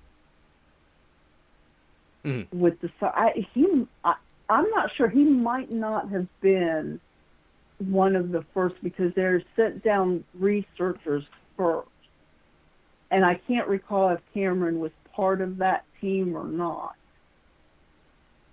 But that's where, once they actually got human eyes onto the ship and started studying it and really actually looking at it, that's when they realized and figured out that, no, as the ship was sinking, that's where you see the scene in the movie of it breaking in half. That's how it got broken in half like that. That's how the smokestack got dislodged from the ship, because when it broke, the smokestack, it damaged the smokestack, and the smokestack, collapsed off of the ship, and it went into the water separate, away from the ship. And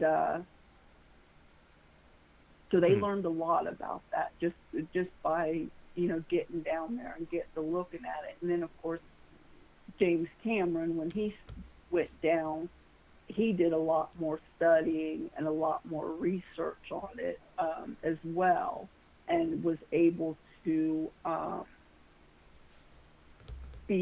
determine, I believe, if I'm not mistaken, if I recall correctly, James Cameron was the one to actually discover the the doors, the I forget what they're called, that sections off the ships, the if there was water, if it if the ship started taking on water, the doors that would come down and close to seal off the ship. Mm-hmm. In those sections and stuff, it was James Cameron that actually discovered these doors that were open, that should have been closed. Mm-hmm. And if they had been closed, the ship would not have sank. Okay, so you're talking about the flood compartments? Yes, that's it, flood compartments. And the Titanic? Yeah. So you're saying some of the flood compartments were open? Yeah, they had been open. They had been found where they were open. Okay. Or were they closed? Okay, so basically this is how Titanic works. And I believe strongly that the Titanic had, and yet everyone has to bear witness to this entire statement, because it's going to sound very strange, and it'll sound like Stockton Rush for a second. I think the Titanic's design was very, very well done. It was a very almost indestructible ship, almost. Because it had these flood compartments. If 5 compartments were breached, the thing would sink. But if 4, 3, 2, 1, the thing would still be going. Like the Costa Concordia, that giant cruise ship that sunk, the Titanic would have been perfectly fine and it would have kept on going because of the flood compartment system.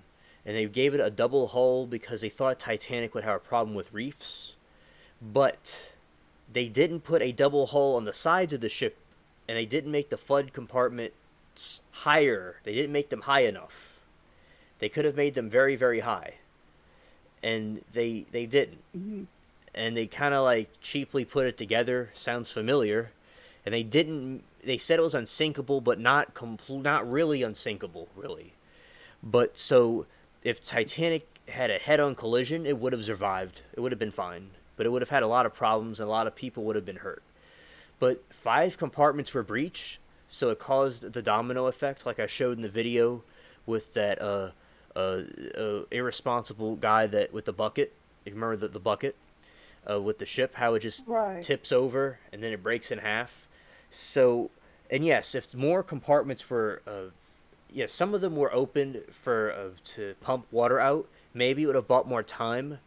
But the 5 compartments were breached. The equilibrium, the Titanic's equilibrium was tipped over, and then it would just keep going down by the head because people were supposed to ram into the iceberg. Probably that's what Captain Smith may have thought. If they hit an iceberg, they would be okay. But something wasn't conveyed to the bridge about this, so they tried to miss the iceberg. They lacked confidence in Titanic's ability, this unsinkable ship. They didn't think it would survive hitting an iceberg. And they jinxed themselves because it wouldn't do well scraping past the iceberg, but only 2 would have been breached, 2 compartments. Yeah. And then it would have just kind of been there, and Carpathia would have came, and Jack and Rose would have had a different experience, but they still would have gotten together and hid somewhere, and then went out and went into New York somewhere. So that's basically how it was supposed to work. But the Olympic and the Britannic, they were given higher flood compartments. And although Britannic sunk because it hit a torpedo or something, or a mine, but it was still going to shore while it was sinking. It was still going, but it sunk. But it did better than, in my opinion, than the Titanic did. But then again, what happened with Britannic, I think, if I remember right, the flood compartments jammed, so they couldn't close anything. I think that's what you're talking about. And then it sunk. But it was still going, but they weren't able to close the doors. Right. But if they closed the doors, it would have been fine. And that's what he had discovered, was that they weren't closed. And if they had been closed, that they wouldn't have sunk. The ship wouldn't have sunk. And something else too, there was, I'm trying to remember what exactly it was, because you brought up about the iceberg. Because there was something on the ship, like maybe a fire? Telescope? No. Like a piece of equipment. Oh, it's binoculars. I'm trying to think if it was a telescope binoculars. Or something. Or binoculars. That they were like locked in a cabinet that they didn't have a key to. It was binoculars. Is that what that's what it was? It was binoculars. Yeah, that were locked in a cabinet and they didn't have a key to it. It's like and if they had it's a joke. I'm joking with you. You thought we were in the 1500s for a second. Like, we need the telescope. It was a joke. Well, they still use telescopes. Well, I mean, see, like back in the olden days, they used telescopes, and now they had binoculars. In my opinion. But I think they had I think they had, like, one of the lookouts had a pair of binoculars and saw the iceberg, but it was, by the time that they could see it with the binoculars, it was too late to be able to turn the ship far enough to avoid it. But there was something else, another piece of equipment, and I can't remember, that could, and I'm thinking it was a telescope. I could be wrong on that. I'll look it up. It would see farther. yeah, where it would see farther, where it would have given them more warning to be able to turn the ship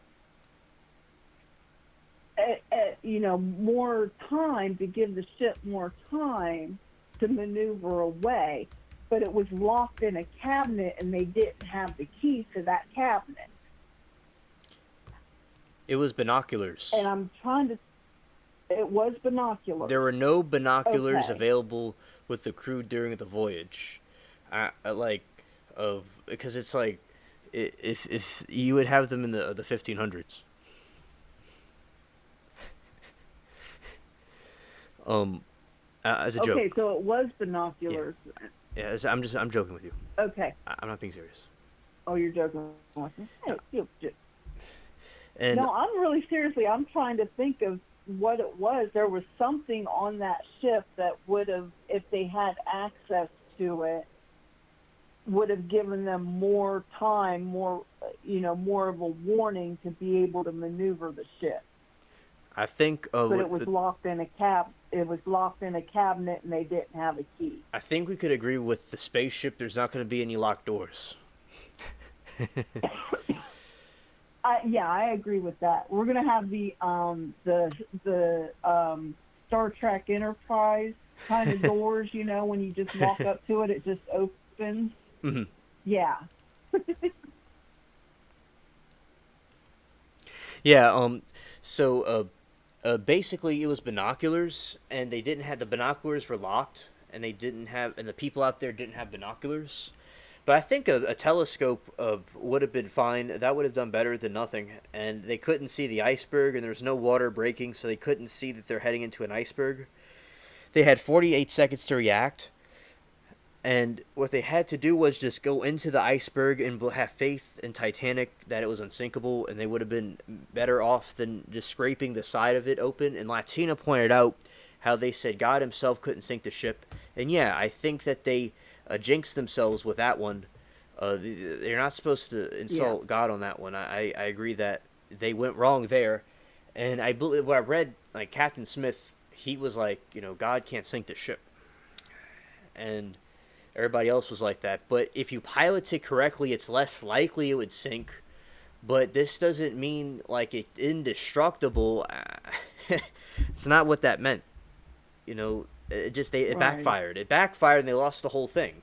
And everybody would be suspicious of that design, but it would work. I mean, most situations a ship would be fine, especially if it had double hull, if it was made a little longer, if the design was considered, it wasn't considered in the design, it would swipe an iceberg, then they would have done it would be a better ship.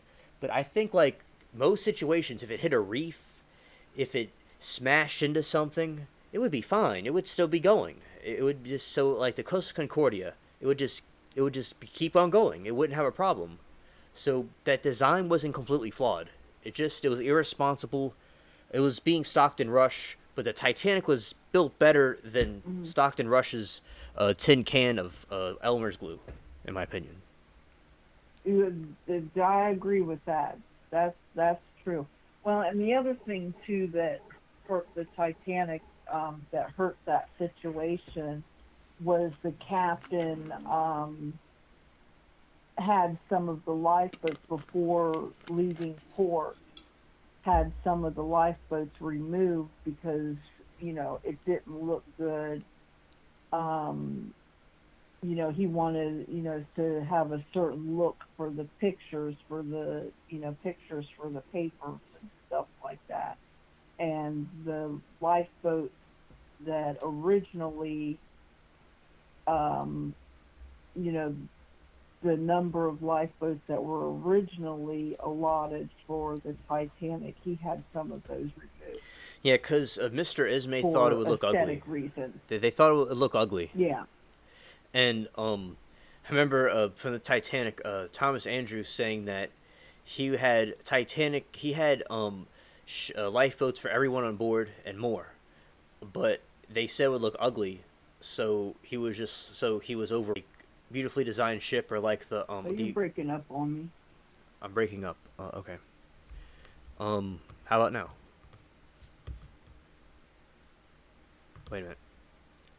You there? Yeah. Okay. I'm here. Let's try. Oh. Okay, hold on. Gotta do that real quick. Okay, that's good. Got rid of that. We don't need that there anymore. Okay, yeah. So basically, with Okay. the Titanic, so the lifeboats, they had more lifeboats, but they didn't want to put the lifeboats there, and it was absolutely absurd what they were doing, and I think that that caused it a lot of problems. That's what basically what it did. It caused many problems, and I think basically, it's a lot of lessons to be learned. Oh yeah, definitely. Well, and I think the industry standard has gotten a little bit better since then. They did learn a lot from that. They learned that, you know, as far as ocean liners go, um, there's still issues, which we saw that in recent years with ocean liners as far as um, safety concerns go. But I think they've gotten a lot better, especially with technology and equipment and stuff like that, to where they're safer. I shouldn't even say somewhat. They're a lot safer than what they were, 100 years ago. Yeah, I mean, because basically, I think with the Titanic, they have this situation where they want to have the women and children, which was fine to do, and but then again, the things are half full, so it's like they could have put more like women and Right. children in there or whatever in there, and they didn't. It was just, and there's like no one in the lifeboats, and then one of them fell on its head. And Latina asked something, and I'm gonna see what she asks everybody. So, alien spaceship. Does anyone know if the Titanic took a different than usual route? Oh, that's a good question. Let's see. Look that up. Wasn't this the Titanic's maiden voyage? Yeah. Or, well, I think what she means is different route than what the previous ocean liners would have taken. That is a good question. That's a very good question. This is what happened. They were going a regular route to New York, but it was just this is what happened with Titanic. They were going to leave a couple of months earlier, or late, yeah, earlier. But what happened was there would have been no icebergs over there in that area, and that's where the usual route people go. But there was no icebergs there. But it got delayed because the Olympic, no, not the Olympic. There was some kind of a problem that happened, and then they had to. Olympic was before Titanic's time. It's an older sister. So basically, they got delayed from setting off course, so they're going to be setting off course directly into an ice field because they waited. So there wasn't supposed to be any icebergs. It wasn't the course they took. It was just like there's a lot of icebergs, and the guy was going really, really, really fast, and he set course directly into the ice field. When people are warning him, there's some ice, dude. You gotta chill out, and he's going, "Nah, I'm good, cuz. If we hit an iceberg, we should be okay." But the Murdoch was like, "I want to go miss the iceberg and be fine because I could do this." And everybody's like, "No." And then the thing opens up. 5 compartments are breached, and everybody dies pretty much. Well, I think too there was a like a report or something like that, a telegraph or something like that Yeah, that got ignored, well, cause no, where they were trying to warn them that, yeah, they didn't care. Like they're like, we got this, cuz. yeah, Yeah, and basically they had a problem where so they're going into the ice field and they're trying to get to New York quick and surprise everybody on Tuesday night, And then I've read something recently that Ismay, the guy that was pressuring Captain Smith, wasn't really pressuring him. Like they said, now this is unconfirmed. I would have to do more research on this. And he felt that he wanted to go down with the ship, but they had him saved on a lifeboat. But and he wanted to go down with the ship, and it haunted him the rest of his life, and he regretted it. But so like he was like, there shouldn't be any lifeboats on Titanic, and then he gets into a lifeboat. It's kind of funny.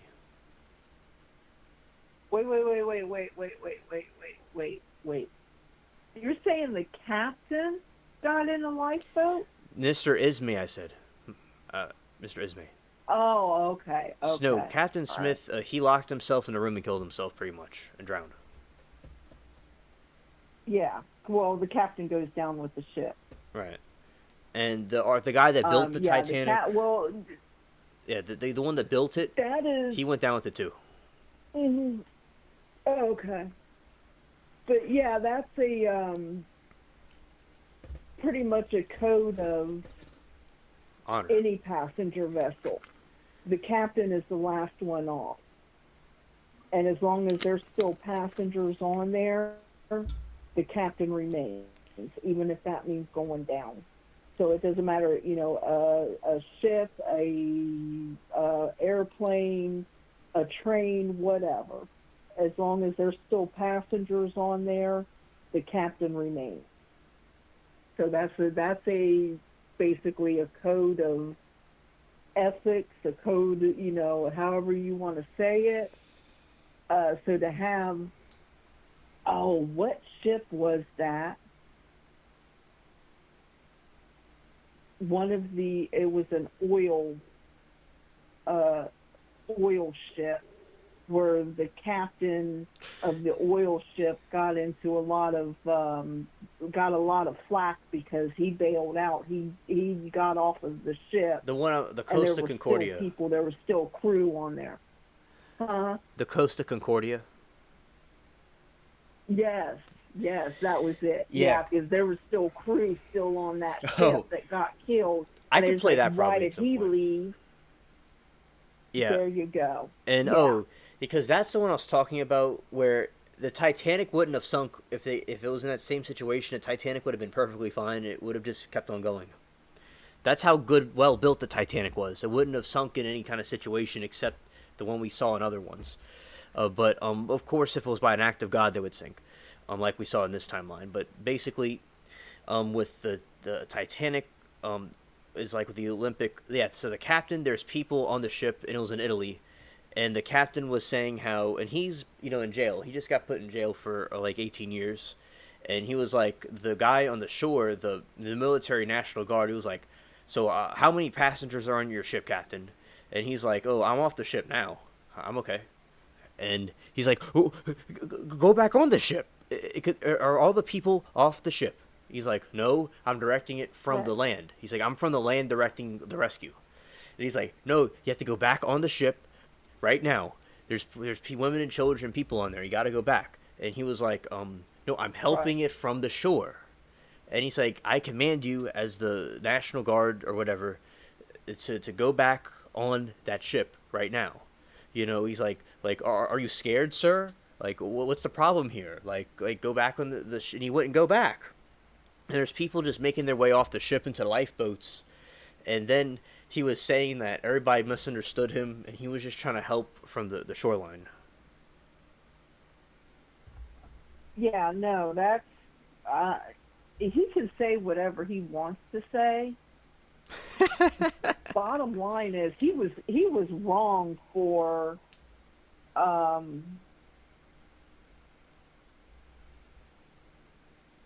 yeah, no doubt. I got you, Latina, no doubt.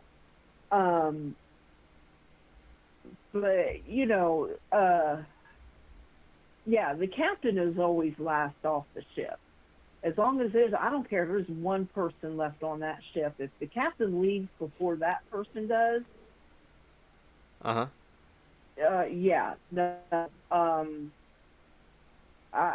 got an issue with that. Yeah, that's just that's unethical. That's unethical.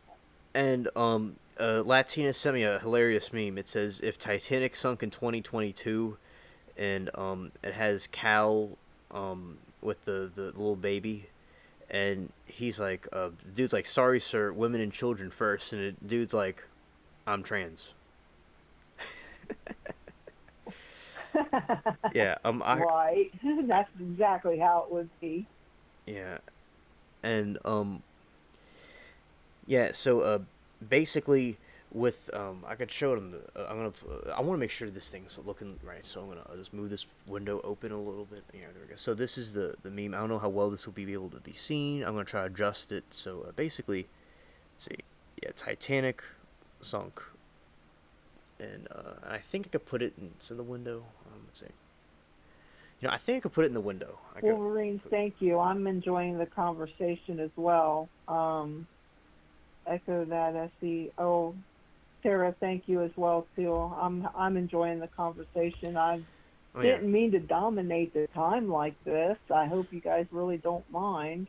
Well, no, it's like I wanted you on here, and it's good to have you on the show where we're talking about these different things, because like it's been a little while since you've been here, and it's good to have the different topics being talked about, and because you're one of the callers that call in, and you gotta remember we're in like an odd time. It's an odd time where a lot of people, the other 400 people that are subscribed here aren't really here. And here we go. Well, I'm gonna put this in a different window, so there's no confusion. So I'm about to show chat the because to be. I'm sure. Yeah, go on. I was gonna say to be honest with you, obviously I don't have to get up and go to work in the morning, today, Saturday now. But during the week, I would be getting up out of bed right about now to get ready to go to work. So I don't get to get on here too often on your lives because. Just because of the time and everything. Yeah. But now look, I say this all the time, but basically I will do other ones when they're a little bit earlier. It'll be in another place, and I said that for a couple of months, and all I need to do is just get this plastic table and go take this gigantic thing and go into that area. And around like an earlier time, it would be like around 9 o'clock at night, and there would be more people and stuff, but it would still be like this, and we would talk to people like this. Like, think of this as like a play, and it's just like, and we bring the act to the other people that see it, and it's like with Norm, we'll talk about the same things, so the other people could have the experience of watching it. So basically, right. But we'll do other ones, and I will do that at some point. And so he says sorry sir, he's trans, and everybody's like, wow, the meme. And that Latina sent me that, and sorry, it popped up on my screen and I looked it out. That is true. That is factual right there. If Titanic were today, 2020, 2023, that's exactly how it would go down. Yeah, and people would have their phone. People would have all their phones out, and they would be filming it. It would be hysterical. Yes, thank you. They would. Oh my God. Oh, they would not even be trying to get on the lifeboats. They'd be out there with their phones, taking video and stuff. Oh, check this out! Ain't this so cool? We're about to sink. Yeah. And then, of course, you're going to have that one that's going to be out there, yo, oh, see, there's going to be that one out there. Mm-hmm. And also, so basically, with the different things with the people, I mean, they would be taking their selfies and their pictures, and it would be incredible. Oh my God, yes.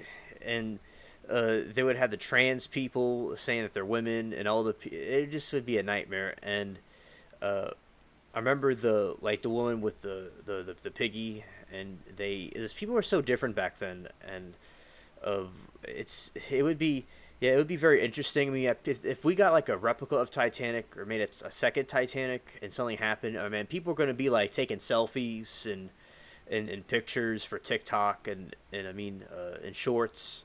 He would be it would just be a fiesta. It'd be crazy. See, me, if I was that security officer dude, um, and it was today, the Titanic today, and I was that security officer dude there, and, these men saying that they're trans and I identify as and blah, blah, blah, I'd be like, all right, y'all, it's like this new rule, children only. That's who's going to get on. That's who's going to get on the lifeboat. Children only, because we need to get these children away from you people. um, yeah. So, Latina asked a question for everybody. So, she says the alien spaceship. Did you and your guests see that? I said that they want a patent to with the seeds if to patent all seeds that they would own your crops, Monsanto. So, well, I think you talked about that before, and we see that now, Latina, and yeah, thanks. It's good that she brought that up. I, I don't know if they could legally patent seeds because that's nature. They could package them under a brand name that would, and the brand name would be like a registered, like a trademark or something like that. Kind of like, I don't know, like Furby or something like that. But as far as patenting the seed itself, I don't know if they could do that. I don't see how they could do that. Because how can you patent a tomato seed or a watermelon seed or something like that? I just don't see that. I just don't see how that happens. Yeah, SC Wolverines was talking about the Titanic too. He sent me a link about it, and yeah, I remember when I was in. I remember it was ninth grade when they were talking. I was outside with the two. We're out on the benches with the two. The coach, which is also a janitor, and they do like coaching and janiting around the school. With my other friend Nash, shout out to him, and he was saying, and they were saying about the Titanic too, and I remember about that. So that was back in 2013, and I saw it in China. The Chinese are constructing it, but that was a long time ago, and there's been no news about it. It was an Australian billionaire, but they haven't constructed it yet. I heard about that they wanted to. Somebody somewhere was trying to reconstruct a replica of the Titanic.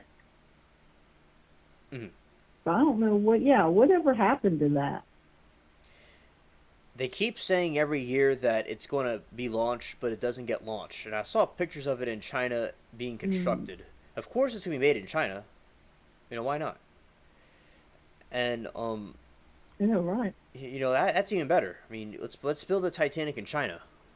We got the. I'm sure it would be a great ship. Well, everything's made in China these days. Yeah. And. That's just a fact, Yeah. So. Okay. All right. I'm sorry. Stupid thought. What thought you have there? Stupid thought.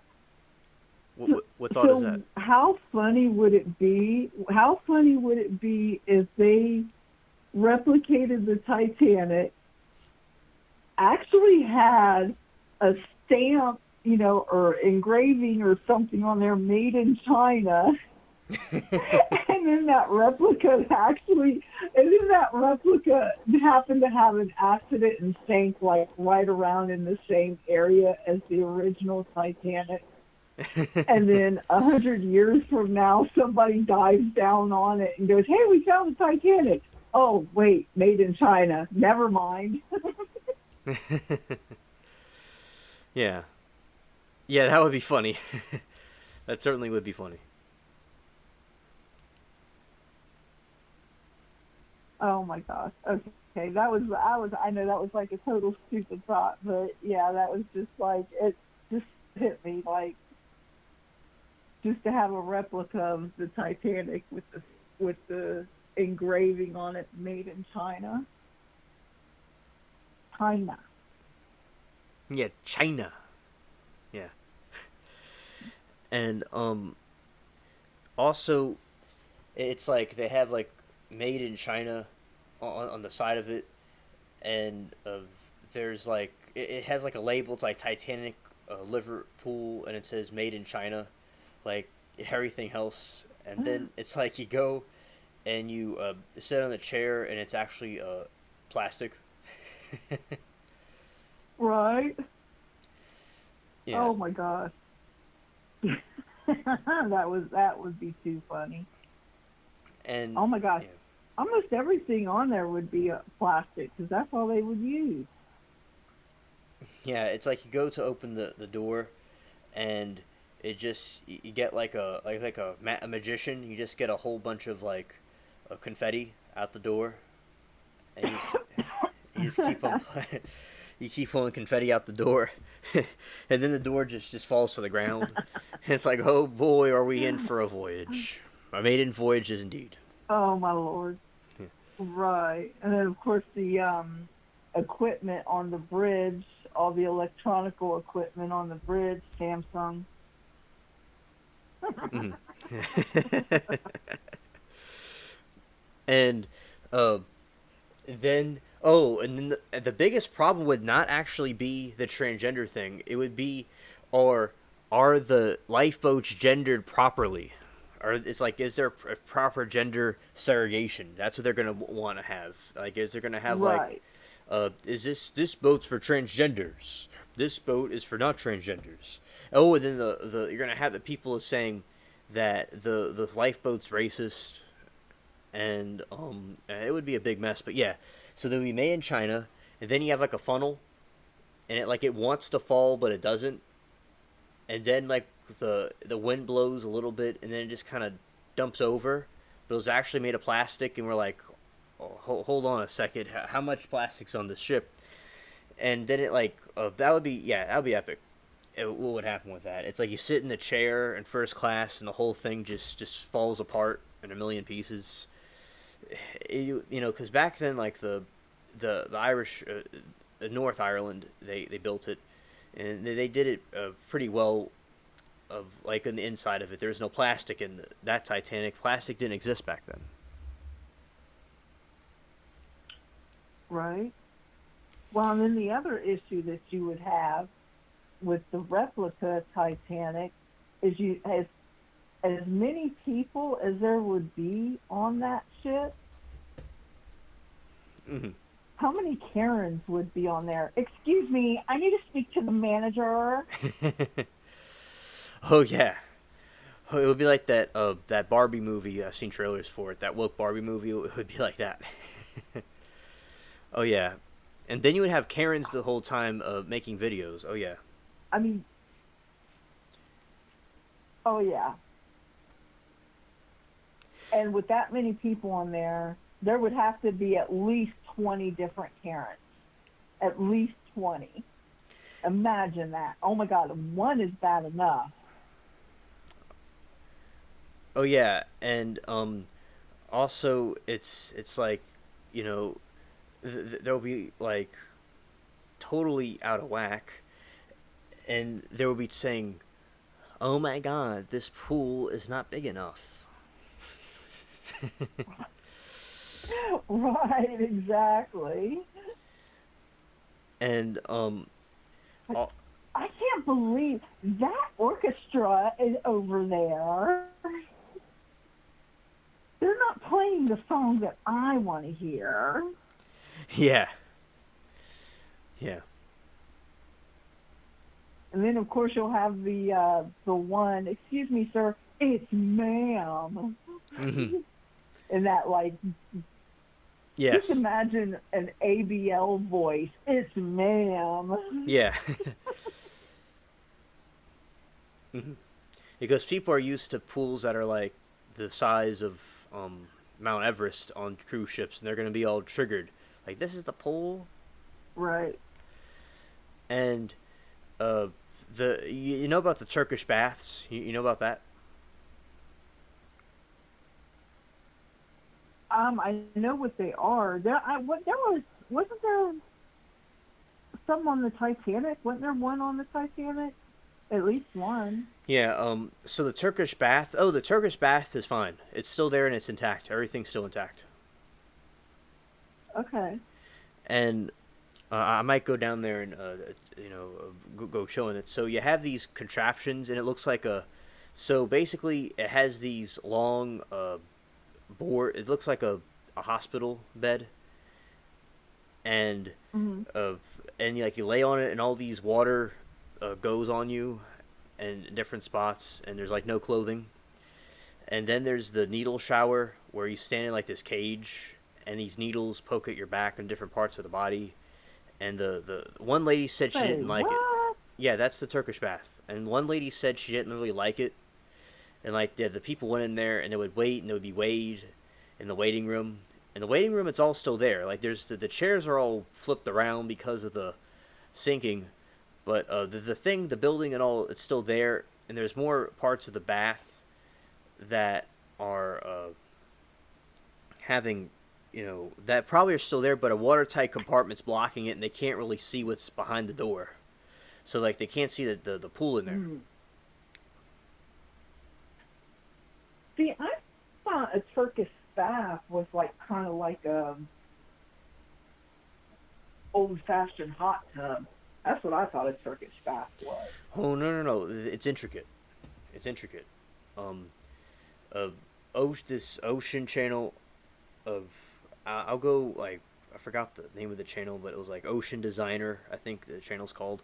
This British dude, and they were talking about it because there's a live game right now that you could like download on a PC, but it had the Mac, so we need the PC for it, which I could get if I needed to. And basically you could go through the Titanic, and like in a virtual world, and the Turkish bath. They went through it. Yeah, there's like a needle shower, and there's the swimming pool, the tiny swimming pool that Karens wouldn't like, and it's blocked behind a giant watertight door, and it's just no one knows what's behind it. If something imploded in it, or it's still there, or if there's like what's inside the pool. And so that's what the Turkish bath is. It's like this kind of like a water torture chamber. Did I tell you about the electric pool? You heard that right.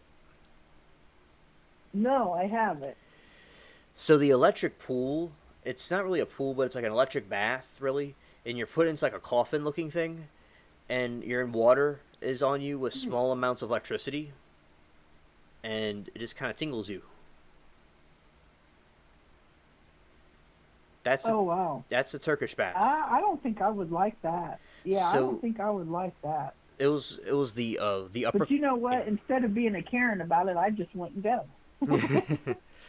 Oh, the Karens are like, OMG, that is the shower of systematic oppression. What is that?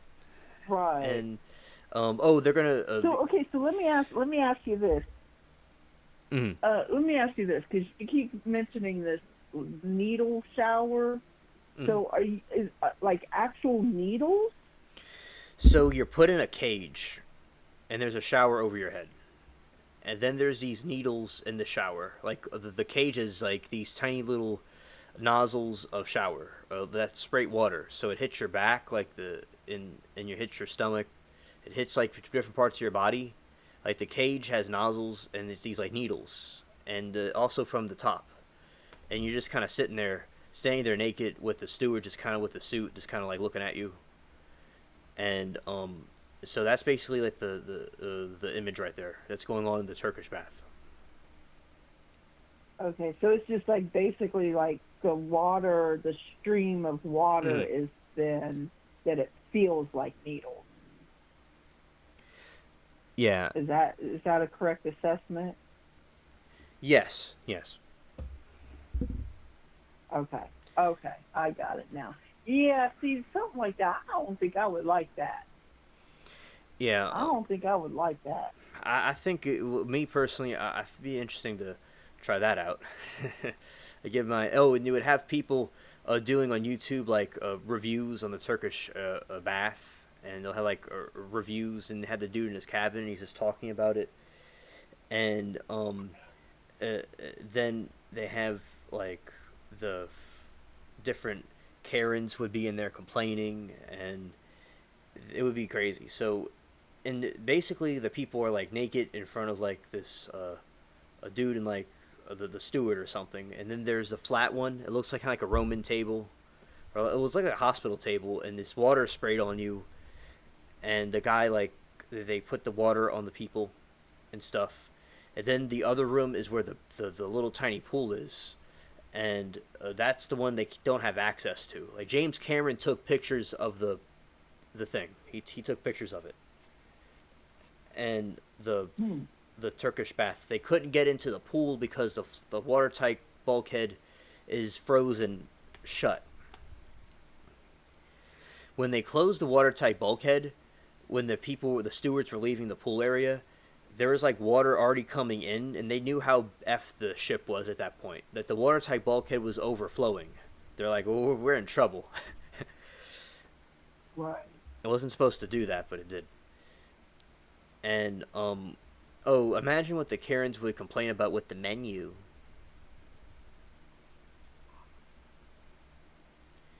With Yeah, because you got to figure the menu of that time period would be very different. mhm. I'm not exactly sure what they would have had on the menu with. Oh, there is something. Didn't they have online where it showed like a menu from a typical dinner or something like that? Yeah, Like a first, like the menu, like the first class, what they would eat versus like the lower class, the third class passes, like the different classes. Because you have like the first class, second class, and third class, which your third class was like your lowest, like the poor people. And like your second class would have been like your like middle yeah, like middle income, and then your first class is like you're rich, you're wealthy. So so I'm sure that the first class, the meals that the first class got, I'm sure they were great. I'm sure they were like delicious. And the third class passengers, they probably, who knows what they got. and Spam oh, sandwiches. imagine the Karen. She's at the table, and she goes, "Oh my God, there's not enough napkins," and she starts crying. Oh, I got one. Right. And the Karen's like, "Oh my God, there's too many uh utensils. There's too many spoons. Oh no." And Well, see, that's where the first class, because each spoon has a different purpose. right, that's like what? Yeah, they wouldn't understand that. So there, I'm reading some of the menu. So there is filet mignon. I don't even know what that is. Filet mignon. Yeah, I've heard of that before. And roast duckling, beef Hmm. sirloin, and fresh oysters were served first class dinners. And they had four desserts to feast on. The second class dinner menu was a slight step down from the first class menu. This is interesting. Um, Okay. Let's see. See, we got information here. There is no information here, but there is. Yeah, so it was like a lot of French food, kind of like King Edward VII of England. He had a lot of illegitimate kids everywhere. Basically, yeah, he had duck. He had like cow. He looked like it. But it's similar food like what he ate. So it was a lot of French food. Let's see. First class passengers had a 10-course dinner menu, which was served in lavish dining halls. Each dish, from the consumus, I'm probably pronouncing that wrong, to poached salmon and roast beef, was a perfect representation of contemporary French cuisine. And not all the dishes were cooked by experienced chefs like Alex Joseph Bocchatti and the baker like Charles Jaguin, who survived the sinking. Yeah, that guy, he was drinking a lot, and the water didn't cause him to freeze, so he drank a lot. He helped a lot of people in the water, and he was saved. Like, he didn't drown, or he didn't, like, freeze because of all the alcohol he had. Oh, wow. I could see that, though. Yeah, and so that's basically with the Titanic. I'm gonna see more. More. I'm kind of curious what, like, the third class passengers would have had. Okay, so does it even say on there? Yeah, it does say. So it says that the third class passengers enjoyed oatmeal, porridge, and milk, vegetable. Porridge. I know it's porridge. I made a. I've had an imaginary tea. I had no. You didn't do anything wrong. You see, I was being a bit of a goofy right there for a second because I imagined there was a tea there. You know, because I'm thinking of the Titanic so much. Because I'm being a goofy. Thank you for making it clear it's porridge. My grandpa in England asked me one time if I like porridge. You know, he was like, do I like porridge? So they had porridge and milk, vegetable stew, fried triple onions, bread and butter, marmalade, Swedish bread, tea, and coffee for breakfast.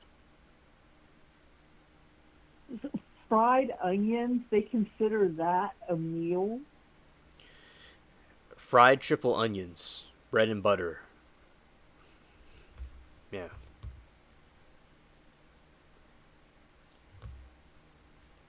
What? Yeah. I'm just like, oh my gosh, that's so you got, and that's, you said that was breakfast? Yeah. So you got oatmeal, fried onions, ew. Oatmeal and fried onions, ew. Steerage. And would you say vegetable soup? Yeah. Gosh, that's a heck of a meal. That doesn't even, ugh.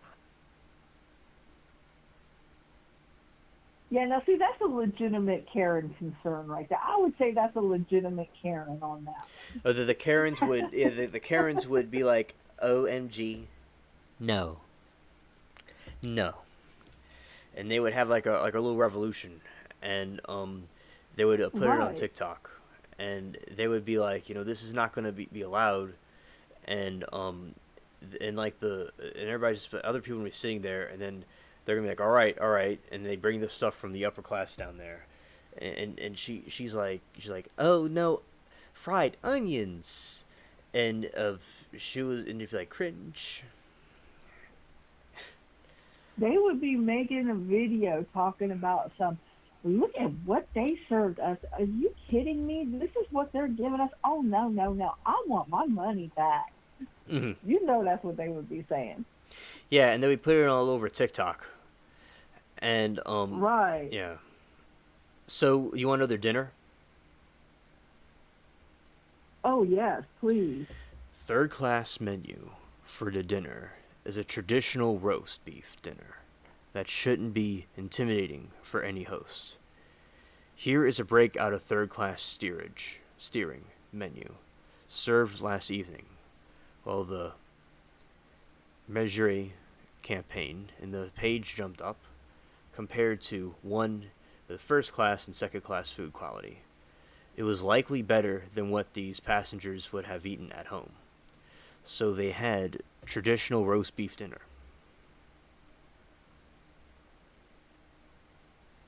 So that's not bad. I agree. Uh, so, but the question is, this roast beef dinner that they're serving the class passengers, was that the first class leftovers from the night before? I think they would raise That's more. what I want to know. They would be like, they would be like, oh, this is, this is just the leftovers, and they just like dump it on the floor and they walk off and they start videotaping it, and they like they chase off some of the stewards that served it.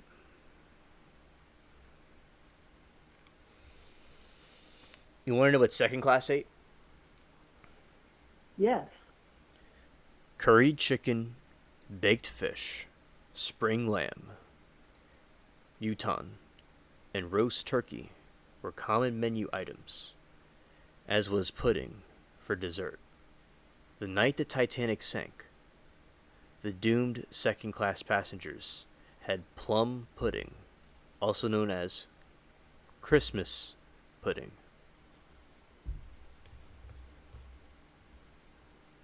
Okay, that does not sound bad at all. That sounds actually very good. Um, so two things on that second class menu that struck me. One was the curry. I'm wondering, was that a common dish back in those days, or if that would have been something that would have been considered as like an exotic, you know, curry, type of thing, Yeah. Um, and go ahead. I was trying to look it up. Well, that I forgot the chicken Oh, part. okay. I forgot the chicken part. Yeah, I didn't know what was this. I see. Chicken curry. Yeah. It seems So like yeah, so I'm kind of wondering if that would have been common in those days, or if that would have been something that was like, it was invented 8,000 years ago. oh, okay. Curry chicken, Japanese curry. But would that have been a common dish for Europeans?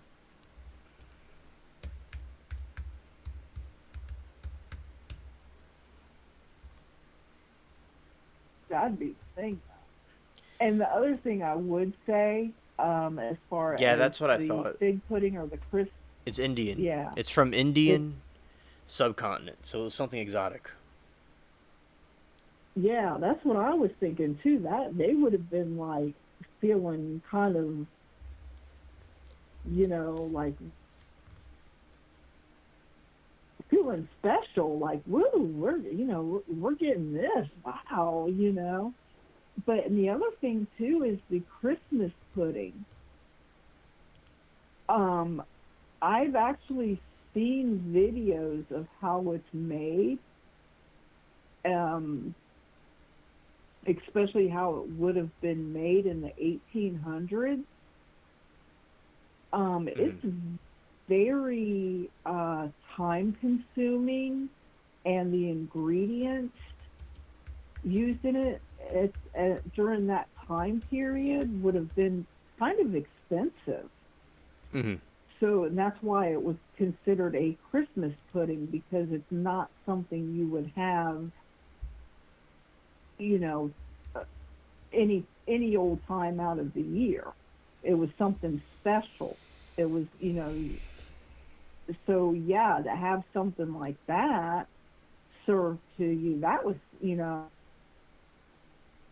that's kind of, break out the good china kind of stuff, Because when the British went over there, like India was a colony of Britain, so and also it was in the Caribbean and Japan. The Caribbean it came from Mhm. England, and also, uh, let's see. So there is more information about the food in third class.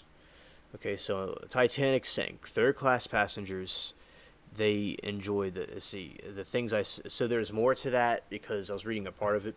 On the day Titanic sank, third class passengers enjoyed oatmeal porridge, and milk, vegetable stew, fried triple, and onions, bread, butter, marmalade, Swedish bread, tea, coffee for breakfast. The lunch menu included, I may not know this word, bouillon soup. It's B-O, Bouillon, yeah. Mhm. yeah, bouillon soup. Roast beef, brown gravy, boiled green beans, potatoes, cabin biscuits, bread, prunes, and rice. Freshly baked bread and fruit were available at every meal for third class.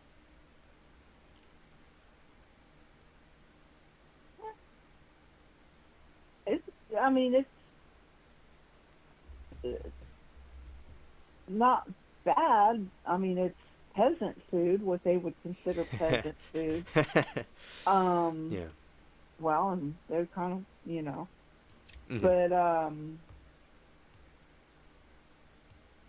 so I mean, it's not too horribly bad. I'm still on that oatmeal and onion thing. That's what the crap. But let me ask you something, because you're saying fried. It sounds like you're saying fried triple onions. Triple is in three, so it's fried three times. I don't think that's what it means. Let's see. Let's read this again. Third class. Because I'm sitting here, I'm like, what is this fried triple onion? That's I don't understand that.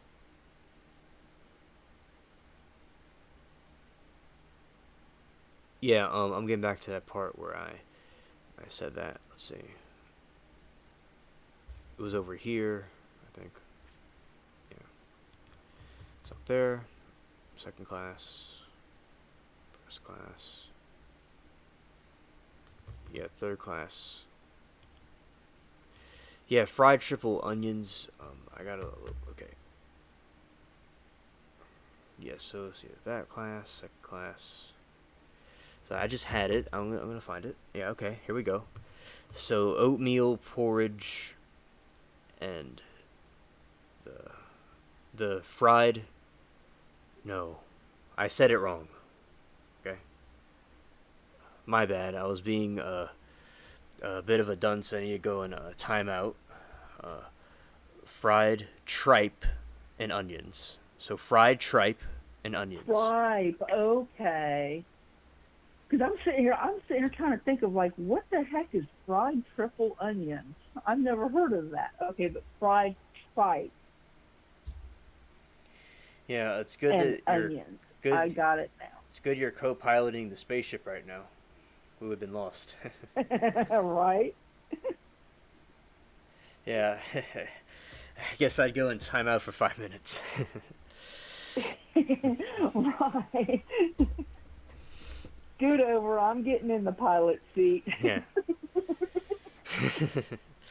Yeah, and also of and yeah, so that's basically like what they ate of fried tripe and onions. I forgot the and too. That's And hell. yeah, so basically, so those are the what the different classes ate, and as I said, like you would have so much situations with people with the Karens and stuff. Like they'll say, "Oh, I don't want to be by the window." Oh no, and they're going to want to go into the other area, and then you're going to have one that wants to go by the window, and then you're going to have people fighting over that, and then they're going to like, oh, there was a piece. There's not enough strawberries. Like, OMG. And then she cries, and she takes out her camera, and she films it.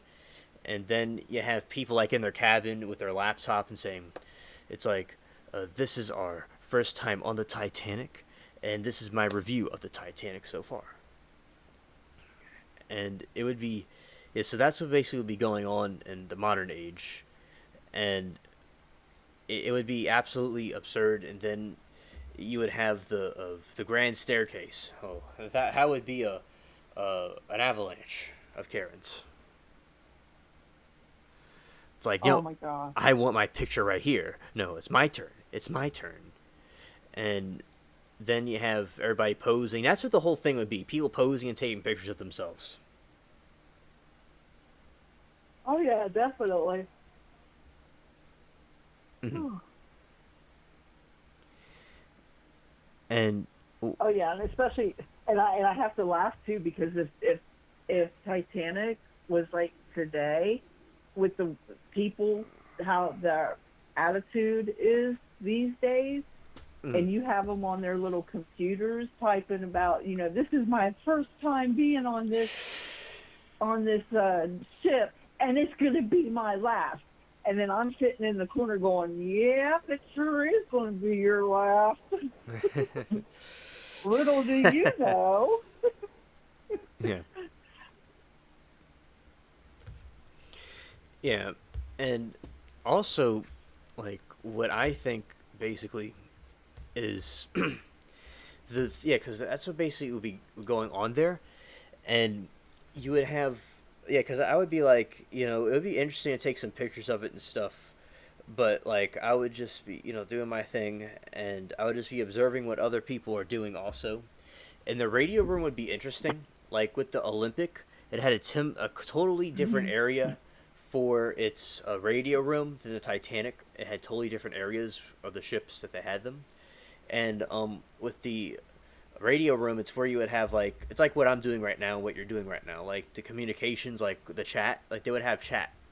And they had the Titanic chat log on YouTube of, like, what they were saying to each other. Like, they translated it from Morse code.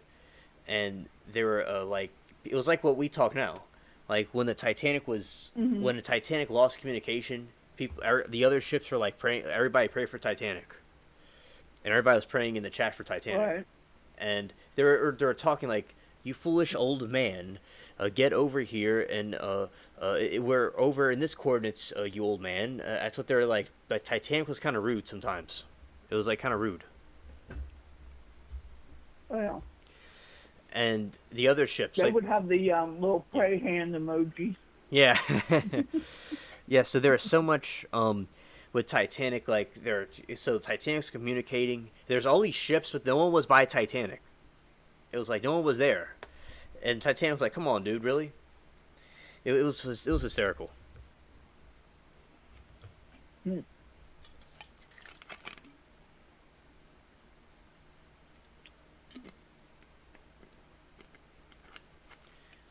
SC Wolverine. I think somebody. Like, you go on. You say what you're gonna say.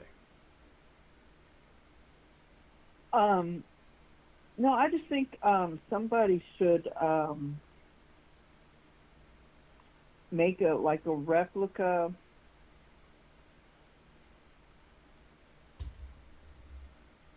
Oh, okay, Wolverine. See, I was just getting ready to say something about that. So, but maybe a little bit more elaborate. Mm-hmm. I think somebody should make like a replica of the Titanic ship. Mm-hmm. You know, if James Cameron happens to be listening, here's maybe you could pick up this little quest. But to make it a replica of the Titanic ship in every detail. like the cabins, the staterooms, the Mm. the walls, the way that any kind of like decorations, things like that, but make it as like a museum for people to that you could actually like go on there, take a tour. It's not going to sail, it's not going to go around and go on a like a cruise or anything like that. It's stationary in a Mm. particular port, and it would just basically be a tourist destination to people, that to go on and take a tour of and see this is how the Titanic looked back in its day, instead of having yo-yos like Rush trying Mm. to bilk people out of $250,000 to Mm. go down and look at the actual Titanic, which I mean, I guess in one way that would be kind of cool to be able to do that. Mm. But what are they really going to see down there? They're not really going to see a whole lot. Whereas if you have an actual replica of that, you can actually go on board and tour and look at everything and see how it would have looked in its day when it was, before it had sank. I think that would be a better. I'd rather do that than go down and see the one that's down on the ocean floor. Yeah, that's what somebody said Let that that one earlier. be. Let that one rest in peace. Let that one rest in peace. You know. And basically, with what you're saying, there is somebody that was saying this earlier on YouTube somewhere that how they should build a replica of Titanic. That would be better than just going down there and seeing the pressed one.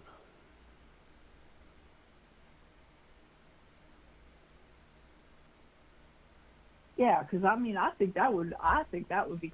What would really be cool is to be able to have like some of these meals or something like a person if Mm-hmm. maybe it'd be like a separate thing, like a different packages. If you're like a tour group or something like that, you could have different packages. Like you would have one at a price where you just walking around and seeing the different stuff, and then you leave, and then another one where you could like actually stay on a little bit longer, but you get to sit down and have a meal and have like what would be on these menus and stuff like that.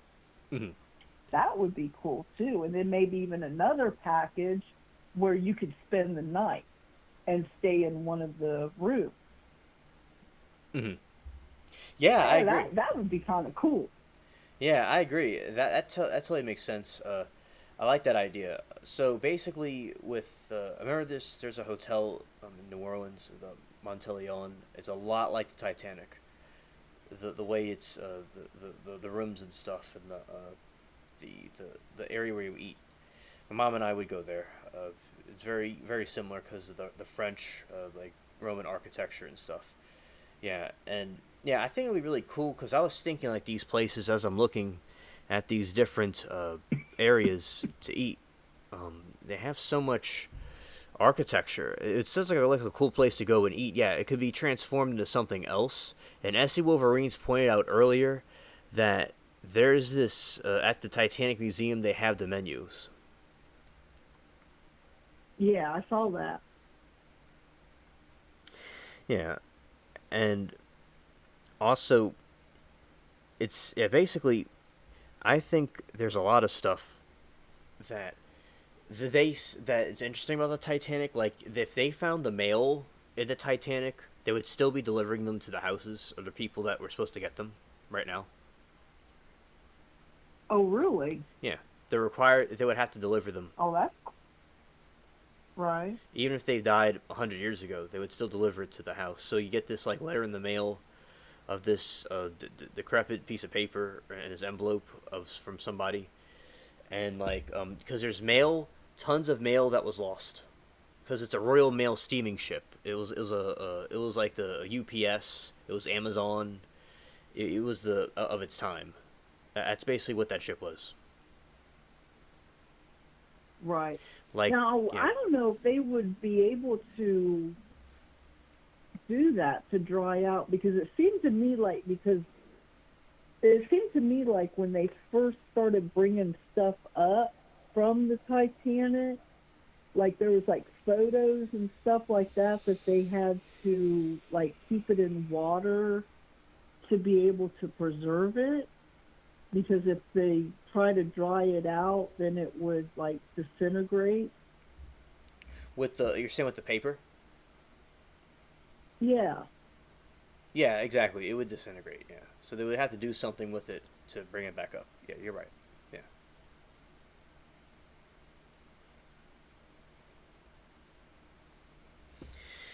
and basically with the Titanic, it's like they all the mail was lost, and the the back of the ship like imploded and like blew up in a million pieces, and the front part, it was like it went into the sand and the mud, and yeah, so there's all kinds of parts of the Titanic that we can't see.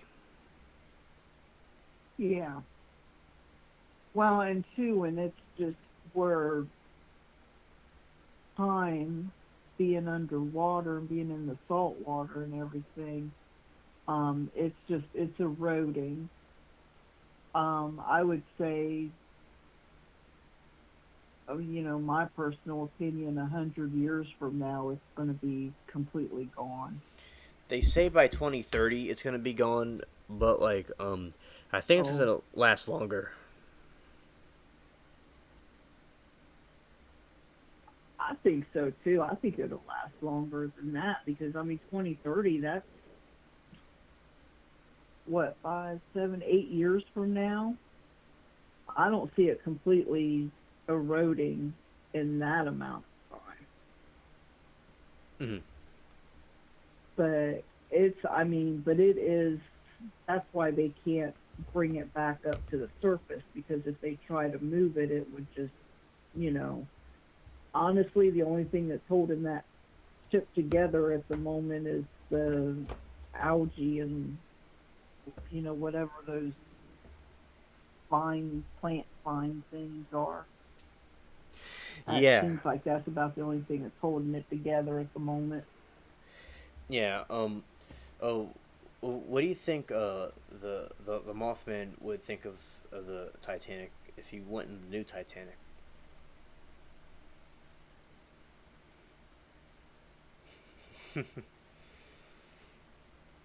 That was an interesting question. Uh,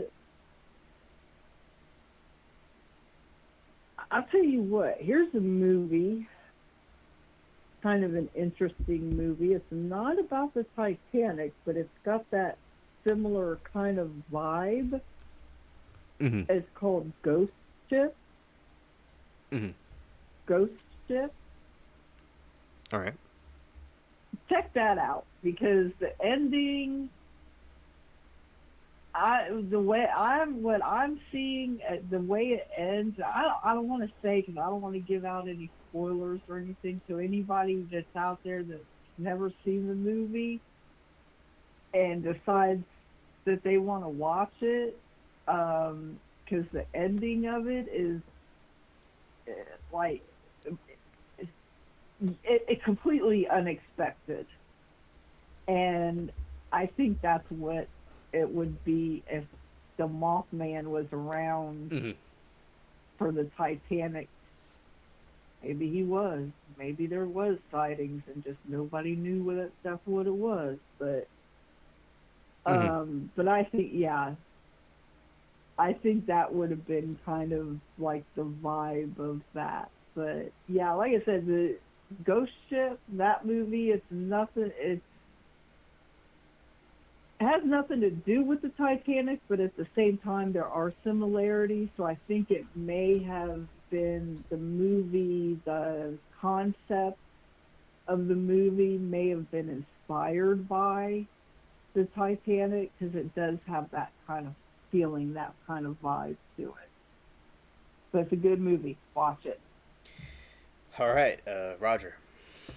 And yeah, and like I said, with that, the ending of it, it's like a complete like, wait, what? You know?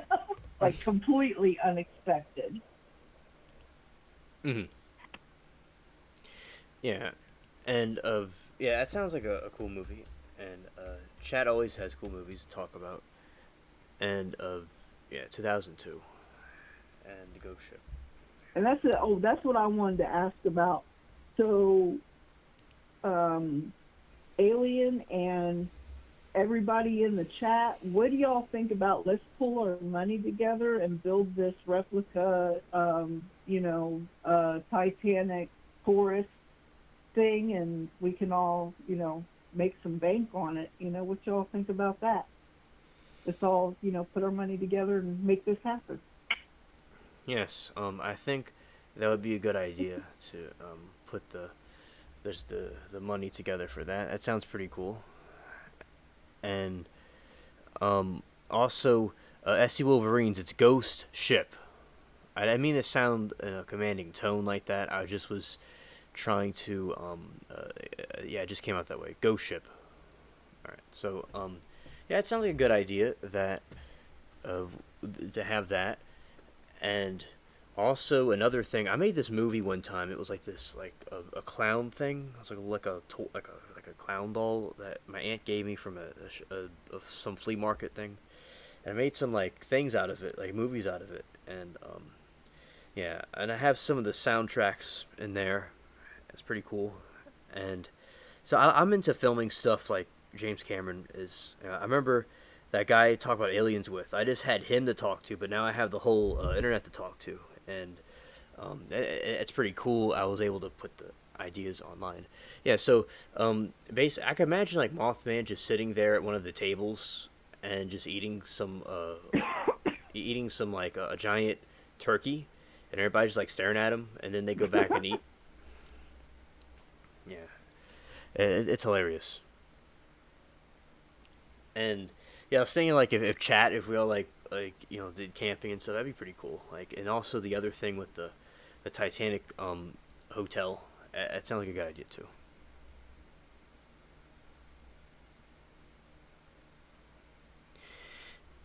And also, Yeah, I'm just checking out some of the chats yeah, here. you could you could So we check. got a couple people in here that said that they've seen Ghost Ship and that it was good, that they liked it. I'm glad you guys liked it. The ones that you've seen it, and those of you who haven't seen it, please, I highly recommend it. It's really good.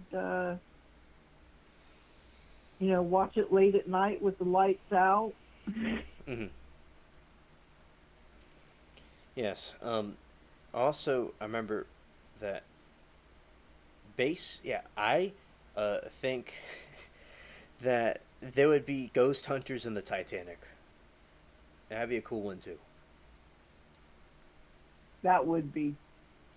Is there would be like people like on the replica. They'll have like people like walking around that, and also the other Titanic underwater. It'll be all be like in a submersible. Yeah, and it had to be terrifying. Like I'm looking at the ship, it looks like a hotel room. It looks like a hotel, and it goes black, and then it just goes and plunges underwater into the depths. That's just terrifying, Yeah. and to never be seen again. It was a yeah. I see why it's unfortunate that it had to go down that way, but good things came out of it. But I tell you, the design of it would be a good design, and as long as it has enough lifeboats, I mean, I would be interested in that. But as long as people didn't like mock the Titanic, do you think Stockton Rush having people pay to see the Titanic underwater? Do you think that was inappropriate or not?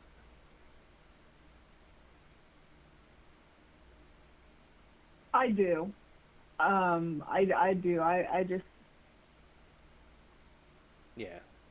I understand, that Nothing about making money, but it's just things about, yeah. right. I mean, yeah, I mean, he was just, profiting off of a tragedy, um, and the fact that, he was taking advantage of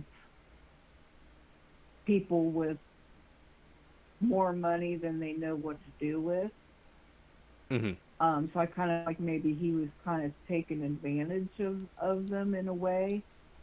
Um, but I understand the need for people going down to the site to document and to research, um,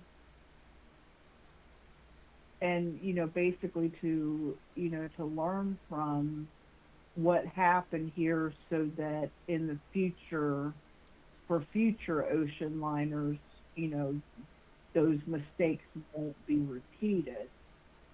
Hmm. um, but I think that should be, that should only be done by professional researchers and people, and people. I know there's going to be the argument, well, James Cameron's not a professional researcher. No, he's not, but he's working with a team of professionals, and he is actually doing his research. He is actually researching. He may not be, um oh, I don't know, like you say, a licensed person or something like that, but he is actually researching Hmm. the ship itself and the history of the people as well. Um, so I feel like he does have a legitimate reason to go down there. He's not going down there just for notoriety or for the adventure of it. Whereas I feel like Rush and the people that was on the submersible, the people that was on the Titan, I think they were just doing it for the adventure and just to have that clout of saying that they did it. And I feel like that's wrong Oh, I agree. because it's yeah, because it's this the Titanic, the people that were didn't make it off of there, that's their final resting. That's their grave site. I'm sure that the since it's been discovered, the remains, if there were any remains found, I don't know. Well, yeah, there were remains found. Um, but I'm sure that those remains have been removed since then and been given, proper burials. Um, but a, it needs to be respected. I mean, if you go, it sounds kind of cliche to say it, but it's a sacred place and it needs to be respected. And to just go just to say I went, no, no, I'm not good with that. That don't sit right with me. Hmm. To go down there to, like I said, to research, to document, I understand that, and it is necessary to do that. We do need to do that. But other than that, leave it alone. Just leave it alone. Oh yeah, I totally agree that the people there, they need to be respected because it's their grave site, and it shouldn't just be something to. Although I'm for making money, and seeing museums and stuff, it's just not something to make money off those people that lost their lives, that way.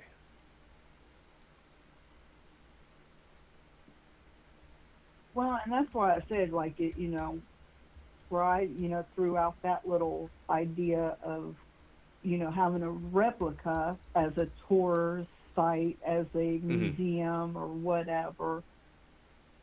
I don't, that thing, I don't see a disrespect in that. I mean, Yeah, I agree. maybe some, somebody else might disagree with that.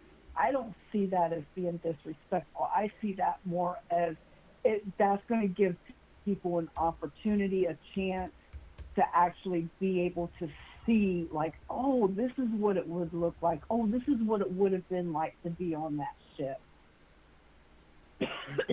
So if so people that you want to have that adventure, you have that adventure in a way of it's replicated. It's not the real thing. So I don't something like that. I don't see as being disrespectful. But like I said, what Rush and them, what he did, and those people going down there, I kind of felt like that was a little disrespectful. And for the purposes and the reason why they were going down there, I felt like that was disrespectful. Mm-hmm. Oh, I totally agree.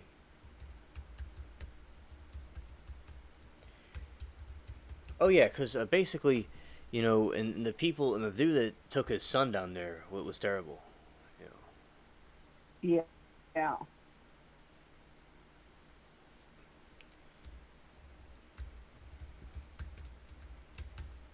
changing the title a little bit of the stream, and also yeah. So basically, I think that it's good that people now can see the errors of what she did, of what they did, and that people are not going to try to do this thing again. And that they're saying like nobody's going to go down to the Titanic area Mm. for now. And there's a lot of greedy people. And hello Jacob, nice to see you in the chat. Yeah, so their treasure, yeah, there's tons of jewelry down there that no one has been able to see. Yeah, there's tons of like very valuable stuff down there. Yes, and no one was able to get it. Oh yeah,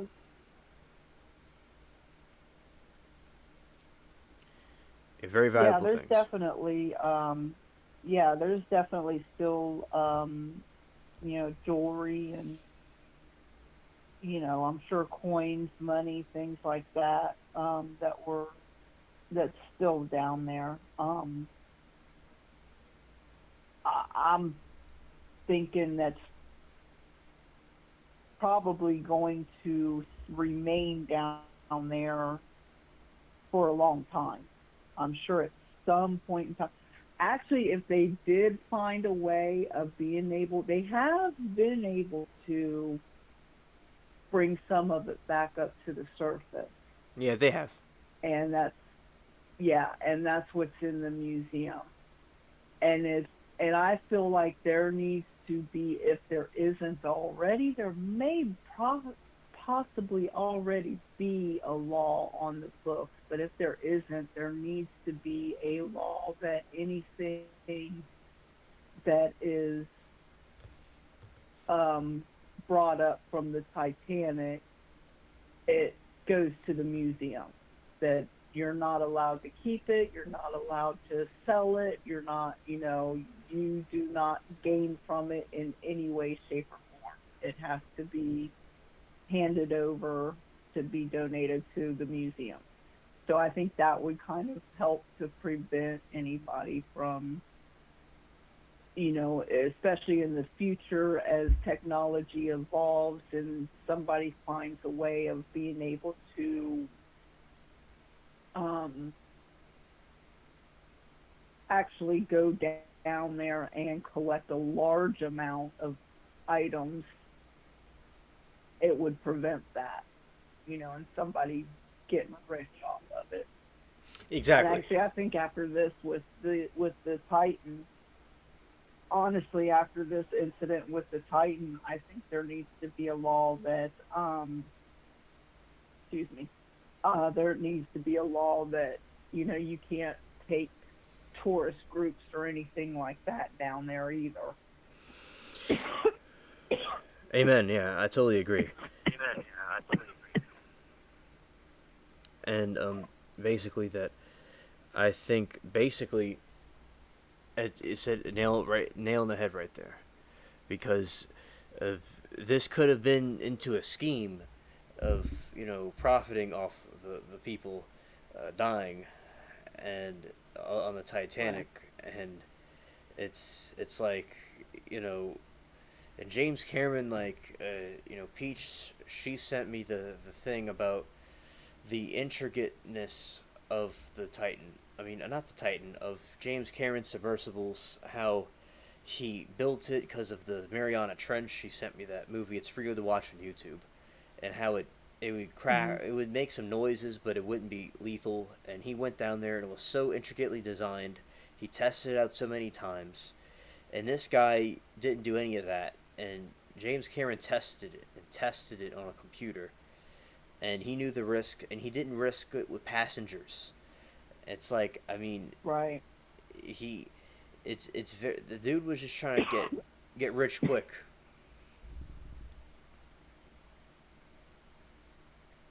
Yeah, and I agree with that. I mean, think about if if he had built a better um uh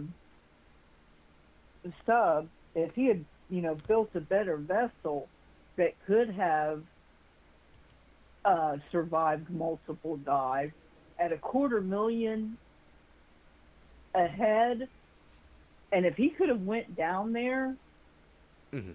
10, 15 times with five people each time at a quarter million, oh my God, he'd be like freaking mega rich, you know? Oh yeah. And that's, and I think that in a way, and I think that's what was part of, we can all speculate his purposes, but I think a lot of his purpose of doing what he did was that right there. He just wanted to get money. He just wanted to get rich.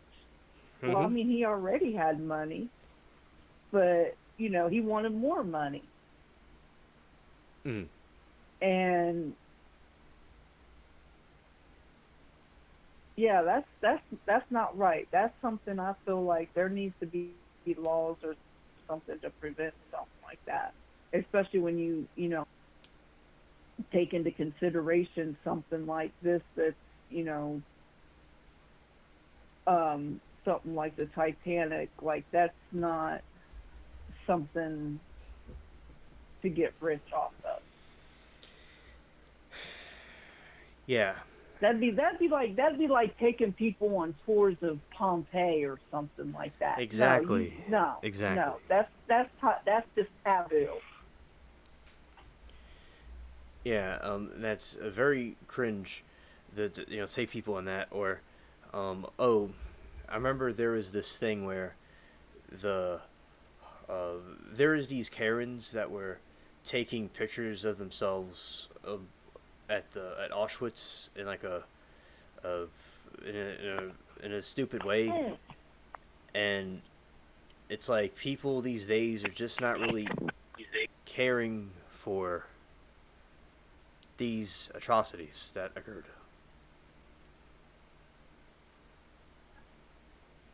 I think they do have like tours of Auschwitz. It's not Um, about them not having tours. It's just that the Karens were like they're on the train tracks, like posing for a picture, like in a stupid way, like oh, I gotcha. Yeah, no, that's not because that is a very. I think if I recall correctly, I think there's even signs posted all over the place. To be respectful. To not raise your voice, not talk loud.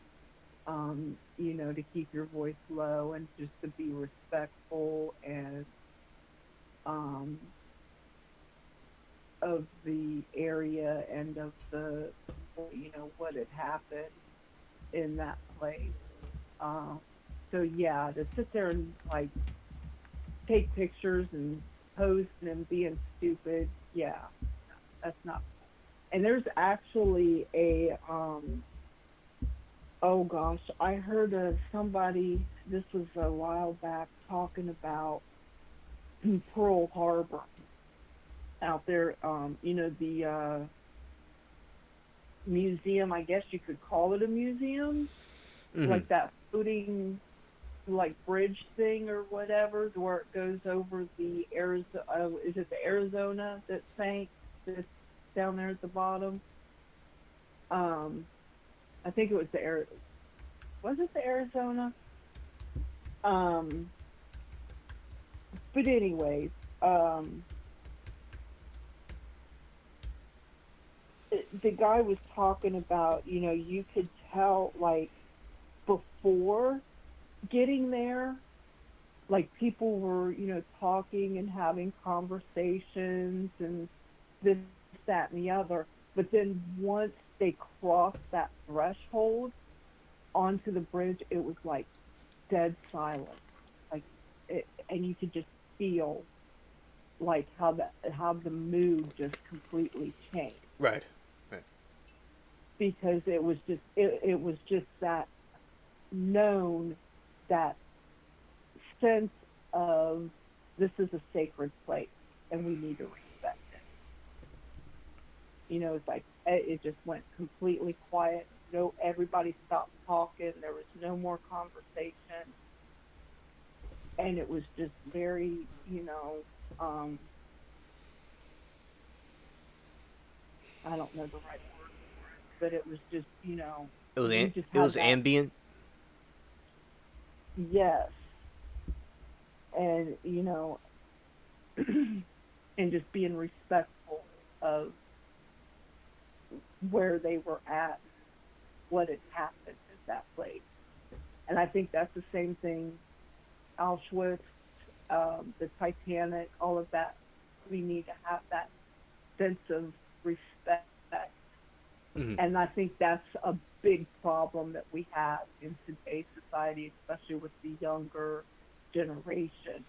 Of course. There's no respect whatsoever. They don't have respect for history. They don't have respect for other people. They don't have respect for their families. They don't even have respect for themselves. And that's what we need as a society need to get back to, is just to have some respect. Once Mm-hmm. we start having respect, once we start having respect, we Right. can start having other things. We can start having, we can start building a better society. That's how you build a better society. Everybody wants to say, oh, well, we want a better society. We want a better society. But then yet you still want to be disrespectful. You Right. cannot have a better society if you don't have respect. Mm-hmm. And that's my soapbox. Exactly. Exactly. And you said that um, perfectly. Yes. And I think because that's just the point about the Titan with Rush, and you can see how he was being like Scrooge with making the thing so cheap, and he was being so like greedy. Like like remember the samurai Musashi was saying, if you could see the way broadly, if you see the way, you could see it in everything. You see the way broadly, you could see it in everything, something like that. And that Hmm. you see something in Yeah. one way or another. So you could see it with this Rush guy, that he was trying to get to pay people a lot of money to see the Titanic. He wanted to get a lot of. He wanted to make it as cheap as possible. So seeing the way broadly through the different things he did, you clearly see this man was doing it just for greed, in my opinion. Oh, I totally agree. That's exactly. It was just nothing but out of greed and out of making a quick buck. Exactly. Yeah. And it's like you're not doing it for children or for people that could see it and learn it for historical reasons. Like, say, James Cameron with his movies that he did was to educate people and do what he loved to do. And then you got this guy who comes along and he gets no hate on the people that died, but the people that can afford these things. Nothing wrong, as I said, making money is fine, but in this situation, it's inappropriate. Like, people drowned. You know how terrifying it is to drown? That must be terrible to drown. And then, like, they lost their husbands, and people were in the water. And this dude, the Elmer's glue guy, comes around. He's like, "Yep, we're gonna make some money right now. This is an opportunity to make money." Like that. That's why I'm glad that we've brought up the main point with Rush is that, may they all rest in peace, of course, but just to make money off the people dying is not right. Yes.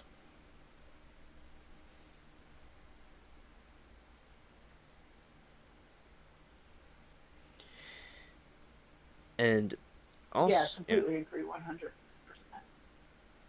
Okay, buffering. Something's buffering. Let's see. Oh, it looks like it's an excellent connection, actually. Y'all have to excuse me for a minute. I'm gonna fix my IC here real quick, but Yeah, it's all good. It looks like it's fine on my end, you're Latino. probably gonna hear some noises here. All right, whatever. It's all good. Yeah, so my has an excellent connection right now, chat. Everything's running smoothly. Yeah, I'm not getting any buffering on my end either. Yeah. I'm usually the first one. If there's any buffering, I'm usually the first one that gets it. Mhm.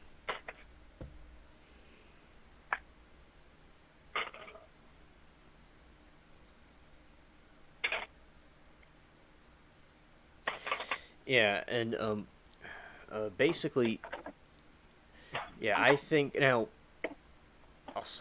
I think that it's very good for people to learn about Titanic, and we have like what Anthony McQuaid pointed out earlier is that Bill Paxton and them went down there, and other people went down there with James Cameron, and they were able to explore and they documented things, so you don't have to physically go there; you could just see it online. Right. Yeah. And that's what gets me too, is with the whole thing with the Titan and with Rush and that, and those people that went down with him,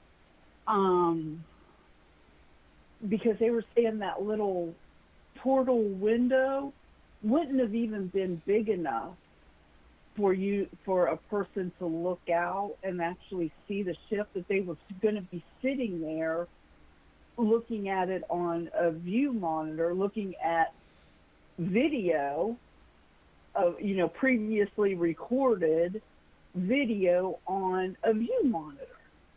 So it's like, what was the point of that? I don't understand that. If you can't even see it with your own eyes, you're watching a previously recorded video. Mm-hmm. You may as well have just been sitting in your living room and watching it, on TV, on your TV screen. Exactly. I totally agree. So I just thought, so like I said, to me, sorry guys. It's all good. So to me, that just seems like I said, that it just more money than what they knew what to do with, and just to have that that clout of saying they did it. Exactly. They there's this father and son, as I made the video about, and the son was interested in Titanic, and he liked it since he was a small kid. And now the Dawood guy, he was interested in Titanic since he was a kid too. But the other people, the other father and son that didn't go, the kid was interested in it, and they offered. Rush went over there to hustle them to go into the sub, and the kid said it didn't look right, it wouldn't work, like the thing would implode. And then Rush got angry and said he would make it 120,000 dollars, and he would cut it in half. And he said there's risk, but it's very safe, and they're not going to die. And if they would have went on there, they would have died. The father was a financier. So I think that basically you had this situation where people are other people noticed that it wasn't right too. Now I'm sure that people had an interest in Titanic, but a lot of the people were like, yeah, they want to say, yeah, I went to Titanic.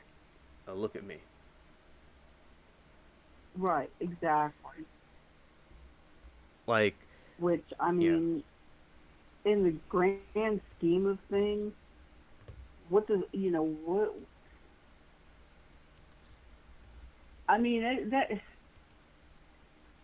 I don't know. That'd be like, me going to like Mount Rushmore. Hey, I went to Mount Rushmore. Look at me. What's the next guy going to say? Yeah, what? So what? uh, And that's the way yeah. I kind of feel about this. I went down in a submersible and went down to the Titanic. Yeah, so and you know, that's kind of the way I feel about it. Like, so what? Yeah. But I guess in that circle of people, that's kind of like With yeah, thing with like you could say you were on alien spaceship alive. right. Yeah. So like that Yeah, was I could yeah. tell people that all day long. You know what they're going to do? They're going to look at me and go, "Yeah, so." Hmm. And exactly because like people like they want to do something and they think that people are going to really like care about it, and like the people that were going to the Titanic, they thought that there would be more, maybe in my opinion, respect to the people that passed away. Maybe not, but some people might be like, oh, they felt important that they went there, but it's like it doesn't mean something is important or not important.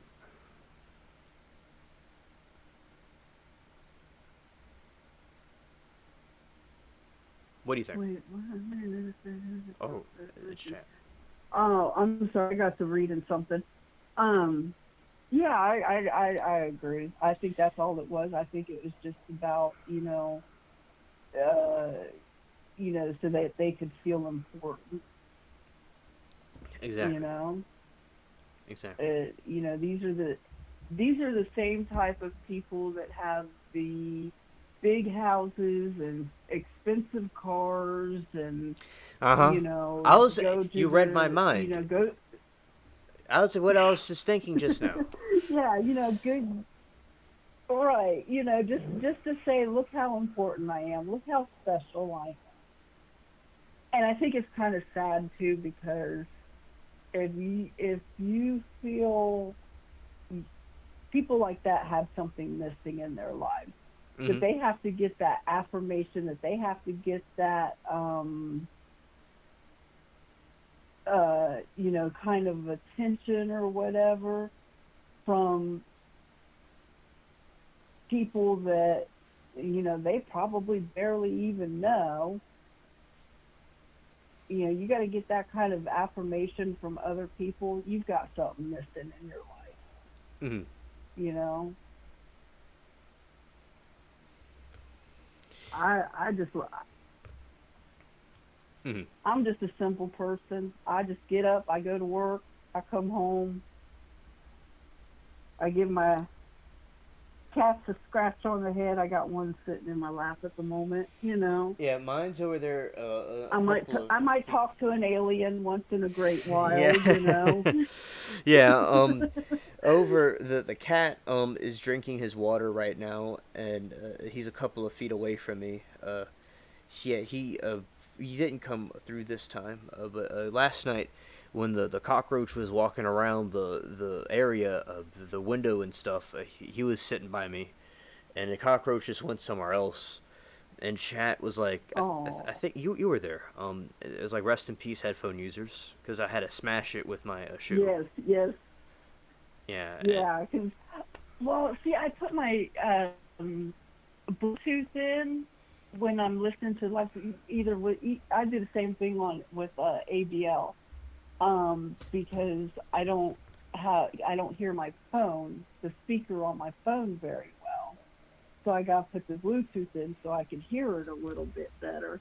And yeah, just damn, that stunk. Whatever you did, it was just like, oh my god.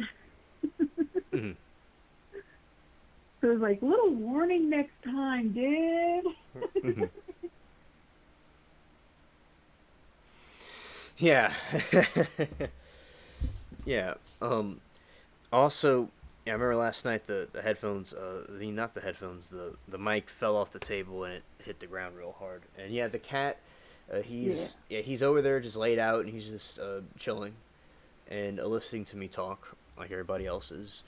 And also, like I like how, as I said, we're all in different parts of the country and we're all just like chilling. It's really cool that we're able to do that. Right, exactly. Well, we're all over different countries, and even some of us in uh, Well, uh, we got yeah, you're other right. countries. Yeah, I remember one of my subscribers. She's in Australia, the western part of it. She came through one time when I was talking about the cross, about the different things of the cross, and yeah, because I met her at there's the Queen's funeral online as like a live stream, and I met her there, and yeah, so I had yeah, there's people in different countries that are in the channel. I remember there's the dude in France during the Johnny Depp trial, and he was just like, you know, I got him to help him understand that Johnny Depp was not the dude in the wrong. It was she was in the wrong, Yeah. and Oh yeah, yeah, she definitely. Yeah, Amber was like, yeah, yeah, she's the queen of Karens. yeah. And the thing that still to this day that bugs me about that is that Disney was real quick to ask him before even knowing the facts, before even they just okay, Johnny, get out, goodbye, kicked him to the curb, just based on what she said. But now that the facts have come out, now that we know the truth, and that she she basically lied about through her teeth about everything. Mm-hmm. Disney has not yet, to this day that I know of, Disney has not apologized to Johnny. They have not offered him to bring him back on. And on top of that, they're keeping her. Exactly, They should be kicking her butt to the curb. exactly. So yeah, so I'm yeah that. Mm, I don't know what the deal was with that. I don't know if that was maybe just Disney just saw that as an opportunity. Maybe they just wanted to get rid of him because he was getting to be too popular, too famous, and you know wanting more money or whatever. So they just saw that as an opportunity to get rid of him. Yeah, I remember with when Richard Marx, his name is not like Karl Marx's name. It's like with like a marker, like I made a mark on the Mm-hmm. world. Yeah, and he was talking. I remember when he was there in the hot seat.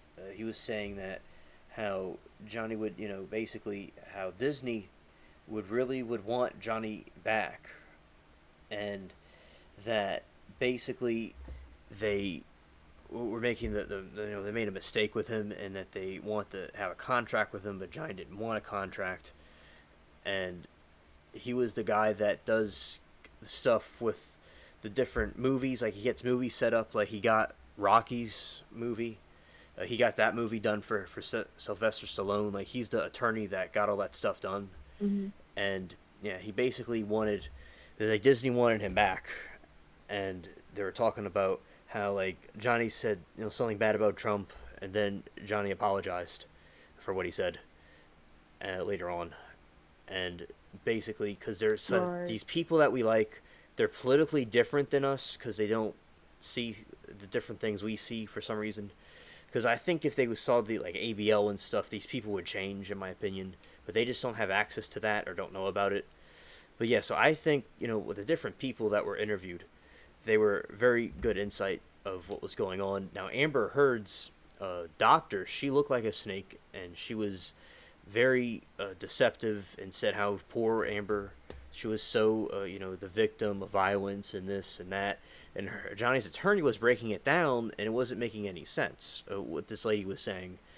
And all of Amber's people were wackos, okay, but the people on Johnny's side seemed more like regular people. You could clearly see based on character, which one was right and which one was not right. Right. Well, and I think too what got me, because see, I didn't excuse me, I wasn't able to actually like watch the trial like day by day and from start to finish. What I got was little clips here and there. Um, but one of the ones that really kind of got me was where she was talking about having to wear this certain brand of makeup to cover the bruises on her Yeah, face yeah, I from remember where that. he hit her. And, and it had to be this brand and this color because that was the only one that, matched her skin tone and everything. And then come to find out, well, that makeup company didn't even make that brand or that color during the time that she said she was using it. Mm-hmm. Mm-hmm. So that right there, when that came out, that should have been case closed right there. Like, okay, you're lying through your teeth. You're not you're we can't believe anything you say from here on out. You know, and the fact that what was it her mother? I think it was. She wouldn't even. I think it was her mother wouldn't even come to court. True. And then the fact that Yeah. Johnny's ex-wife, the wife before Amber Heard, she got up on stage and she's like, or on stage, on the stand, and she was just like, talking about how caring and thoughtful and everything that Johnny was, and that no, he would never hit a woman, you know. So the fact that this is his ex-wife and she's defending him, that kind of said a lot to me too. Mm-hmm. Because exes, they want to badmouth their ex. Well, she didn't do that. She didn't get up on stand and badmouth him. She wanted to, say, hey, no, he would never hit a woman. He wouldn't do these things. That's not what, he wouldn't do those things. So for her to say that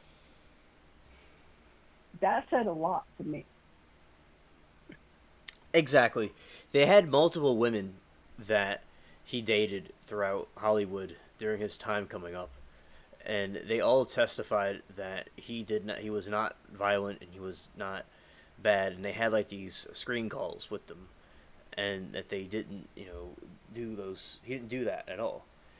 And I watched the Pirates of the Caribbean in 2017, and I remember I had like this whole like that summer I was chilling with my friend down the street with like the dude with the rap studio in his room, and we like had sleepovers over there and stuff. And I remember that during that time I saw Pirates of the Caribbean, and I was like, oh my, like I felt Johnny was slacking on it for some reason.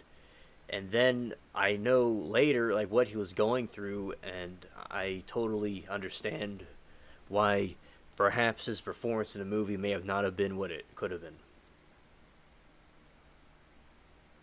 Yeah. Yeah, and I was there like Yeah. the whole time. I remember every day like I was there, and I met many people. I helped other people see why Johnny wasn't bad. I talked to the lady in France. Well, she may have been in America probably, but she was French, and there's a lot of French people there. And there was these people. She subscribes to the channel. Her name's screen name's like Byzantine Ladybug. Yeah, she was in a chat, and Oh, I've 007. seen her before, yeah. Yeah, a 007 girl. you know her from Mhm. ABL. You know her from ABL, Yep. and they were there, and yeah, and then the dude, the Hawaii 5-0 dude, he like knew him sort of. They did something at one time, and he was for Johnny and saying, yeah, these young actresses trying to take advantage of these other actors for money. The next day, literally the next day, Amber is so young, such a young actress. She's going to do this mean drug addict gangster is trying to do bad, trying to take all her money. And him and I had a war in the chat, and other people had the chat was going crazy. There was like 20 or 30,000 people watching at once. This computer was slagging. It was still doing great. It's a great computer, but it was like slow and slagging. That like nearly broke the internet. And there was a point where everybody's connection went out, and then the connection went back on. It was a lot of people.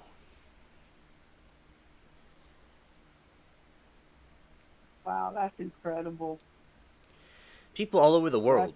yeah. Now, people in the Middle East came over sometimes, and they were writing in Arabic, and everybody, some people, not me, but other people are like, these people need to go to their country, and I just like translate what they were saying, and they're just like talking about the trial. Some people were saying like trolling a little bit, but it was like these people from these different like Arabian countries were there, and some they were talking about like Israel and stuff. Some of them, because sometimes they'll talk about stuff, but overall, it was about the trial. And there's some like Arab people there that were just American. They're just like regular people, and we all had a good time. It was so like there was suspense. We knew Johnny would win, but it was suspenseful.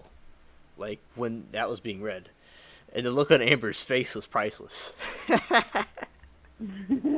Right. Yeah, and Yeah, because I did get to see clips of that when they were reading the verdict and all of that, and she's just like she just, how could they not believe me? right, And and it was just like,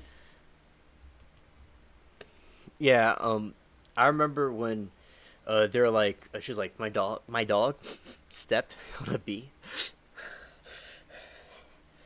and she would wear uniforms. Like she wore like a Bolshevik like communist like Chinese uniform one day, a cowgirl outfit one day, and the next day mm-hmm. she wore something else. I mean, she thought she was in a movie. She thought she was in a movie. Yeah. Oh yeah, she was definitely putting on a performance. That's for sure. And basically like uh like she was sitting there low key, and she was like, "Yo, cuz, why'd you not believe me, fam? Like, why'd you not believe me?" And but everybody was not on her side, and I remember, as I said, like I remember the doctor, the male doctor. There's a female doctor and a male doctor she had for psychology stuff, and basically, yeah, that dude was a goofball that I played on the screen. He was these people. I couldn't believe what I was seeing. The way that he was acting, and she has this pouty look on her face, and the makeup. I remember the makeup, and they're comparing the makeup and how he hit her, and she would take pictures of him passed out all the time, and it was so like, she just couldn't do anything else, and she had these secret videos of him, and he'd break something, and she had some soy boys come over to defend her, and they were like the stereotypical soy boys, like, oh yeah, he was very violent, the guy was violent, Mm-hmm. and it's like, oh yeah, and he was so generous, he had all these random people stay in these houses he owned, and then he was just like, and they were like, oh yeah, he's the mean one. It's like the nerve of these people to betray Jack Sparrow like that was just so cringe. Yeah. Oh yeah, definitely. There's I don't know if you ever seen it or not, but there's a video. It's probably on YouTube, but there's I just recently there's one that's it's a shorter video, but I just recently found one that's a longer video, where he went and visited this girl in the hospital, um, uh, I think cancer patient, and Mhm. he was in his full Jack Sparrow outfit and full character, doing his Jack Sparrow character and everything, and went, to see her and surprise her because that was her favorite character. And and he actually spent like I don't know, he spent quite a bit of time with her at the hospital, and they walked around the hospital, and he visited, he talked to other kids and stuff and looked at their artwork and drawings that they had and stuff like that. It was just like just so awesome and so heartwarming that he took time out of his day, out of his busy schedule, you know, to go visit these kids in a hospital and just to give them, to just to have a, make them smile and give them a good memory and have give them a good day, So, and I thought it was just like, and that's one thing that a lot of people say is that that's just him, that's just the way he is, he's just that kind of person that he wants to please, he's a people pleaser, you know Mhm. so for her to get up there and say all these horrible things about him, like trying to paint him in a picture of like he's a monster, like Mhm. what, why, if you want to leave him. If it's not working out, fine, whatever, just say, hey, this isn't working out, let's, I think we should go our separate ways. But why do all of this? Why drag his name through the mud like this? That's just not, that just wasn't right. Yeah, it's like, oh, we were all putting like emojis in the chat of the dog stepping on the bee. It was like epic. It was like over and over again. The chat was like, and I put all these emojis like hieroglyphics everywhere, the dog and the bee, and also they had some woke looking people that were on his side and thought he was a cool dude, which it's hard to talk bad about that guy. And and then there's these people that like stuck up for him, and a lot of people did, and a lot of his friends came to his aid, and it was just like his lawyers were great, and Amber's lawyers were just uh, stupid like her, and I think that it's good that justice was served. And I remember Judge Penny, she was like sitting there, and the dude was vaping, talking about Johnny Depp on the call, and he was like a taxi driver, and she was like, Mm-hmm. "I don't." She was like, "I don't get paid enough for this." She was like, that was her like attitude about it. It was funny. The whole thing was funny. Wow. I really enjoyed it, and I made memes out of it. It was funny, like Karen face. Yeah, that was hysterical. Exactly, Sarah. She was all about attention, and she was selfish. I agree. I was about to say the same thing. Exactly, Sarah. Hey, I need to ask you something. Me? Latina's asking, can you do that again? Cause what am I missing? Did I miss something? Okay, so I said, I was just saying, it's good cuz it's good cuz like I was imitating a person that would say, like yo cuz, like some I don't know, like some hip hop thing. I was imitating, like I was like, hey, Oh, and she thought it was hilarious. Like I was like, yeah, yo cuz, can you do this for me, yo fam, like things like that. And I cuz gotcha. Okay. it's like I, it's like I. I. No, no, no, like they'll be like I, and Oh, and, that was the thing back in my day. mm-hmm, I got you, cuz I. mm-hmm. And yeah. So this, as I said, I always like the callers that call through, the few that that like to call in, and yeah, you do this was a great call as usual, and I'm not saying I'm ending it at the very moment. I'm just saying like I like the very great show. We had a lot of different topics, and yeah, the stats and everything. It's this was great, and um, also, uh, and I'm glad that you came through. Yeah, so basically with Johnny, I was there, I was dedicated, and I remember there was a break, and I would go outside and get some sun or whatever, and then I went back in and I just hunkered down and I was ready. It was very good, a very good trial to watch. All right, that's good. That's good. I don't think I was on your site yet at that time, but I'm glad that you did Oh, too. Cause yeah, you see, uh, back then the channel was still growing, and a lot of people came from the trial and the different streams I went to. And then when I ran the ads, this is where things started to get increasing. I remember I'd reload the page, and more people would come in. I remember throughout the day, I would just get notifications left and right. I stopped the ads, helping family with things and stuff like that. And I've kind of brought them back here and there throughout time since March. And then I'm going to have this big one going back to it. And the recent ones are from the shorts, a lot of the shorts. But yeah, like the ads, I was able to bring in the people, and then it started increasing, and then I went live, and here we are.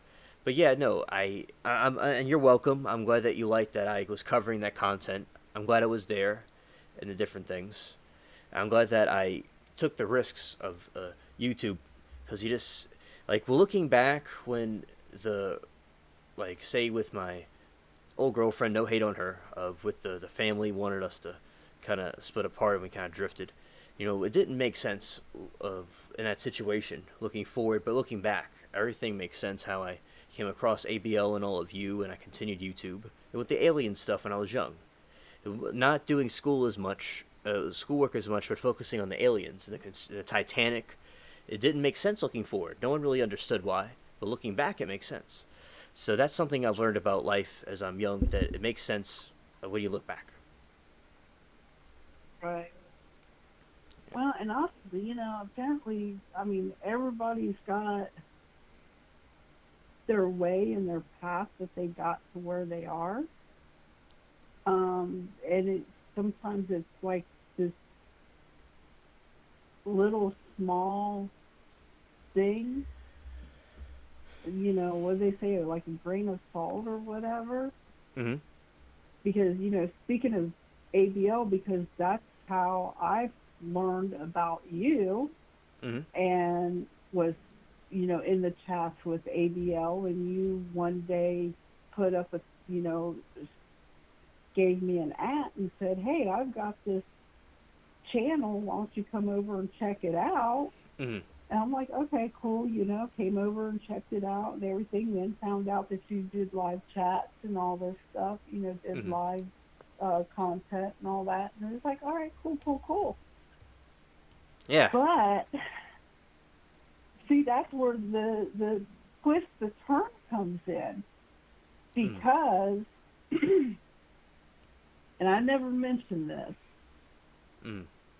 ABL actually kind of red pilled me. Okay. So, because I was one of those back in, 2018, 2019, well, yeah, 2018, 2019. That's all right. That's all good. I was on that train of, Orange Man bad, and, oh, he's, Oh, I mean, I didn't like in the ah, beginning. I was like, I didn't vote for anybody, but yeah, there was a time 2016. I wasn't. I felt similar. right. And that's the same thing with me, too. Like, I didn't vote for anybody, Right. but I was like, I was on that train of, like, uh, you know, hating on the big guy. Or, well, no, not him, but because that's somebody else. Hating on Yeah. Trump. Yeah. Um, so I registered to vote with the intent of we got to get this guy out of office. We got to get him out of there, and vote for whoever's, running against him to get him out of there. But the Mm-hmm. thing is the more I started listening to what he had to say and what, the current resident said and all this, I've started thinking and paying attention to, because I was never like really politically minded before then, before this. So Mm-hmm. I never really paid too much about politics and stuff before all of this. But I started paying attention to things. And I started paying attention to what the media said versus what was actually like reality, what was really going on. Mm-hmm. And so it was just kind of like, two and two was not, they're trying to make two plus two equal five, and it wasn't working out. And so, I started going, like YouTube and, Twitter and all that stuff. And, I was watching, I hate to give this channel a shout, I hate to give them any publicity, but, I was watching Young Turks, Yeah. and like, yeah, agreeing with everything that, they were saying, and yeah, right on. And yeah, da da da da da. Well, the thing was one of the episodes I was watching, they mentioned, oh yeah, this, you know, idiot's channel, this Anthony Brian Logan, yeah, he's an idiot, he's a this, that, the other, and listen to what this fool has to say, and blah blah blah. And so that kind of like, I ended up searching ABL, going in the YouTube search and searching at, his channel, and they were wolves in sheep clothing until lost their costume. Yeah, I agree, Sarah. Um, but I uh yeah, sorry. Um, I got distracted with reading the chat. I Mm-hmm. told you I cannot talk and read at the same time. Anywho, um, so I searched for ABL's channel because I was like, let me hear what this guy has to say. I want to hear, exactly what it was he has to say. Because you know how they do. They just take one little small clip out of context. So I ended up searching his channel and I started listening and watching some of his stuff and getting a different side, a different perspective. And the more I listened to it, I started thinking about, hey, this guy's making a little bit, he's making some sense. And I'm comparing ABL's channel with Young Turks and what they're saying.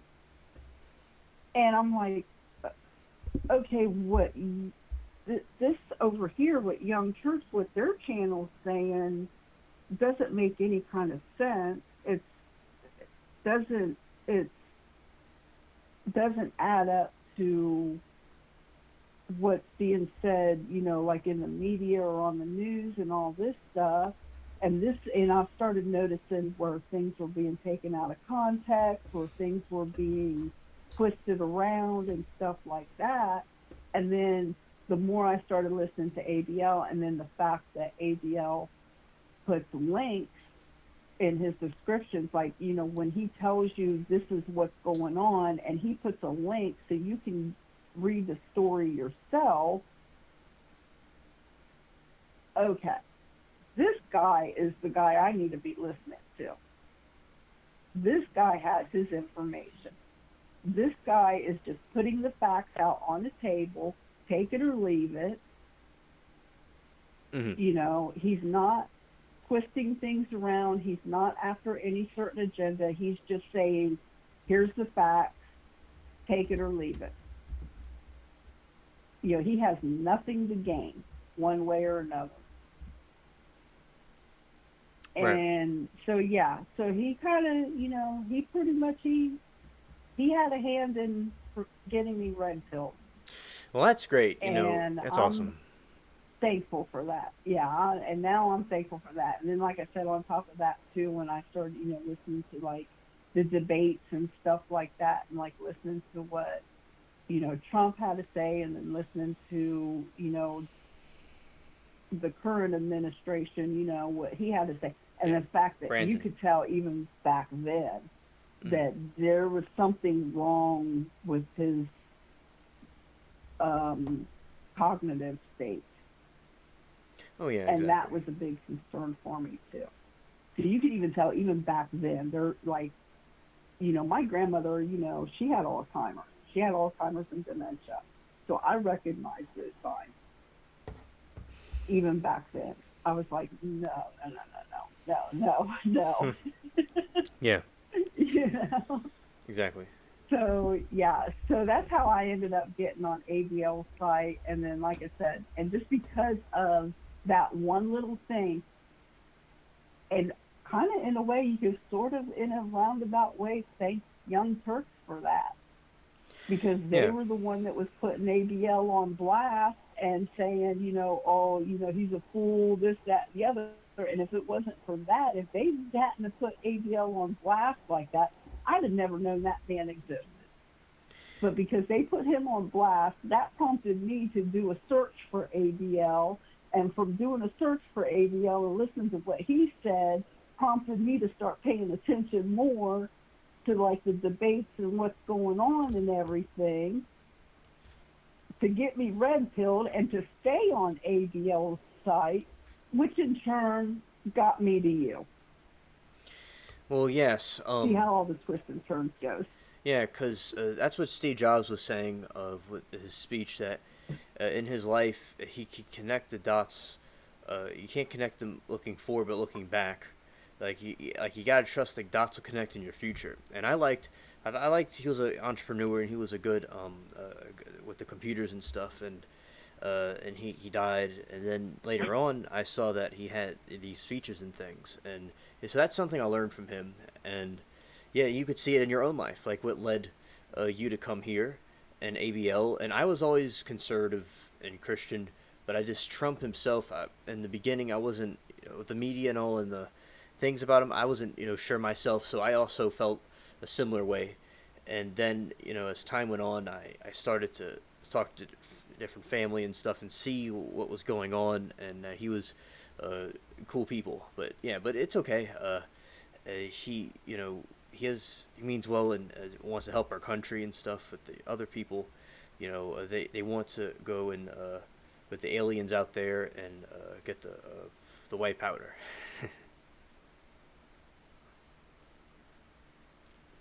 Right, Yeah. exactly. That white powder is, I'll tell you what, that's a no bueno. Right. And yeah. Also, I want to know, what are your thoughts about this episode of Alien Spaceship tonight? Well, my thoughts, I think, very enjoyable. Mm-hmm. Had a very good conversation and a good chat and everything. Um, I do just want to say my intent was to call in and, get on my soapbox a little bit about the lab grown goop that they're trying to call meat. Mm-hmm. um, I honestly did not intend on dominating the time like this, But and yet I it was, apologize if I took away from well, no. anybody else that Um, well, you see, we, I had you on here, and I had this thing, and I directed this situation to go the way it went. This is how I orchestrated it. If I didn't want you on the thing, you wouldn't be here, on the line for the time. And look, I look at the clock the whole time, and I'm like, I'm timing this whole thing out how I wanted it to be. No, like I asked you questions and things and brought you down different rabbit holes. No, I orchestrated this whole thing. And we will have Norm on again and talk about the Bigfoot thing again. But and he's, it's interesting to hear what he has to say. Although it's a lot of controversy with him, but this was very good that we had everybody agreed in the chat. for the most part, and we did I think we did excellent. I think you did great. I enjoyed the conversation. You didn't take any time. I wanted you to be here. Okay. It's Well, different. that's good. I'm glad to hear that. It's a little bit different. It's than the ABL stuff. It's like, and we would have these other things during the day, and it's like a podcast where you would have people sitting at a table talking, and there's like an audience. It's kind of like that, but in a virtual way. Right. And I did see earlier in the chat a couple of comments about, like an old time radio talk show or something like that. Mm-hmm. So, which I think that's kind of a cool. That's kind of a cool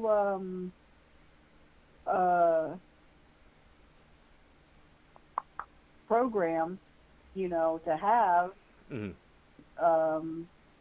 To have like a guest on, something. Exactly. Or, just, Exactly, and I enjoy our talks, about these things along with the other people, and leads to these great discussions. And it's been a while since you've called in and been on here, and I'm glad that you're able to see it because that one day I had the Wi-Fi issue and it wouldn't go on, and everybody's hanging out in chat, mm-hmm. and I'm just sitting here like like a donkey, and but this. So I'm glad that we had this, and there'll be more of these things, and there will be daytime ones also, and it was very good. And Okay. chat thinks we did excellent. Yeah, chat thinks we did great, and yeah, we got a lot of views. Let's see, it got like this thing had it's like 69 views.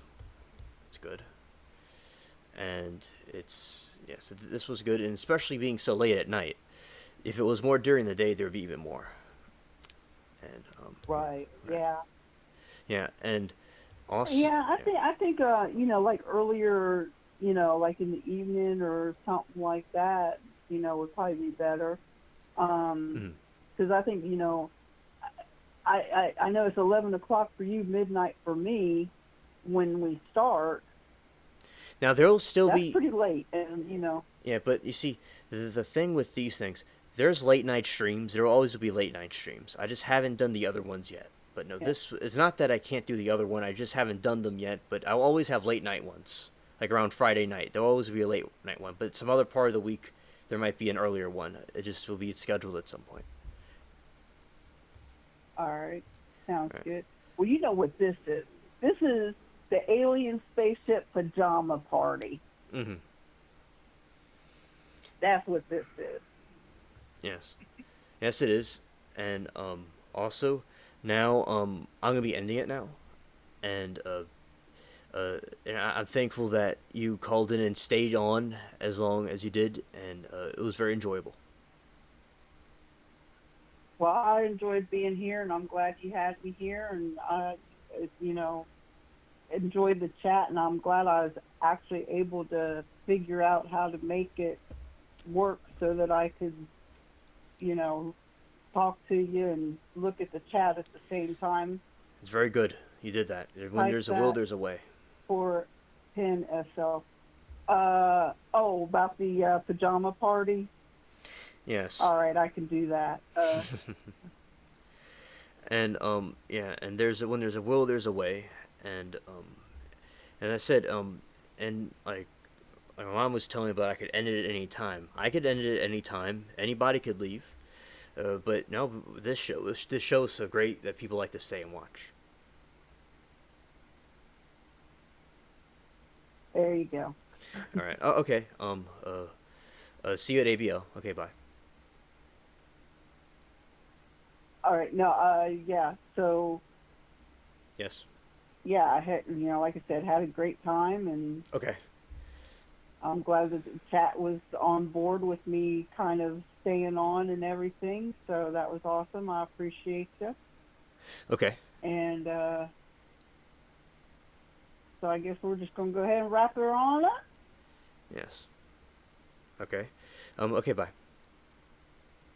All right. Have a good night. That was a very good co-host right there for the show. We have many people, and that's one of the people I have on here. And yes, this is very cool. Thank you, SC Wolverines in chat. I'm glad that y'all enjoyed it. And we got a lot of views and likes. Very good. Awesome.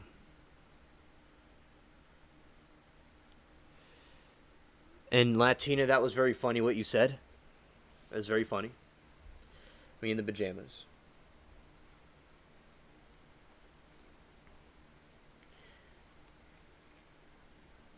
And yes. Also, chat, y'all did great. This was a great stream. Thank you, chat.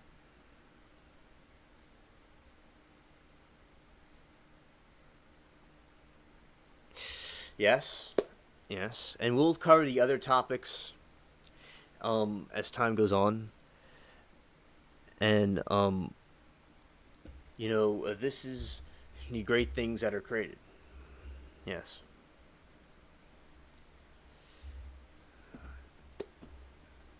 And yeah, we talked about the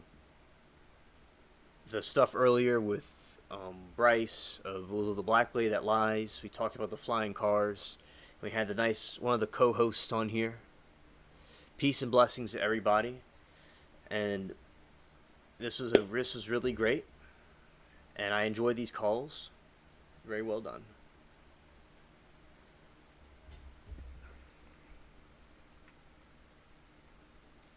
Amen.